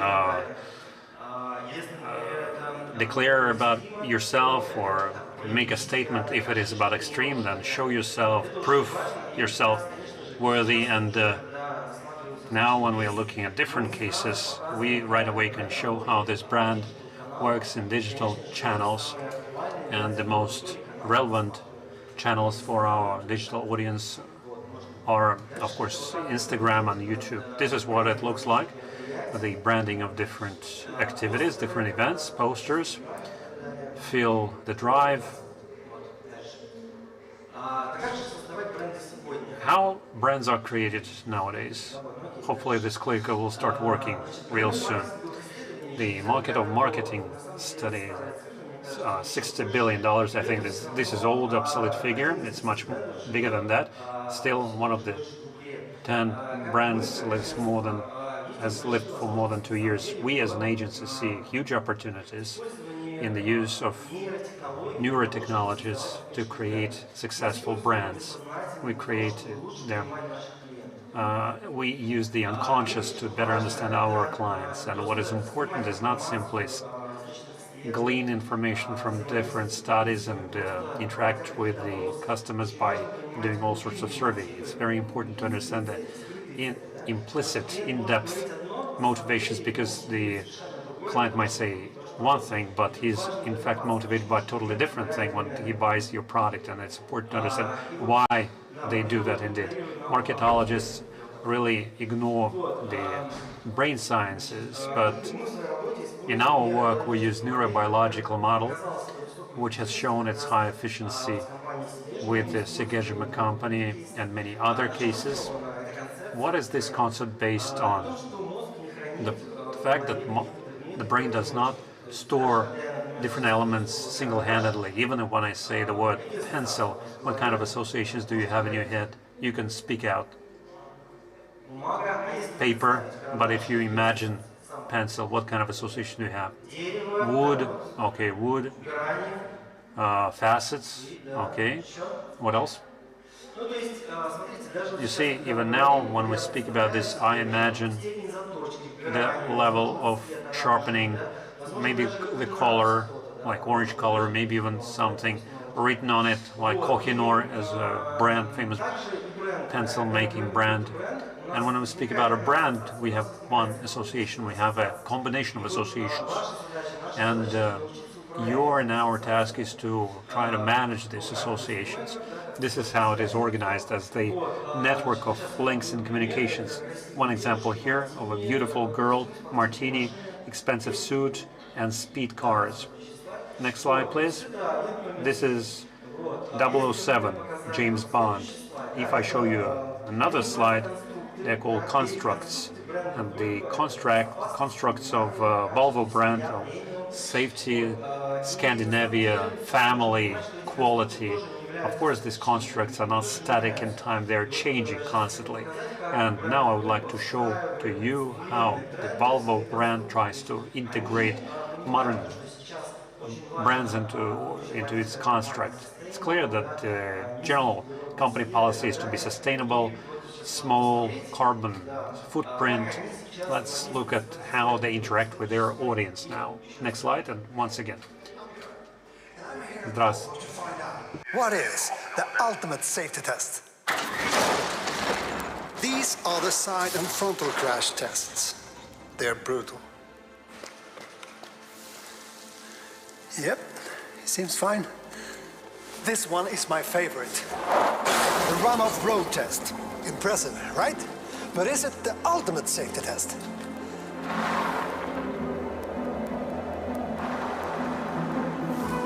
This is the big one, the 100-foot drop. So is this the ultimate safety test? Well, it depends. Whether you...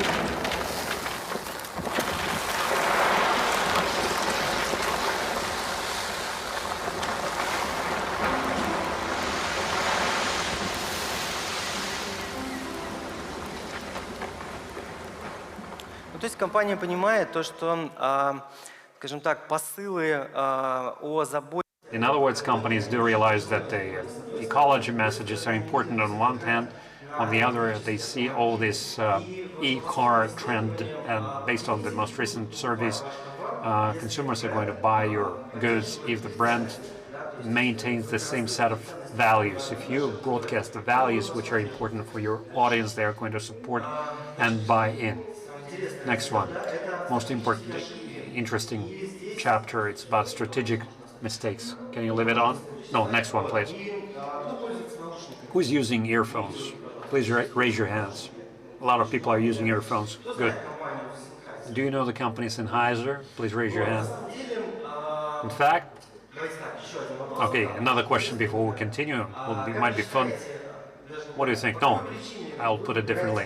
Why do you choose this pair of headphones? What is more important for you? Quality of sound, comfort? Okay, enough. Sound quality. And based on all international and professional surveys, the company Sennheiser is the company making the best quality earphones sound-wise. It's a fact. It's unquestionable. But at the same time, show next slide, please. Over the past 3 years, the statements of the managing director and the co-founder of the company were the same. We continue to be the leaders in the sound quality, but every year we are losing the market share. And interestingly enough, the most recent case in May 2021, the company sold its business to the ear assistance manufacturers. Why? It looks like the top shelf sound quality. I see that Sophia is jumping ahead of it. Why? Because there are two most powerful drivers for selection of a product on this market. Number one is the design, when consumers are looking at the design, and second, maybe it's also the first one, is the brand name. Two, the sound quality is like the quality of water. Only 3% of people can tell the difference in the quality of water. For the rest of the people, it's more or less the same. If it's not some really salty mineral water and a regular still water. And as a result, you can see the main competition, because of whose efficiency and activity the company left the market. There are Beats, Apple, and Sony. Apple is a product which, to be honest, I've never used that pair of headsets, but simply looking at their render and picture, I simply want to touch them. So beautiful. And I told about this case, and the person from the room ran away and bought a pair of headset and brought it to me. Here, touch it, he said.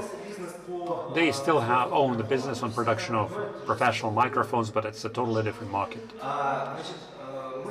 Now, we create a brand in a turbulent time, and the main message that I would like to broadcast here is that brands now have to consider the general situation on the market and respond to it somehow. If you keep silent, it's also a position. Can you do 3 clicks now?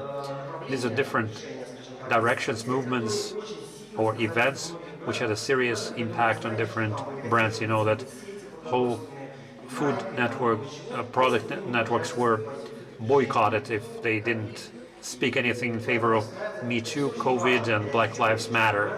It's important to respond, to be relevant. You have to clearly understand that your position will overlap with the position of the consumer.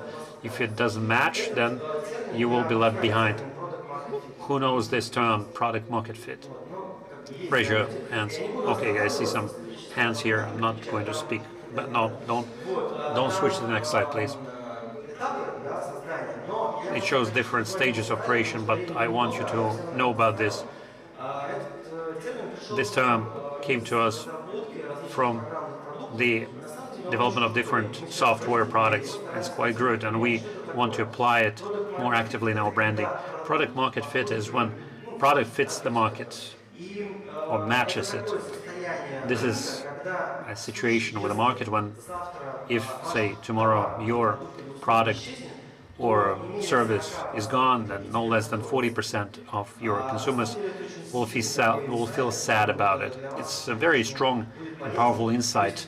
I think it will be very useful for you if tomorrow you will see one of the products or services missing, you will feel sad. Can you please tell what you will feel sad about? the disappearance of Nike, Apple. Okay, so if there will be no iPhone tomorrow, then we'll have to take a pause in our life and think how to live on, right? So that's why my wife, for instance, it's coconut flavored peanut butter. She simply will go nuts if it disappears from the market. So that could be very personal, different things. But this is something that you can achieve. You can do the test for this called Sean Ellison test. You simply ask your consumer a question: if tomorrow the product will be gone from the market, will you feel sad about it? Will you miss it? Then you once said whether you have a product market fit. These are the trends and tracks which must be taken under advisement. That would be AI, sustainable community, machine learning, diversity. I'm not going to speak more about it. That would be a separate block on trend watching. Next, zero carbon footprint, big data, healthy design thinking. All of this must be used when creating a powerful brand. You cannot simply discard it. Do you know this guy on the picture? Who? This is Travis Scott, rapper. He organized in fortnight his concerts, and 5 or 6 concerts he put together an audience of 27 million. And Beyonce, in 49 concerts, he put together 2.5 million audience. See, if you choose the channel of communication correctly, which make yourself relevant, you can change the world around you. This is cosmic scale here. Another interesting fun fact for you, that we live in times when, in fact, we see a restructuring of whole industries. Now I'm going to show to you a number of cases. These are breakthrough brands of 2021, which I would like you to see. Okay, meat market, one of the most conservative and democratic markets that took thousands of years to develop, and now we see cosmic, really out of this world dynamic change there. We have a company called Impossible Foods. Have you heard about this company? Raise your hand. Okay, I personally like this case a lot. I will tell you why. They have approached a very conservative market. One step back, please. A conservative meat market where they already have certain consumer patterns, but they come up with a new plant-based meat product. It's growing in popularity which exponentially. But the uniqueness of this case is that they entered the market which maintains the willingness of people for healthy food. Second thing, their key slogan is grill burgers, not a planet. This way they maintain the willingness of the audience to reduce emissions, because production of meat contributes a lot of emissions into the environment. They used great naming. Impossible Foods is great, I think. Next, you see the color combination. These are color codings which differentiate them from all other competition. You can look at it. See, in the next one, please. The next one. Yes. So they have approached the market with a burger patty. What did they do? They interacted with their target audience through Michelin-starred restaurant chefs who cooked different types of dishes with that, and they declared that this meat is not different from any other meat. And of course, for any person, a Michelin-starred restaurant chef is an expert in what they cook. Number 2, they have done such a great product placement in shops. You see in the back, there's a traditional meat shelf, and this one is totally different from that. Next slide. You can see very good creative package, which distinguishes them from their competition. Shopper, everything is in corporate colors, and they have prepared a book of recipes where you can select a recipe, cook it, and see that this product is no different from a regular meat. They have published their cookbook. You can order it on their site and be sure that there are a lot of recipes there. And in 2020 they made artificial pork, artificial chicken. See, this is the kind of industry that turns everything over. Another case is StockX. Have you heard about StockX? Raise your hand. Okay, I see a few guys.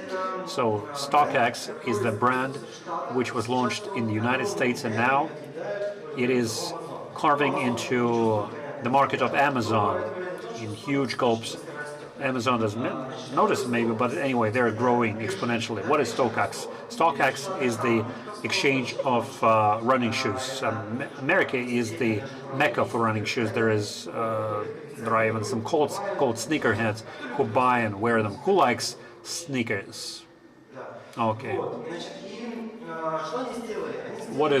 They prepare the product like a regular exchange. There is a buyer and a seller. The buyer says at what price they're prepared to buy it, and the seller says at what price they're going to sell it. There is certain movement. As soon as there is a match, the deal is done. I told about this case. I said, what about this? And there are plenty of cases like that, but in fact, the idea is that the creator of this brand realized the needs of their consumers, because if you buy sneakers from no-name brand, it's quite possible that you will receive some kind of worn or damaged or tampered goods, but StockX assumes the responsibility to verify the quality of the sneaker, and they will authorize the shipping only after the verification that these sneakers indeed are in line with the declared parameters.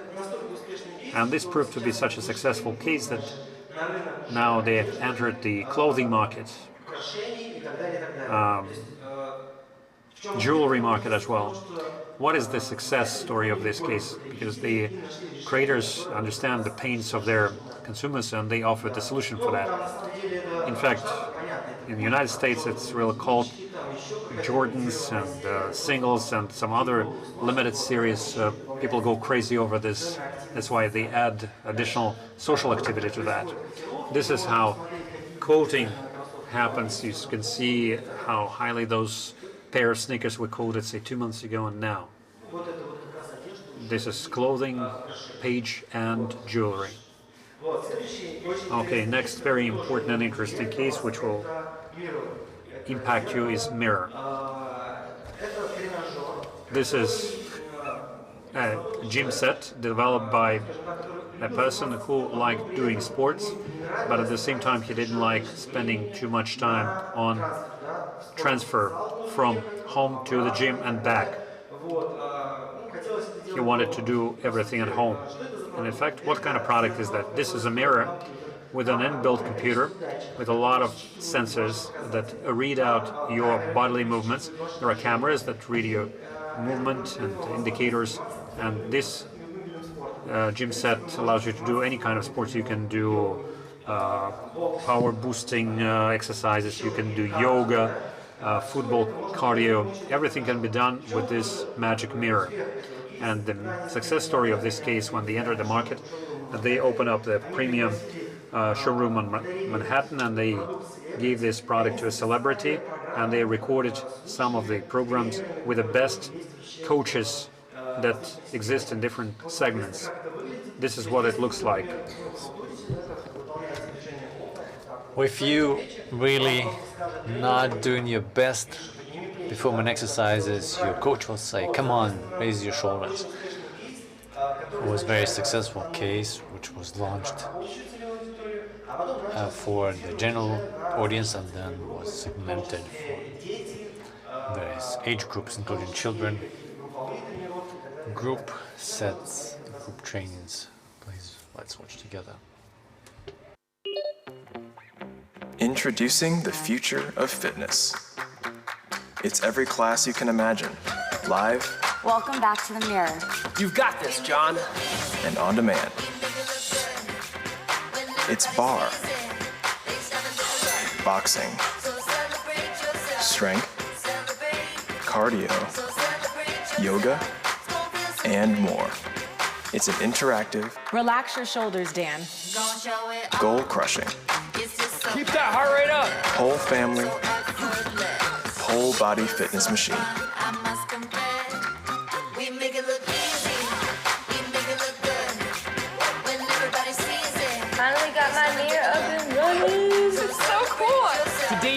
awesome job, and I hope you feel it. The future of fitness is at home. The mirror. Можно так оставить. Вот, в чем еще успех этого кейса? What is the success of this case about? We witnessing high dynamics. People not. I've been doing tennis, playing tennis for 3 years. And now people do various activities for 3 years and switch to new ones. Another point is that they create a special social network. Doing something good for your health is great, but if you don't post it, nobody will trust it. They're sharing the results and photos in the group, which became a catalyst. It is a trend for creation of communities. Possibly your brand will find it useful. Another interesting case called HelloFresh, a Chinese brand. Who knows that? Raise your hands. It's a product by Alibaba. A very cool product.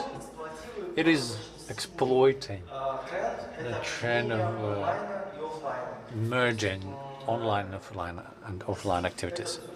After visiting the supermarket, you can not only buy something but also get food, and you drink beer with friends while you get your food cooked for you. History that will soon come to Russia and other countries. It's Jack Ma, founder of Alibaba. It's not every day that you see Jack Ma at the grocery store. That's because this isn't just any grocery store. This is Hema Supermarket, and it's Alibaba's entry into what the company calls new retail. I'm at a Hema supermarket in Shanghai. This was the first of what are now 13 locations in China, and it's been open for 18 months. For Alibaba, this is the best example yet of the merger of online and offline shopping. Hema uses technology and data to provide a seamless and more efficient shopping experience for consumers. For starters, everything at Hema is powered by mobile. You download the app, and then you use your phone to shop. For example, Hema is all about fresh foods from all over the world. But how would you know? Everything in the store has a barcode. You use the app to scan the code, and you get a ton of great information about the product. Hema will even make recommendations of similar products based on what you have in your hands. These are exactly the Washington cherries that I was looking for. This is perfect. One of the biggest attractions in Hema is its seafood section. That's because in China, there's a long tradition of handpicking the freshest seafood for consumption. And at Hema, that means you don't even have to wait until you get home to eat. You can have it cooked for you right here in the store, just like Jack Ma did. This is our first time coming here after work. The place is quite big, clean and bright. Да, ну, я думаю, понятно все, вот, потому что там еще... Well, I think there's lots of interesting content, but you got the idea. Who liked HelloFresh? Raise your hand. It happens that you enter the shop and see lots of fresh seafood, but you need to cook it yourself, but you get conditions helping you spend more time. The big companies like Google and Apple are fighting for your time, fighting for the time you spend with their gadgets. Do you know who's the biggest competitor to Netflix, the most powerful one? HBO, no. No. I'll tell you, this is sleep. They believe that sleep is their major competitor. So if we slept less, we would spend more time watching the Netflix. The only thing when you just fallen asleep, you turn it off. Next trend is the use of AI in branding. I wanted to share with you the case that I really liked. The AI, as was already mentioned by many speakers, is the present. In the next 3 to 5 years, they will totally change our world. Today, this is a finished case. White Rabbit Family. They have a lot of restaurants in Moscow. They have launched a brand called She. She is a project. It's a restaurant based on the AI. They created a brand image. They visualized it with this help. This girl. Please go back. Yes. They are integrating her into various communication channels. What's interesting, they are trying to promote the idea that the AI creates dishes that you could taste there. Not all of them, but some. As of today, it is really enticing. People want to try it, to taste it. Secondly, we see the uniqueness of brand, which attracts attention. Here, the AI is part of the brand, part of the visual image of the brand. Next is a very powerful instrument that I wanted to share with you. Not many of you know about it, very few marketeers use it, but it's still very effective. It's called ingredient branding. Who knows what it's about? This will be very relevant. There's a company called Tefal, and there's the thermosport brand. It's this tip showing the frying pan is hot enough. It opens a great possibility for you to stand out from your competition. You can say that our frying pan is the best because it's but Tefal just says we have thermospot. Tefal has lots of ingredients like that. Vanish is not just vanish, but it has the oxy-action technology. How do you prove that one of the products is better than the other? This one has active oxygen. V-Power from Shell is one of the technologies that says that we have a cutting-edge technology the best way. There's next slide. It was made for the Titan, major producer of industrial and agricultural tires. Flex control is something that is the mini brand. At some point, they add more or less rubber. For this flex technology, called flex control, proves that they're very successful. Nike and Adidas have very powerful cases. Now, majority of the packaging is branded with this message, not with the regular Nike stylistic stuff. So they're creating products branded like trash by promoting the relevant messages to the target audience. Next.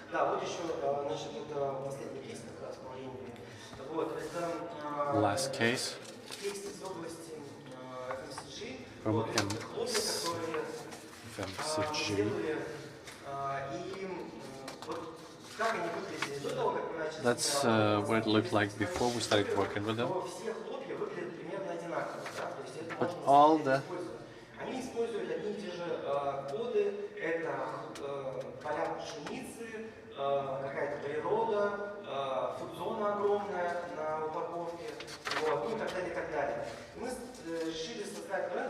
we decided to create a brand that would combine the traditional nature of this product and be more up to date. We decided to give up on the code, create a brand symbolized by Russian doll, famous around the world.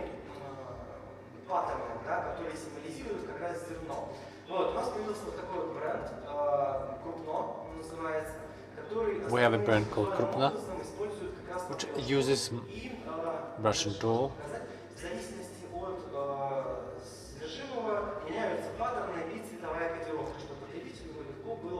Depending on the pattern, the colors change.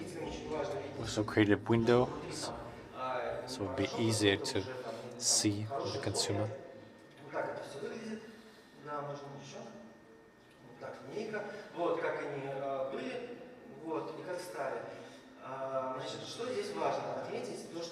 It's important to know that this is the result of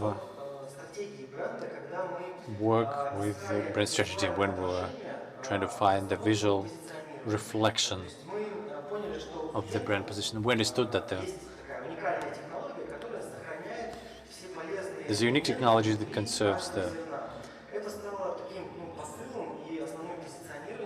elements, nutrients inside every grain. In this way we have this.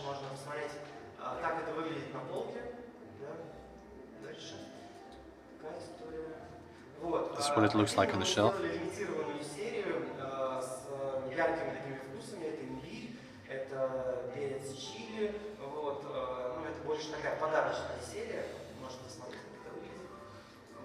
This is a present. It's called. It's interesting. This at the FMCG market, it's not used by many producers. We made a brand to be able to switch it to a corporate brand.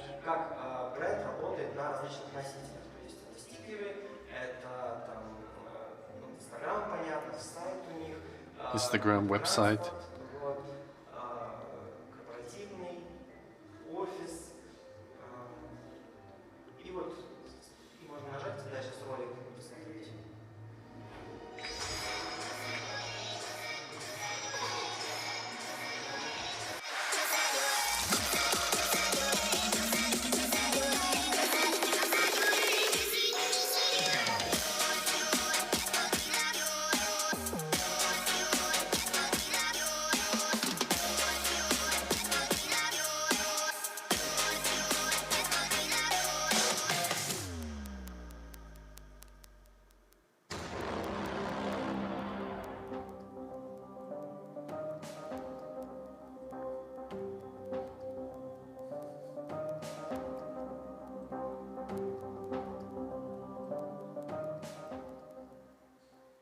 Так, и следующий слайд. Next slide, please. Well, that's all for me. If you have questions, feel free to. My first question: did you like the content? Did you find it useful? Please raise your hands if you found it useful. Ready to answer your questions.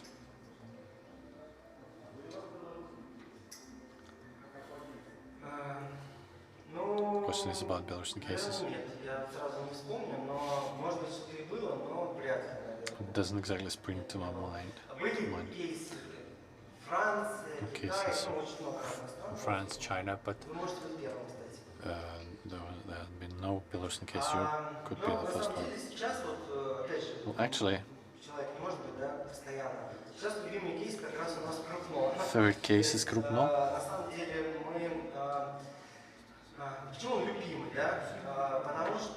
Why is it our favorite? Because it proved to be very highly effective, plus 80%, 18%.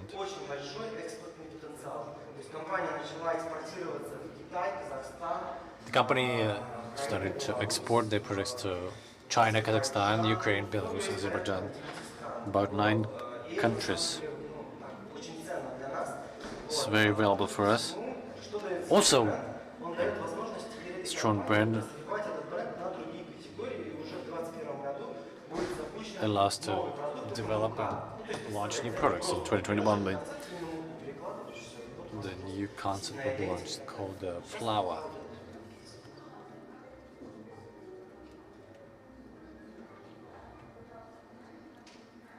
Unfortunately, I cannot hear the question.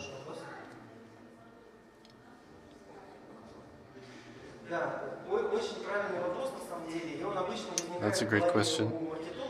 Usually, people who are responsible for financial figures asked it. Since 2014, the company has been planning the branding, but it's been constantly putting it off because it was afraid of getting lost in the shelf. They were constantly making small amendments and restyling.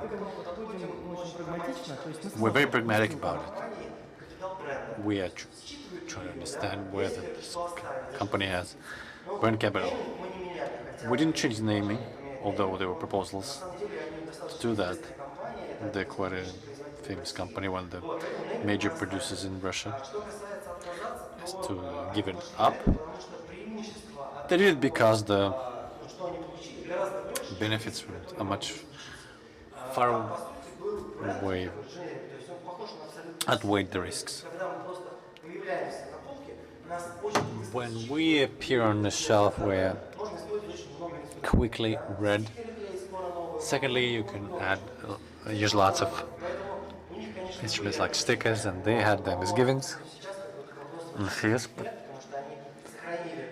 that now they've kept the old audience and gained a lot of new audience, including the expert potential.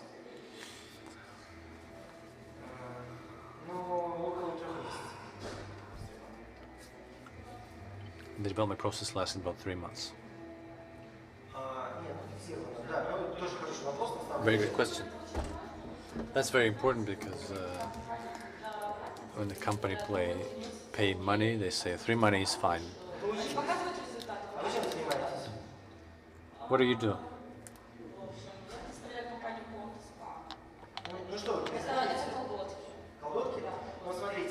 We produce pantyhose.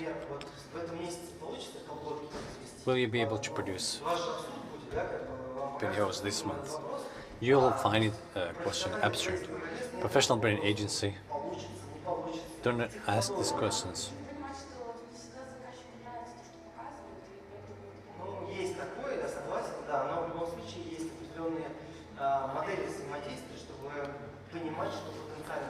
Very often there are cases, very interesting cases. Before us, the client browsed 7 cases. Then they said, we totally agree and trust you. We'll implement anything you do. Responsibility was great. We had the first deep interview. They found a connection with us and said, give us carte blanche. At the services market, there was chemistry, not by an impersonal product. Without a clear-cut connection, it's difficult to produce good stuff. Unfortunately, I don't remember, but when we presented, I remember what they and I said, this is bullseye. We usually prepare several concepts, but I remember that was something they approved immediately. More questions?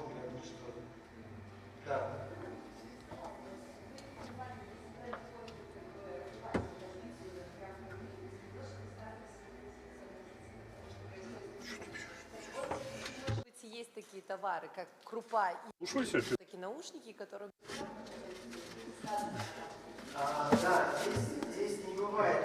There are no universal advice. There's no universal advice when you produce small amounts of bread and we say Black Lives Matter.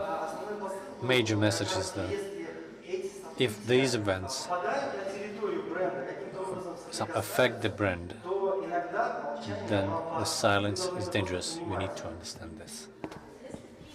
But if in principle, with those Sennheiser headsets, for instance, can brand live on for some time and then everybody gets tired of it and it dies out? Can you repeat the question, please? Maybe it's because of new brands are popping up and they developed very well. That's why old brands simply become tired and old and they die out. Yeah. Two main drivers are the design and the brand. They recognized Sennheisers that they were neglecting it, and brand they were not furthering. I think if you look at the Beats, it's like a machine. Sony is like outer space, and Apple. Now they started to actively develop the drivers which are relevant for their audience, and Sennheiser company kept focusing on the sound quality and saying that our headsets are the best. We won this and that award, but nobody's looking at that. People are looking at the design and the brand. That's how they select things.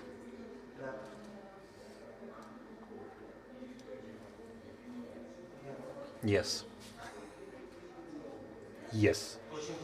Very easy. I can tell you it can be easily done. We work with both international companies and large Russian companies and small startups. And we see that everywhere. It's like regular, simple, ordinary people who can make mistakes, who can omit, ignore, skip something, and then this understanding comes to them when they've been looking for a long time that something's happening, like a negative trend, and whenever the time was lost, only then they realized why. Only by that their realization came. Maybe there somebody was mistaken, like the vice president of marketing, maybe because of some personal ambitions of the owner. Many factors can be applied there. So companies can make mistakes, people can make mistakes, it's normal. There are many cases like that, like Kodak simply lost the market totally. How could they fail to see that new digital wave? Well, Lego, who started to make, they wanted to do entertainment parks and then pajamas, but then they said back to cubes, back to Lego cubes, and otherwise they could have lost their whole business. It's okay that people make mistakes. There is another question. Timing-wise, I see I have 2 minutes left. Yes, please. Hello, my name is Alena from Servolux Company Group. Tell me, please, Krupno brand, or rather rebranding of Krupno Group, is this the result of the high quality and well thought through terms of reference, or is it an opportunity for the agency to show their creative side? How was this stage done? Okay, I can tell you there are different clients on the market and different companies, which is quite okay. There are places where we get ideally developed brief with the insights and everything. Sometimes the company, of course I'm not going to name the company, but their expectations are like their specialists cannot even fill in the brief for you. So it's also okay for us, and in the agency we can quickly decode these things. We tell them, let us fill it in together, because we're going to throw the brief and the person opens it up and they see 10 pages long and they get scared and fold it up and forget about it. There is shortened versions like 3 pages, of course. As for Krupno Group, they don't have specialists who could have filled in those briefs on high quality. Only now they hire a marketing director. Before that, the owner played a main role. That's why we filled in the brief together, and perhaps they looked at it, how we move along them with the brief. They said, okay, you know this thing better, you do it. So you shouldn't be modest or afraid of this. You need to communicate, and together with the agency, look how to better build your work. Okay, that's it. I ran out of time. Hopefully the organizer will thank me if I do it on time. Okay, thank you. Okay. I didn't tell you let me continue, right? I waited until the very end. We still have some efforts left in us for the final speaker. And after that, we'll gather for that renowned 40. Попроверяем.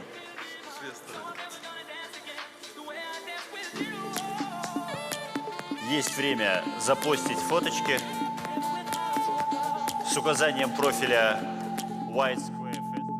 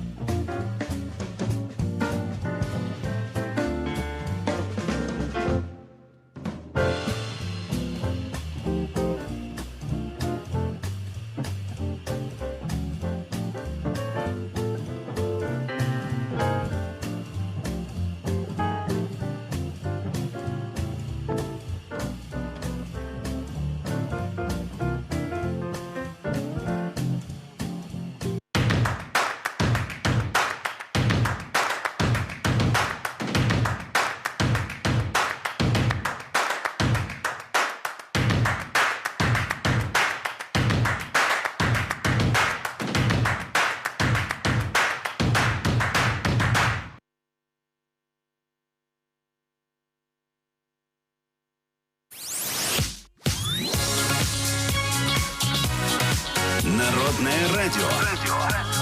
Отличные песни. Народное радио.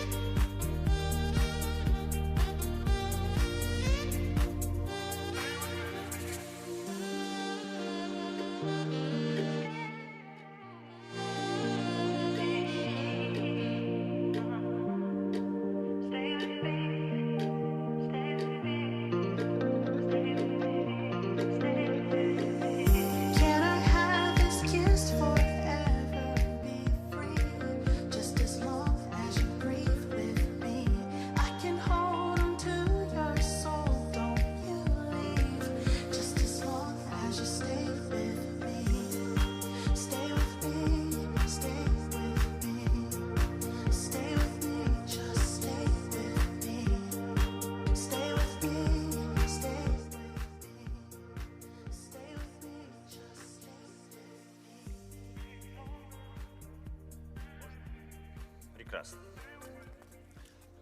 Дамы и господа, на сцене белого квадрата у вас онлайн член жюри Digital 2021 Chief Creative Officer Possible Group Moscow Влад Ситников. Тема бренд-форманс в деле. Now we are going to speak about brand performance in action. Topic is brand performance is in brand vision from the point of client and agency. Let's give it up to Vlad Sitnikov.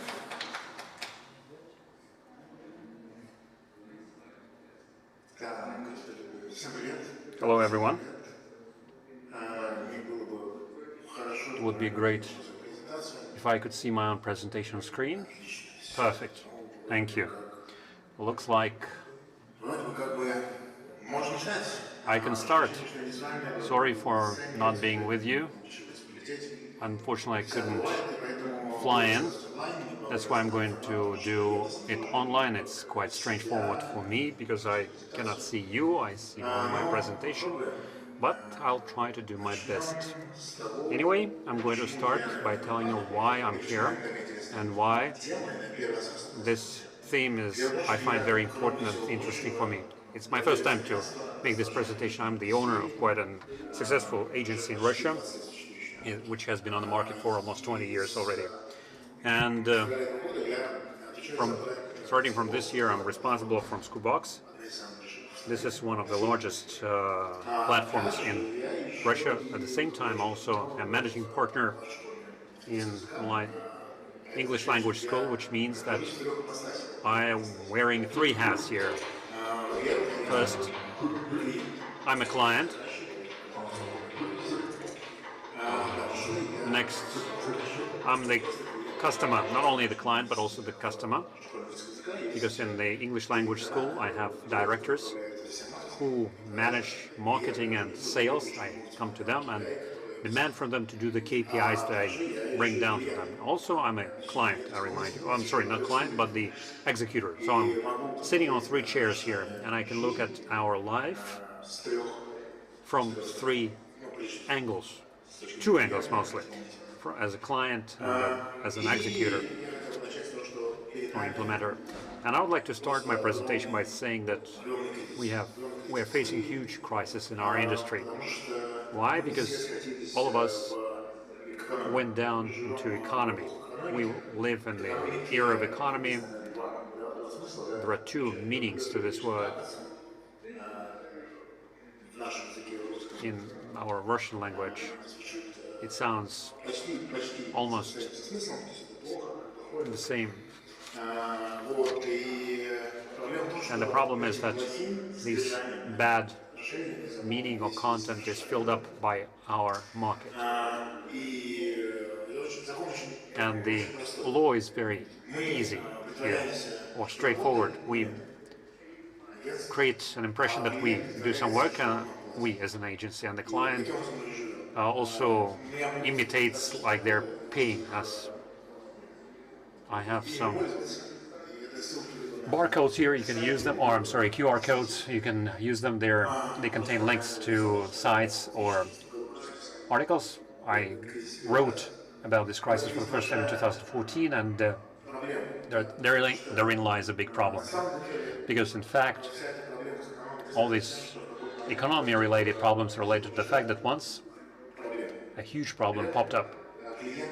When the client stopped paying for the tenders, the client devalued the work of the creative team, the work of agencies on creation of the creative work. And as long as this is indeed a real business task for any client, a tender is cost, and advertisement spells costs, of course, and at a certain moment in time we stopped getting money for ideas, and we start to make airs, put on airs that we bear something interesting. We started to outsource freelancers, we started to cut down our costs at the moment of tendering to win it, because any tender, in most of the cases, is a choice not between not based on the brief or a particular task in terms of preference. That's what's happening on the side of the client, but rather a process. When people show an imitation that they're working, and then they make their choice based on whether I like it or not. Once they almost selected an agency where there was open air during the meeting, and they've never seen other agencies meetings, and they had to put a stop to this tender and relaunch it from scratch, because it made no sense. It's complete lawlessness. Clients must pay for tenders. Clients must realize that nobody's going to bring you good quality idea if you do not pay for this. If an agency initially thinks that this work is going to be shelved, that the chances of winning is minimal, that the client is going to choose you not because of some criteria, but because they like it or not like it. And to some reason unknown, clients do not realize that a man-hour includes a lot of costs, including agency costs. This is not simply doing something overnight before the tender presentation. 4 people get together in a restaurant and put together a few slides. Sometimes it happens. That's why we're talking about the crisis in the economy. There are some agencies who do just that, but the top rating agencies or big agencies don't do this. They do a lot of prep work, and it's a huge process. And aside from seeing the results in form of slides which show to you the presentation, that includes also paying for the training and lawyers and managing director and the wage for the managing director. And they never come to the meeting sometimes. Sometimes it happens when the managing director is at the same time an account manager and creative director, but it's a rare case. Mostly they never attend those meetings. You never say that this is the managing director pay this for the service, or the PCs, furniture, and the cabs. Okay, forget cabs like a metro, bus. Such things must be paid for or compensated because it's a cost. And when we say that it's not the last night, but it's a certain period of time that is used by people and companies to prepare a brief or presentation. And more likely it's done at home, as a home assignment, looking into the brief, into its specificities. It's media strategists who are doing a lot of work. It's the work of the creative team in a number of iterations, because a creative director will always weed out the bad ideas which do not fit the brief, which do not fit the client, will make their creative team to work more or even overnight, overtime to prepare a good idea. It's a huge, long process, and it must be properly compensated. Otherwise, it would be quite strange that you get good quality proposal free of charge. It's like getting free of charge, I know there can be free of charge concerts, but for instance, bread. You never get a bread free of charge because you want to taste it first, and then select bakery for the whole life that you can use, or it's unlikely that you get a free of charge services of a coach, for instance, because you want to see what the coach looks like and see which one appeals to you the most. No, you have to pay for the service because you're being serviced. That's why, for instance, in Russia, we united with other guys, about a total of 100 agencies got together. We created a closed club of creative directors. In fact, there are less number of creative directors, more like corporate owners. And we even made a joke about the market. On April 1st, 3 years ago, we launched a project called the First Creative.rf. We created a bank for our clients who do not want to pay for tenders. For the first time I heard this word when I was 15. It was a shock for me. I was suffering. I was in pain. I was looking for money. Earlier I had to use my apartment as a collateral. Earlier Vitaly Bykov had to use his apartment for collateral to pay me wages. This year is coming to an end. Each tender is a pain for us. It's good that we united and found a way out of this dramatic situation. it is a way out for all our pains and suffering. It's great that we found a mutually good solution. We used all our efforts and resources to create the first creative bank. So it was like a teaser for us. You don't have time, you don't have money to pay your people, and then come to us. We created a site where we show the specificity of the problem. We create a lot of noise on the market with that, because if you don't have money to pay for the tender, and you keep telling us that we don't have money for the tender, you want to select things, we are cutting corners, okay.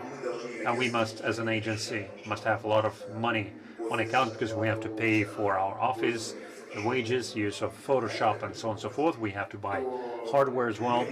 We pulled our money together and give an opportunity to our clients to take this money as a loan from us.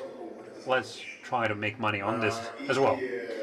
And as you can see, the agency is quite known in our market, who have started this bank, and we even have some kind of services for our clients. Insurance of the life of the customer, manager or brand manager, from fair or full loss of consciousness, and possibility to buy travel or trip or tour for our brand manager using the loan. And then it started as a joke, but a joke for good managers in the past few years of the work of our club, because we're discussing virtually everything which is happening in the club. We're discussing not only tenders, but also life with clients, and of course our clients, the life on the Russian market of advertisement has changed drastically. The clients started to agree more often to pay for the tender, and we see less of the cases when they behave ugly, when they manipulate us agencies, because the information is always open. Here you can use this QR code with a link to our joint project. At the same time, the club includes not only Russian agencies, the club has also Ukrainian agencies. And welcome to the club. As I say, we can write to me. You need to sign an agreement. We have a gentleman's agreement where you commit to comply with certain provisions to improve the market. And after that, you're free to work with us and see our life. We get together constantly in offline or online, sometimes online, but mostly offline. Or we put all our phones aside and communicate with each other, exchange information about our agency life, our client life, without any secrets, quite openly, sincerely, off the record. Now we're going to have next meeting on June 15th. Maybe it will be enough time for you to join us. Number two, economy. We create imitation that we create good work, and the client creates imitation that they pay us. Next is the growth of real aggression and non-professionalism on the market of our services. I have collected some of the specificities of our work, and here we can see some trashy statements like, I wanted to talk to you in my mind but forgot to write to you, and then something, you're being punished for not doing something on time, or such comments, I don't see the creative, and the image is not tasty enough, not sexy, great idea, okay, bye, and trashy things like that. It puts a lot of pressure on my eyes and brain, where it seems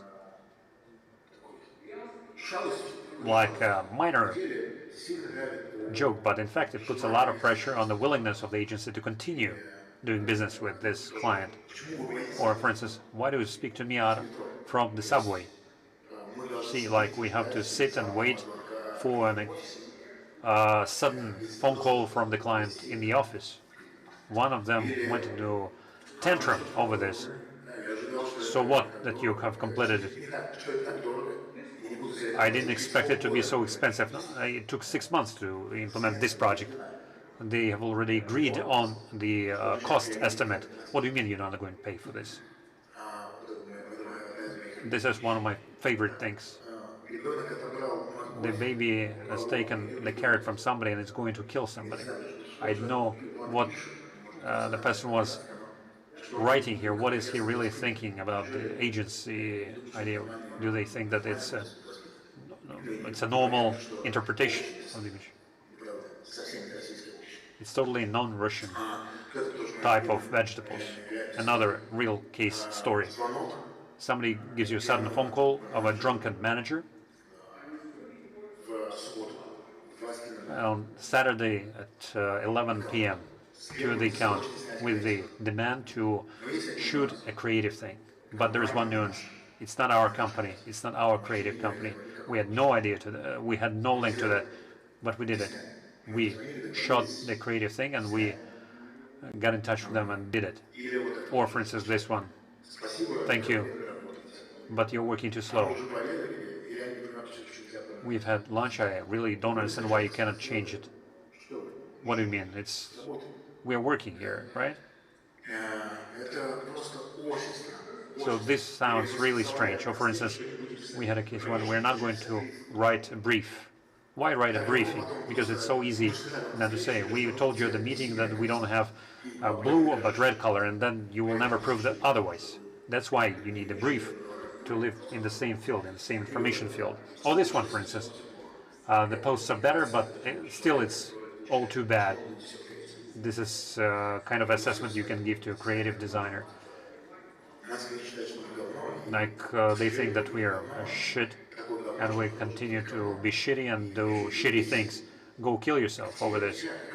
What kind of idea is born in their heads? And this everybody's favorite. Or for instance, this one. Beautiful image. But you can always find a way out of this. Looks like everything is beautiful there. And I suddenly fell on the answer. There's always a best agency in the world, shitcreative.rf, satisfy all the needs. You recognize that as long as 90% of advertisement is shit, we're going to do shitty things. You see it is channeled through Telegram. You can always shout at the agency because they're shitty. The casting from the people of the client, there are some things like they do focus groups there. They're great guys. Agencies there, you can always go to them. They do free of charge things. Конечно, для таких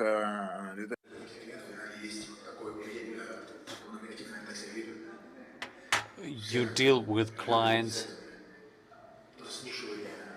this way.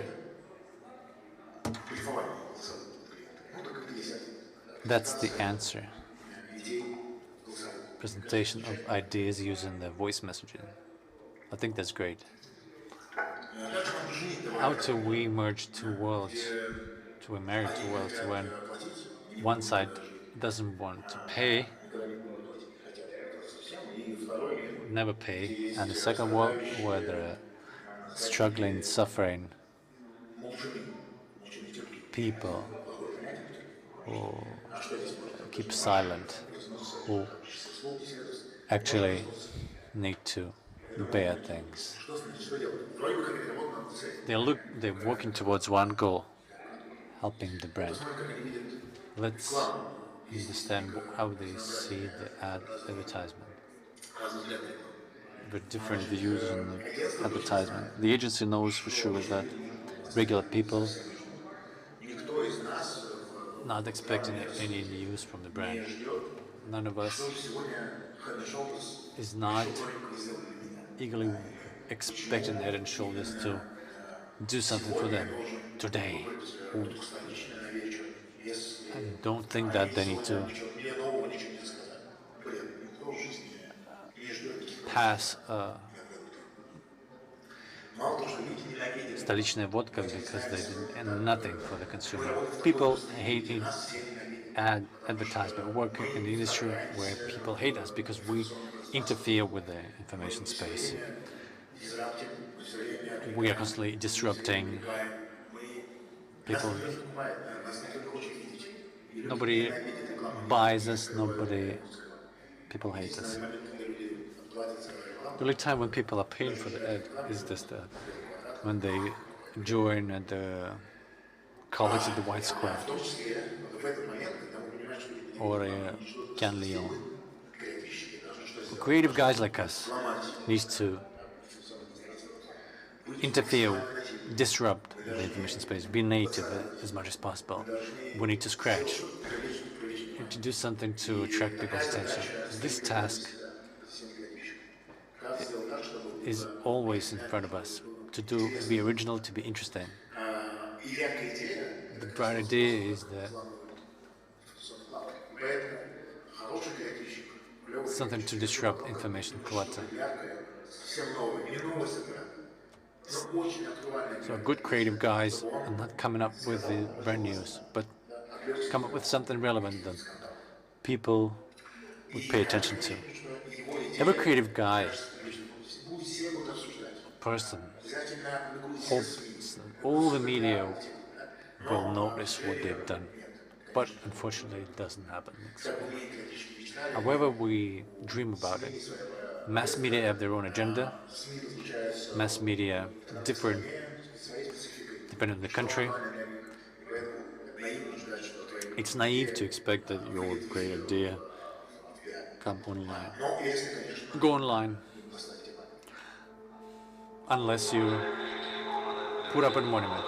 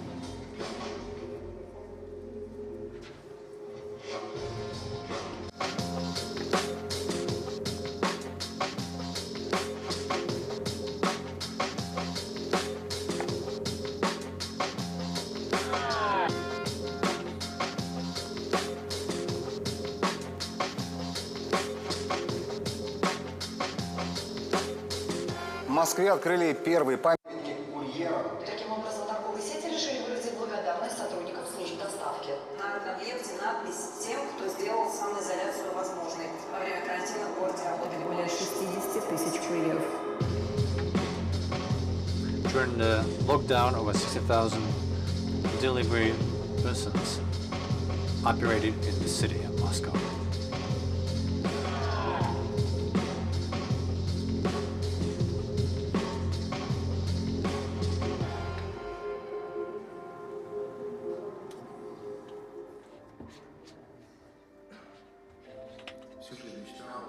I dreamed of all my life to be on the front page of the New York Times. It happened within one day. It's still the only monument to the delivery guys in the world. So how the client sees the ad. First, it's the goal setting. If a creative guy comes up with an idea how to explode, doesn't care about the achievements and the figures.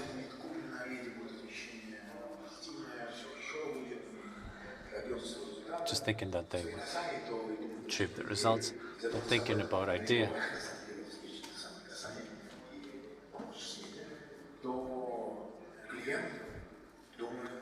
But what the client is thinking how to get the message across. We have two schools, Philip Kotler, with mostly foremost spoke about the position that brands need to be different and find a unique niche, work with a unique audience, or to get it to the top of mind, so that people would remember us when they search for similar product. By the purity of our messaging and the brand attributes that we put in our brand. For a while, it was like that, but then the Barn Sharp came. How brands grow is the book for every brand manager. Change the situation, change the messaging based on social research in different countries, in different markets.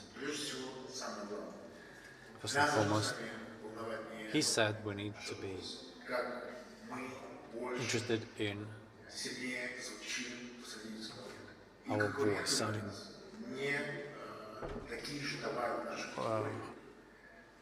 better than our competition.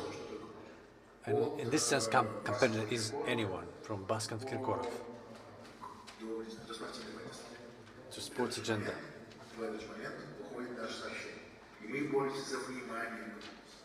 We're fighting for the attention of the consumer because we need to stand out in this information field.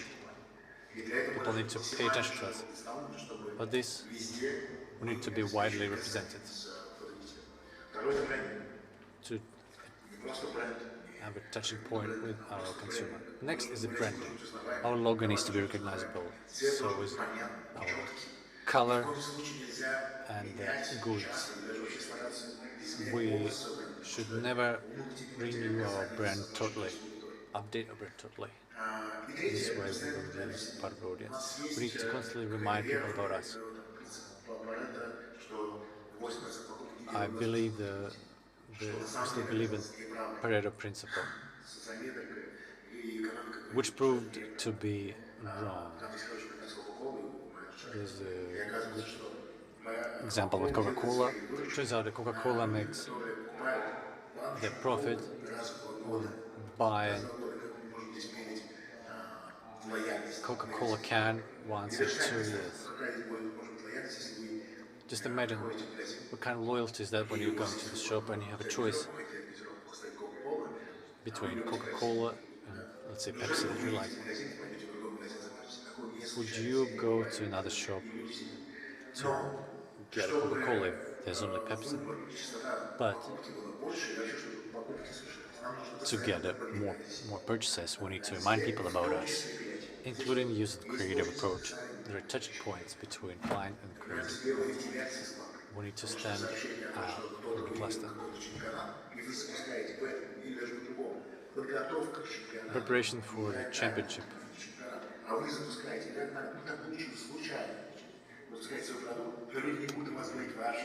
If you're launching a product during the championship launch, people will not remember about you. You need to stand out creatively. We need to get the message across. Tell the people about the situation when our content is super cool, cheapest, almost free, like Telegram or Contact or YouTube. You can find a lot of things almost for free.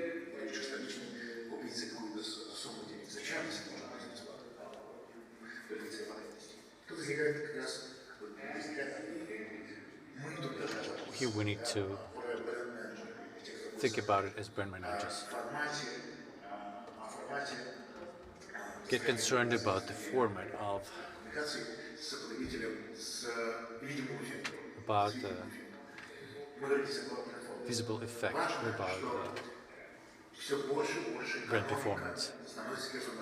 More and more economy become performative because we're all staying online, we're constantly using it, online services, and the most powerful, tough touch point is online.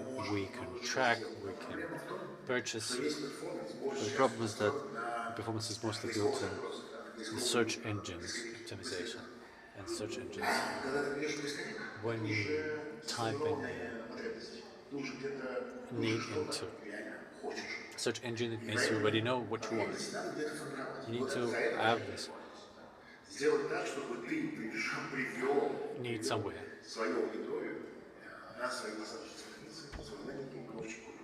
You want your audience to come to Lemmings, your landing page, Let's talk about this. We have brand performance when we see a cool case, super launch, a market boom, people buy product and you're thinking how to repeat it. Especially when you have a lack of means.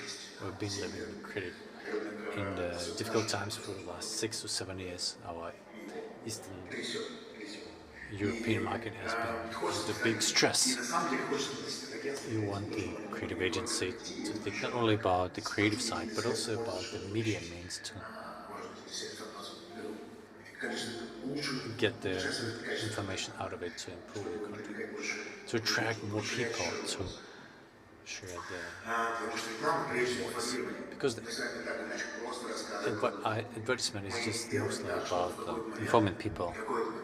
We want people to have a preference at some point in the future, because we're trying to catch the attention of the audience, the person when they are not interested in us. We want to tell them about our products so that when this person comes to the product, they will make preference, make a choice in our favor. And preference is the movement towards trust, because when a person sees advertisement and advertisement and a similar product on the shelf, there's trust, because they didn't. We feel it without subconscious. Then comes a trial, and then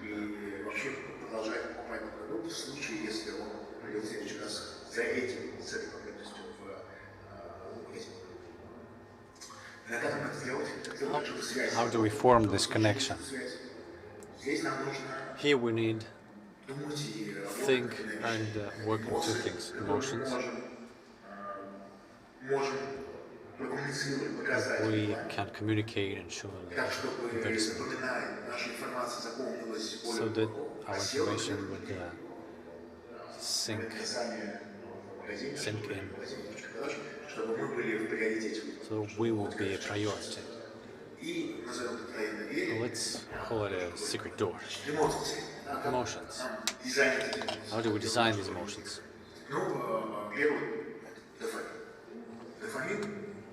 Dopamine is probably the most major ways of creating positive emotions, and of course the social networks. It's the information transfer, PR, information exchange between people. We know that trust to the product and desire to choose this or that product, when this information about the product is communicated between people and friends, which means that we need to be as close as possible in this communication. We must always think how our creative side is connected to the media. Second, oxytocin.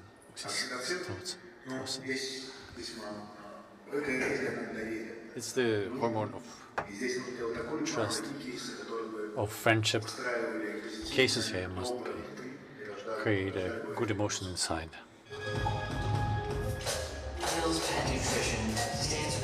Relationship between the pet and their pet parent.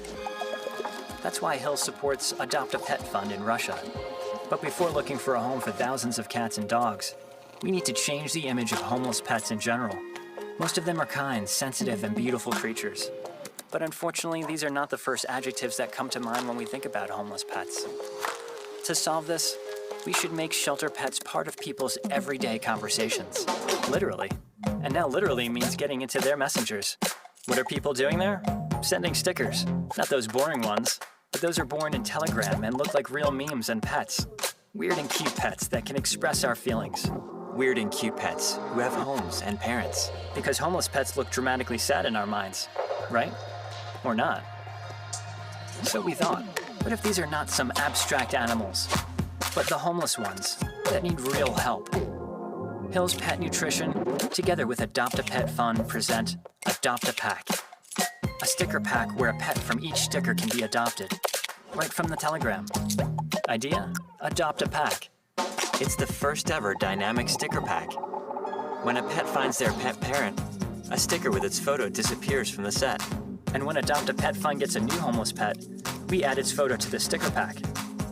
To learn more about an animal, you can send its sticker to our bot at Adopt a Pack Bot and get photos, its profile, advice on the right nutrition from Hills, and finally all the details to take it home.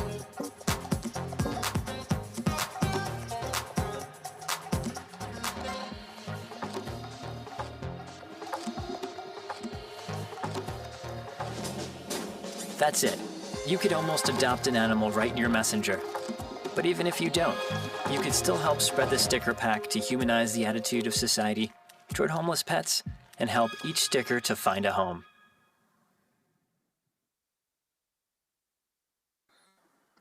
И последний гормон – это…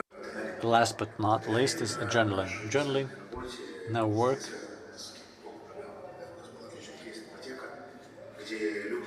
We had a fantastic case called loans, when people were running in order to, like marathons, not to bring down the payments on their mortgage. These are secret doors that are used by us. My third example is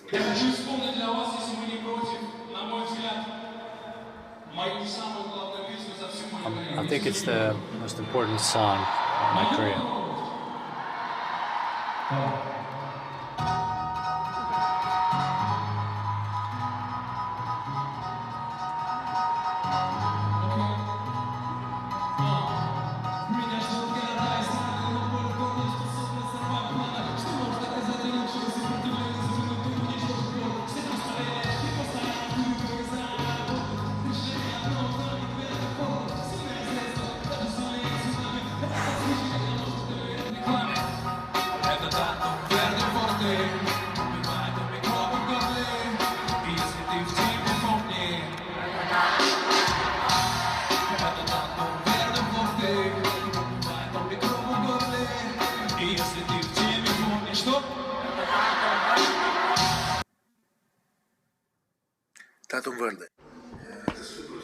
Tatum Verde. This is a super successful company in Russia. Timothy was the headliner there, and he sang the song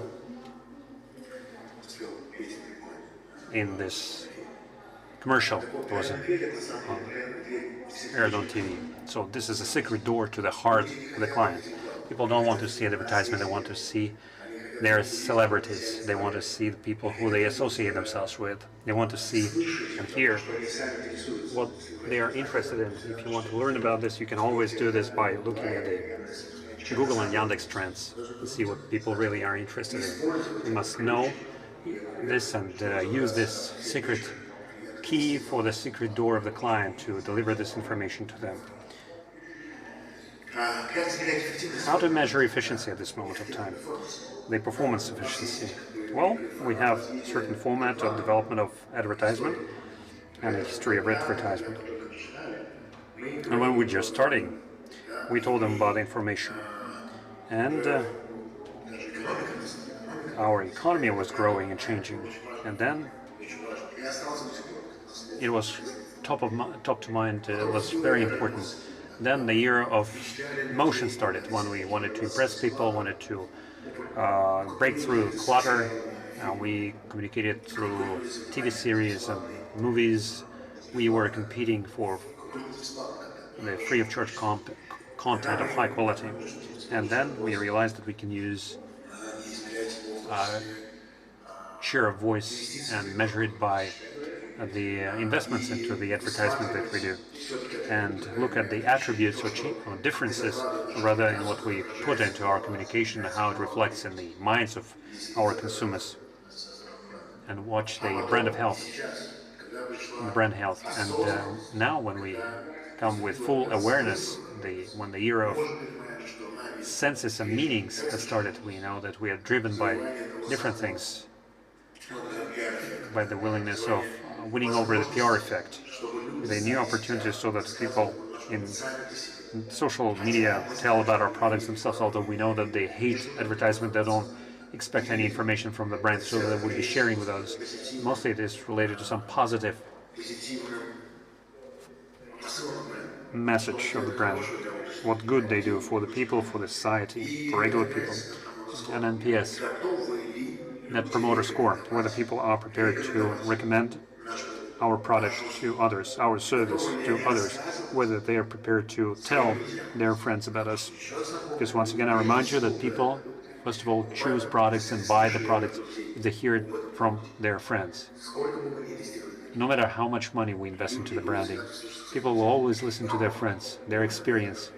That's why blogger advertisements are so popular. What kind of interaction principles do we have between agency and the client to overcome this economy, to overcome the situation when all of us manufacture bad products? First is to clearly distinguish with the hunch feeling and numbers. People are not what kind of image about people we have in our heads as creative people, no matter how you associate yourself with other people and think that it will work for sure. Numbers, first of all, first and foremost, collect information about the consumers. Simply look at it. Any social thing that you do, sociologists first exclude all sociologists from all the panels and the advertisers, because advertisers know how to cheat people. We deceive ourselves. We also get embroiled in the myths that we create. That's why we're excluded.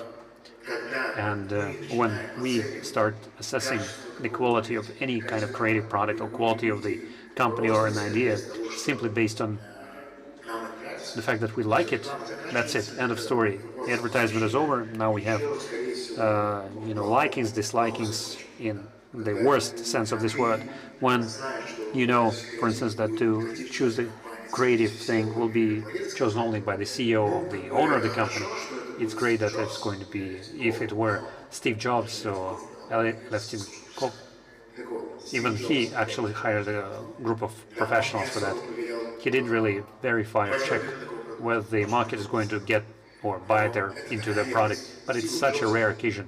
Steve Jobs are non-existent. They're extinct now. We don't know our people. And the easiest and most accessible thing is Workstat. Go to Workstat of the Index or Trends of Google and check your ideas, hunch feelings, and your insights. Just see and read what people are thinking about you, because people come to the search engine with a formulated need, a problem, which most likely is very much different from yours. I have an example here. To start earning more, we're thinking in a skill box that people come to make more money. This is most important and a driving force, driving people forward to buy some new education. But if we look next to it, not always, not so. Very few search requests we have about earn more.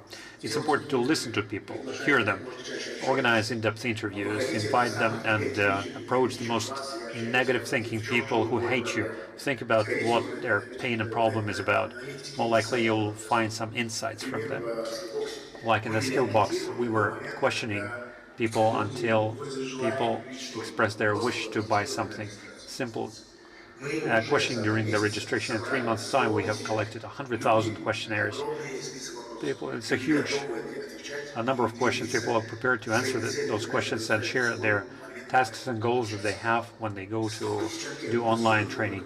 100,000 questionnaires. That's super selection, super sampling. People come to our service that don't want what they don't know what they want, but they start filling in the huge questionnaire about the education, but they still don't know what they want to get out of it.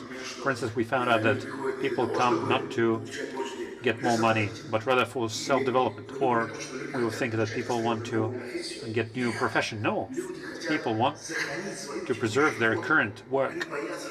They are afraid that if they don't develop themselves, they will be fired. They will get older. Another super pie chart. We learned that 70% or more than that of people who have a university degree or incomplete university education, or who got a, what do you call it, BA or a master's degree or a vocational school. These people come for a new profession. See how many people, after getting a degree, it turns out that's a huge problem in our education system. They have a degree, they fail to find a job, or the job that is offered to them, they don't like it, and they want to get a new profession, and they must get something. This is a huge crisis. So many insights you can get out of it. You need to verify your hypothesis all the time. You believe, you even test something, you see how people react to something, but you shouldn't go ahead and apply it to the whole country. Try it, pilot it in one small town, analyze the reaction, and after that you should deploy. And don't deploy everywhere at once. For instance, if you haven't discovered a new product, totally new market, and you have money to really spend, so much so you're everywhere, so that it will be like Procter & Gamble, 50 messages per month, so people really remember your message. And this moment of time, you can really deploy it throughout the whole country, for instance. Remember that people hate advertisement. People don't want to see the commercials. We need always to invent something new for them.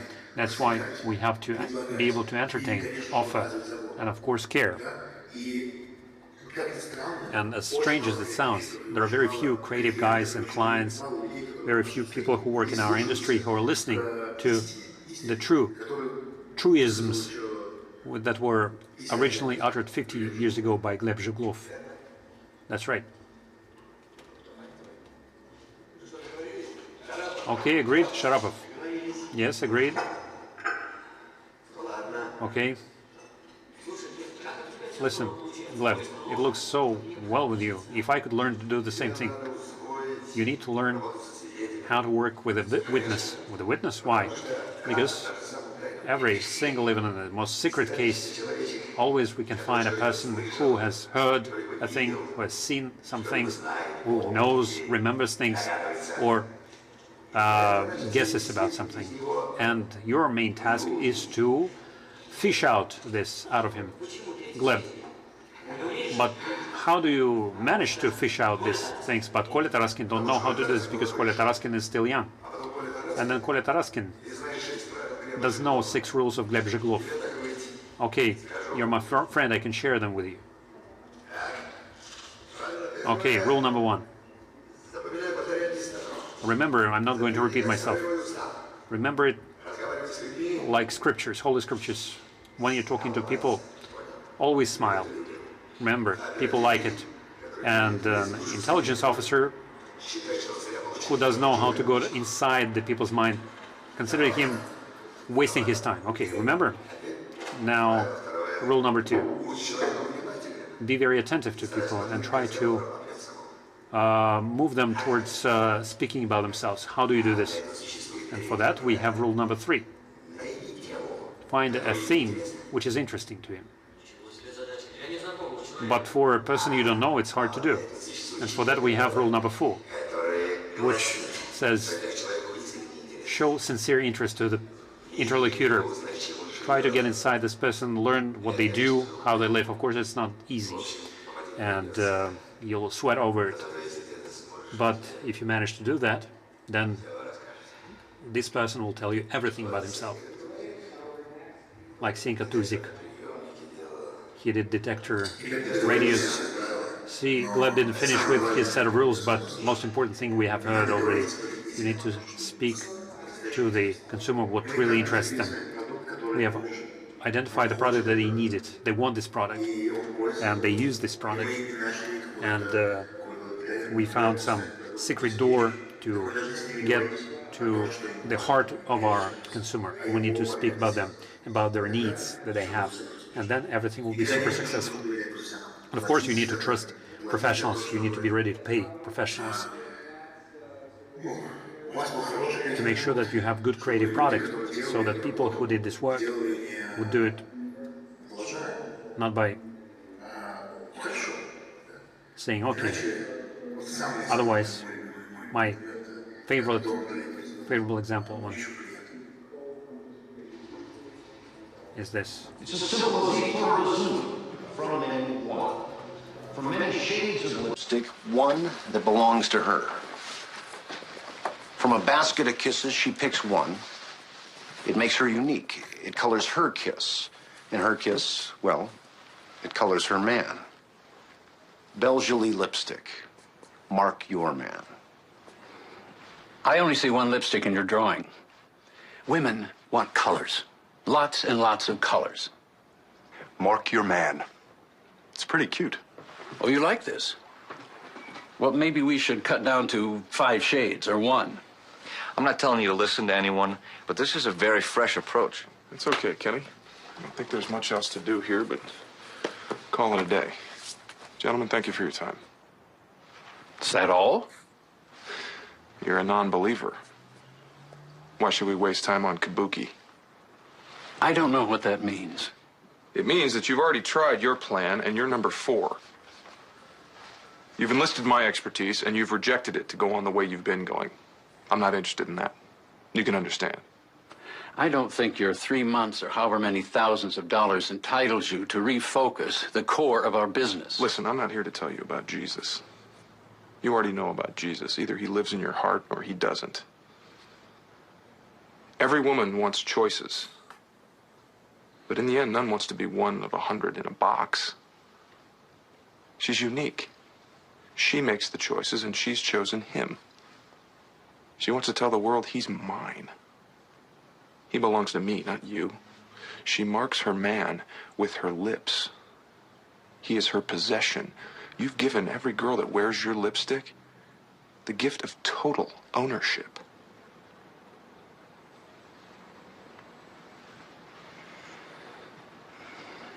Sit down. No. Нужно очень любить свою работу, и всем агентствам рекомендую.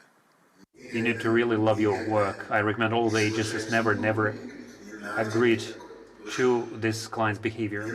You don't like it? Okay, stand up and leave. You've done your work. And of course, read a client's public. You never do things which are written there. Simply take the client's public and never behave yourselves like that. Many stories from client's public are real stories. Brand performance in skill box. Starting from in 2021, we had a situation where we started to see stagnation in the celebrity function. We see that we do not grow in us being recognized or in recognition, not only us but all other companies as well, or investors, and we have realized that in fact we have reached, like all the new things which appear on the market, after some stages. First stage, you're an innovator. Next stage, you become a majority. And like everybody else, we have realized that through all our online communication means of performance, we have reached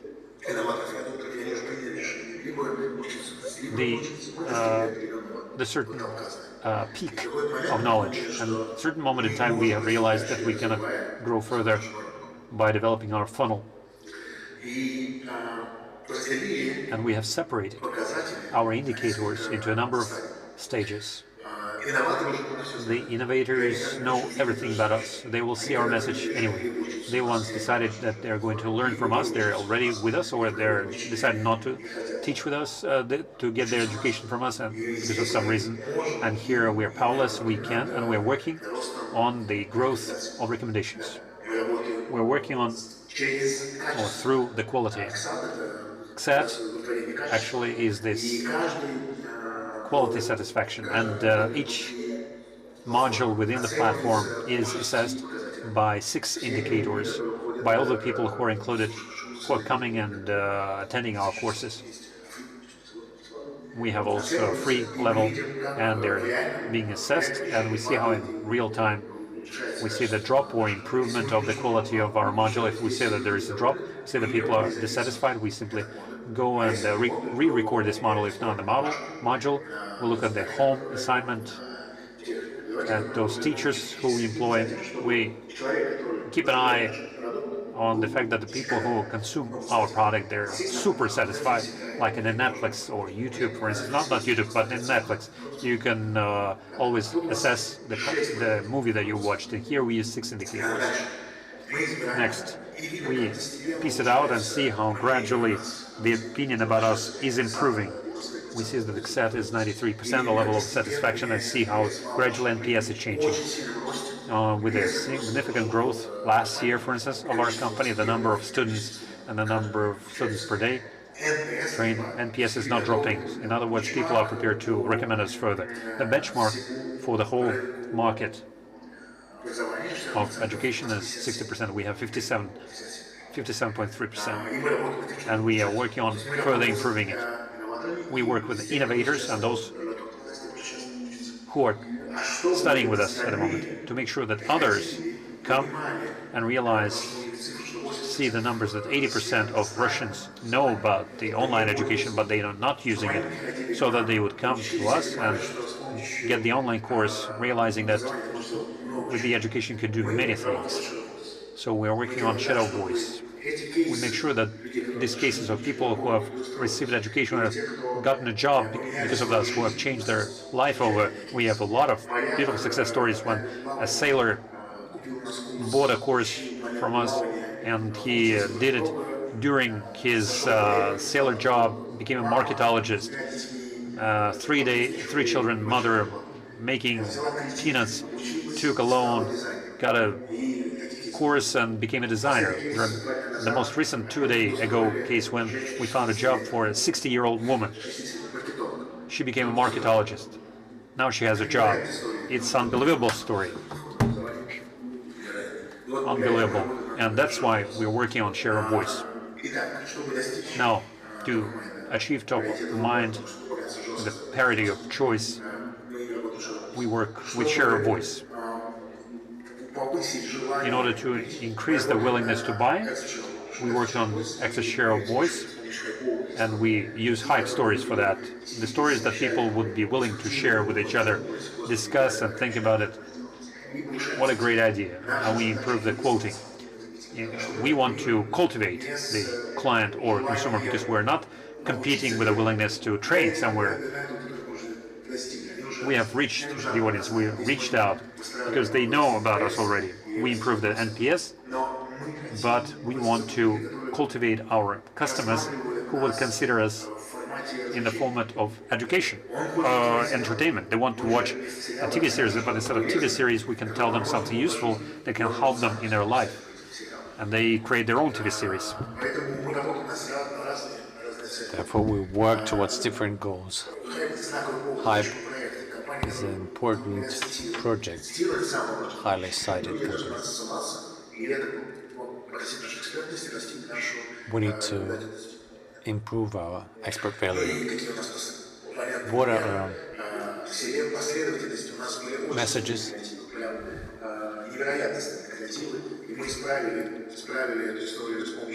We improved this story with a special position. It's called the person who is following over 3,000 banners so that there will be no lewd content.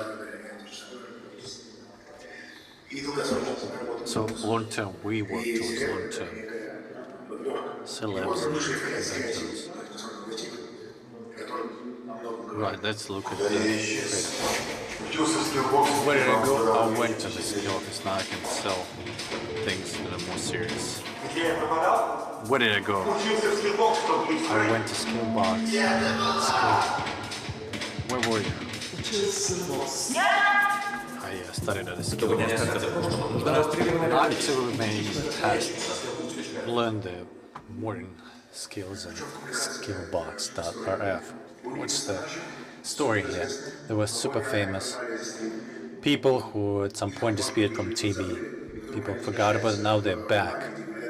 In the ads, saying that they were at the platform learning new skills, new professions. Each of them showed what they achieved, who they became.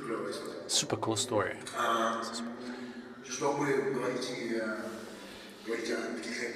To mention the hype stories, we thought that education changes people, changes approaches to people's lives. About 60 or 70 people, thousands of people who leave prison go back to prison later. That's awful statistics. It can be anyone under any nickname. If you like to draw the client only interested in your PayPal account. Nobody is interested in your past. If you make a good product, we're only interested in the quality. In the autumn, we launching a new project with grants, stipends, an attempt to integrate people back with some limitations, of course, but people who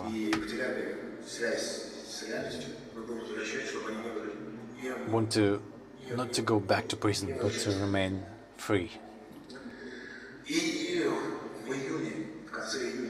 At the end of June, we launched a new campaign, a very cool one. Hopefully, will be lots of time. We'll bind the last slides and all the presentations, because the last slide is usually the thank you words. It's useless, but it's shown everywhere.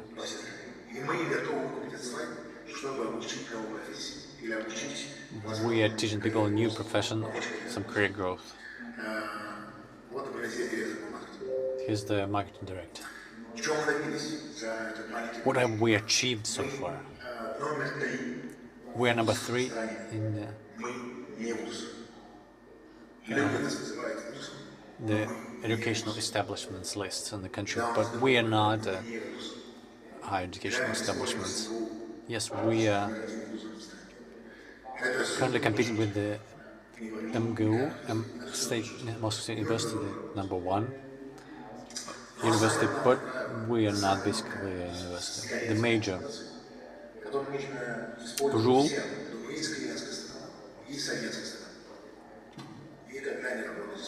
never work with assholes. Do not let assholes inside your life. Protect yourself. Money is something that you use to measure your level, energy level. You will, if you working hard, you will earn that money, but not with assholes. With assholes, you will damage your life. Never work with assholes. Last slide, of course. Join us. Come study with us. Thank you very much.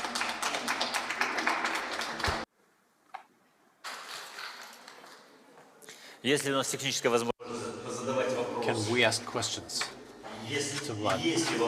Are there any questions? The questions might as well appear after such an open presentation. No questions. Fine. Let's thank Vlad. Thank you very much, Vlad, for the very sincere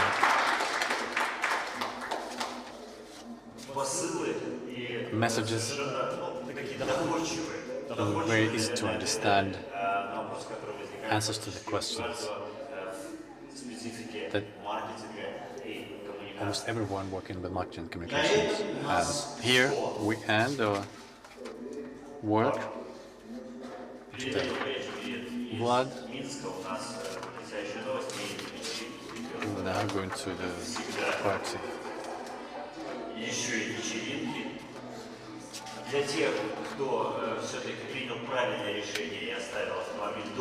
For those of you that made a good decision and left your car at home, 8:30, going to Maroon. Где, собственно, и пройдет наша первая вечеринка, вечеринка открытия. Yeah.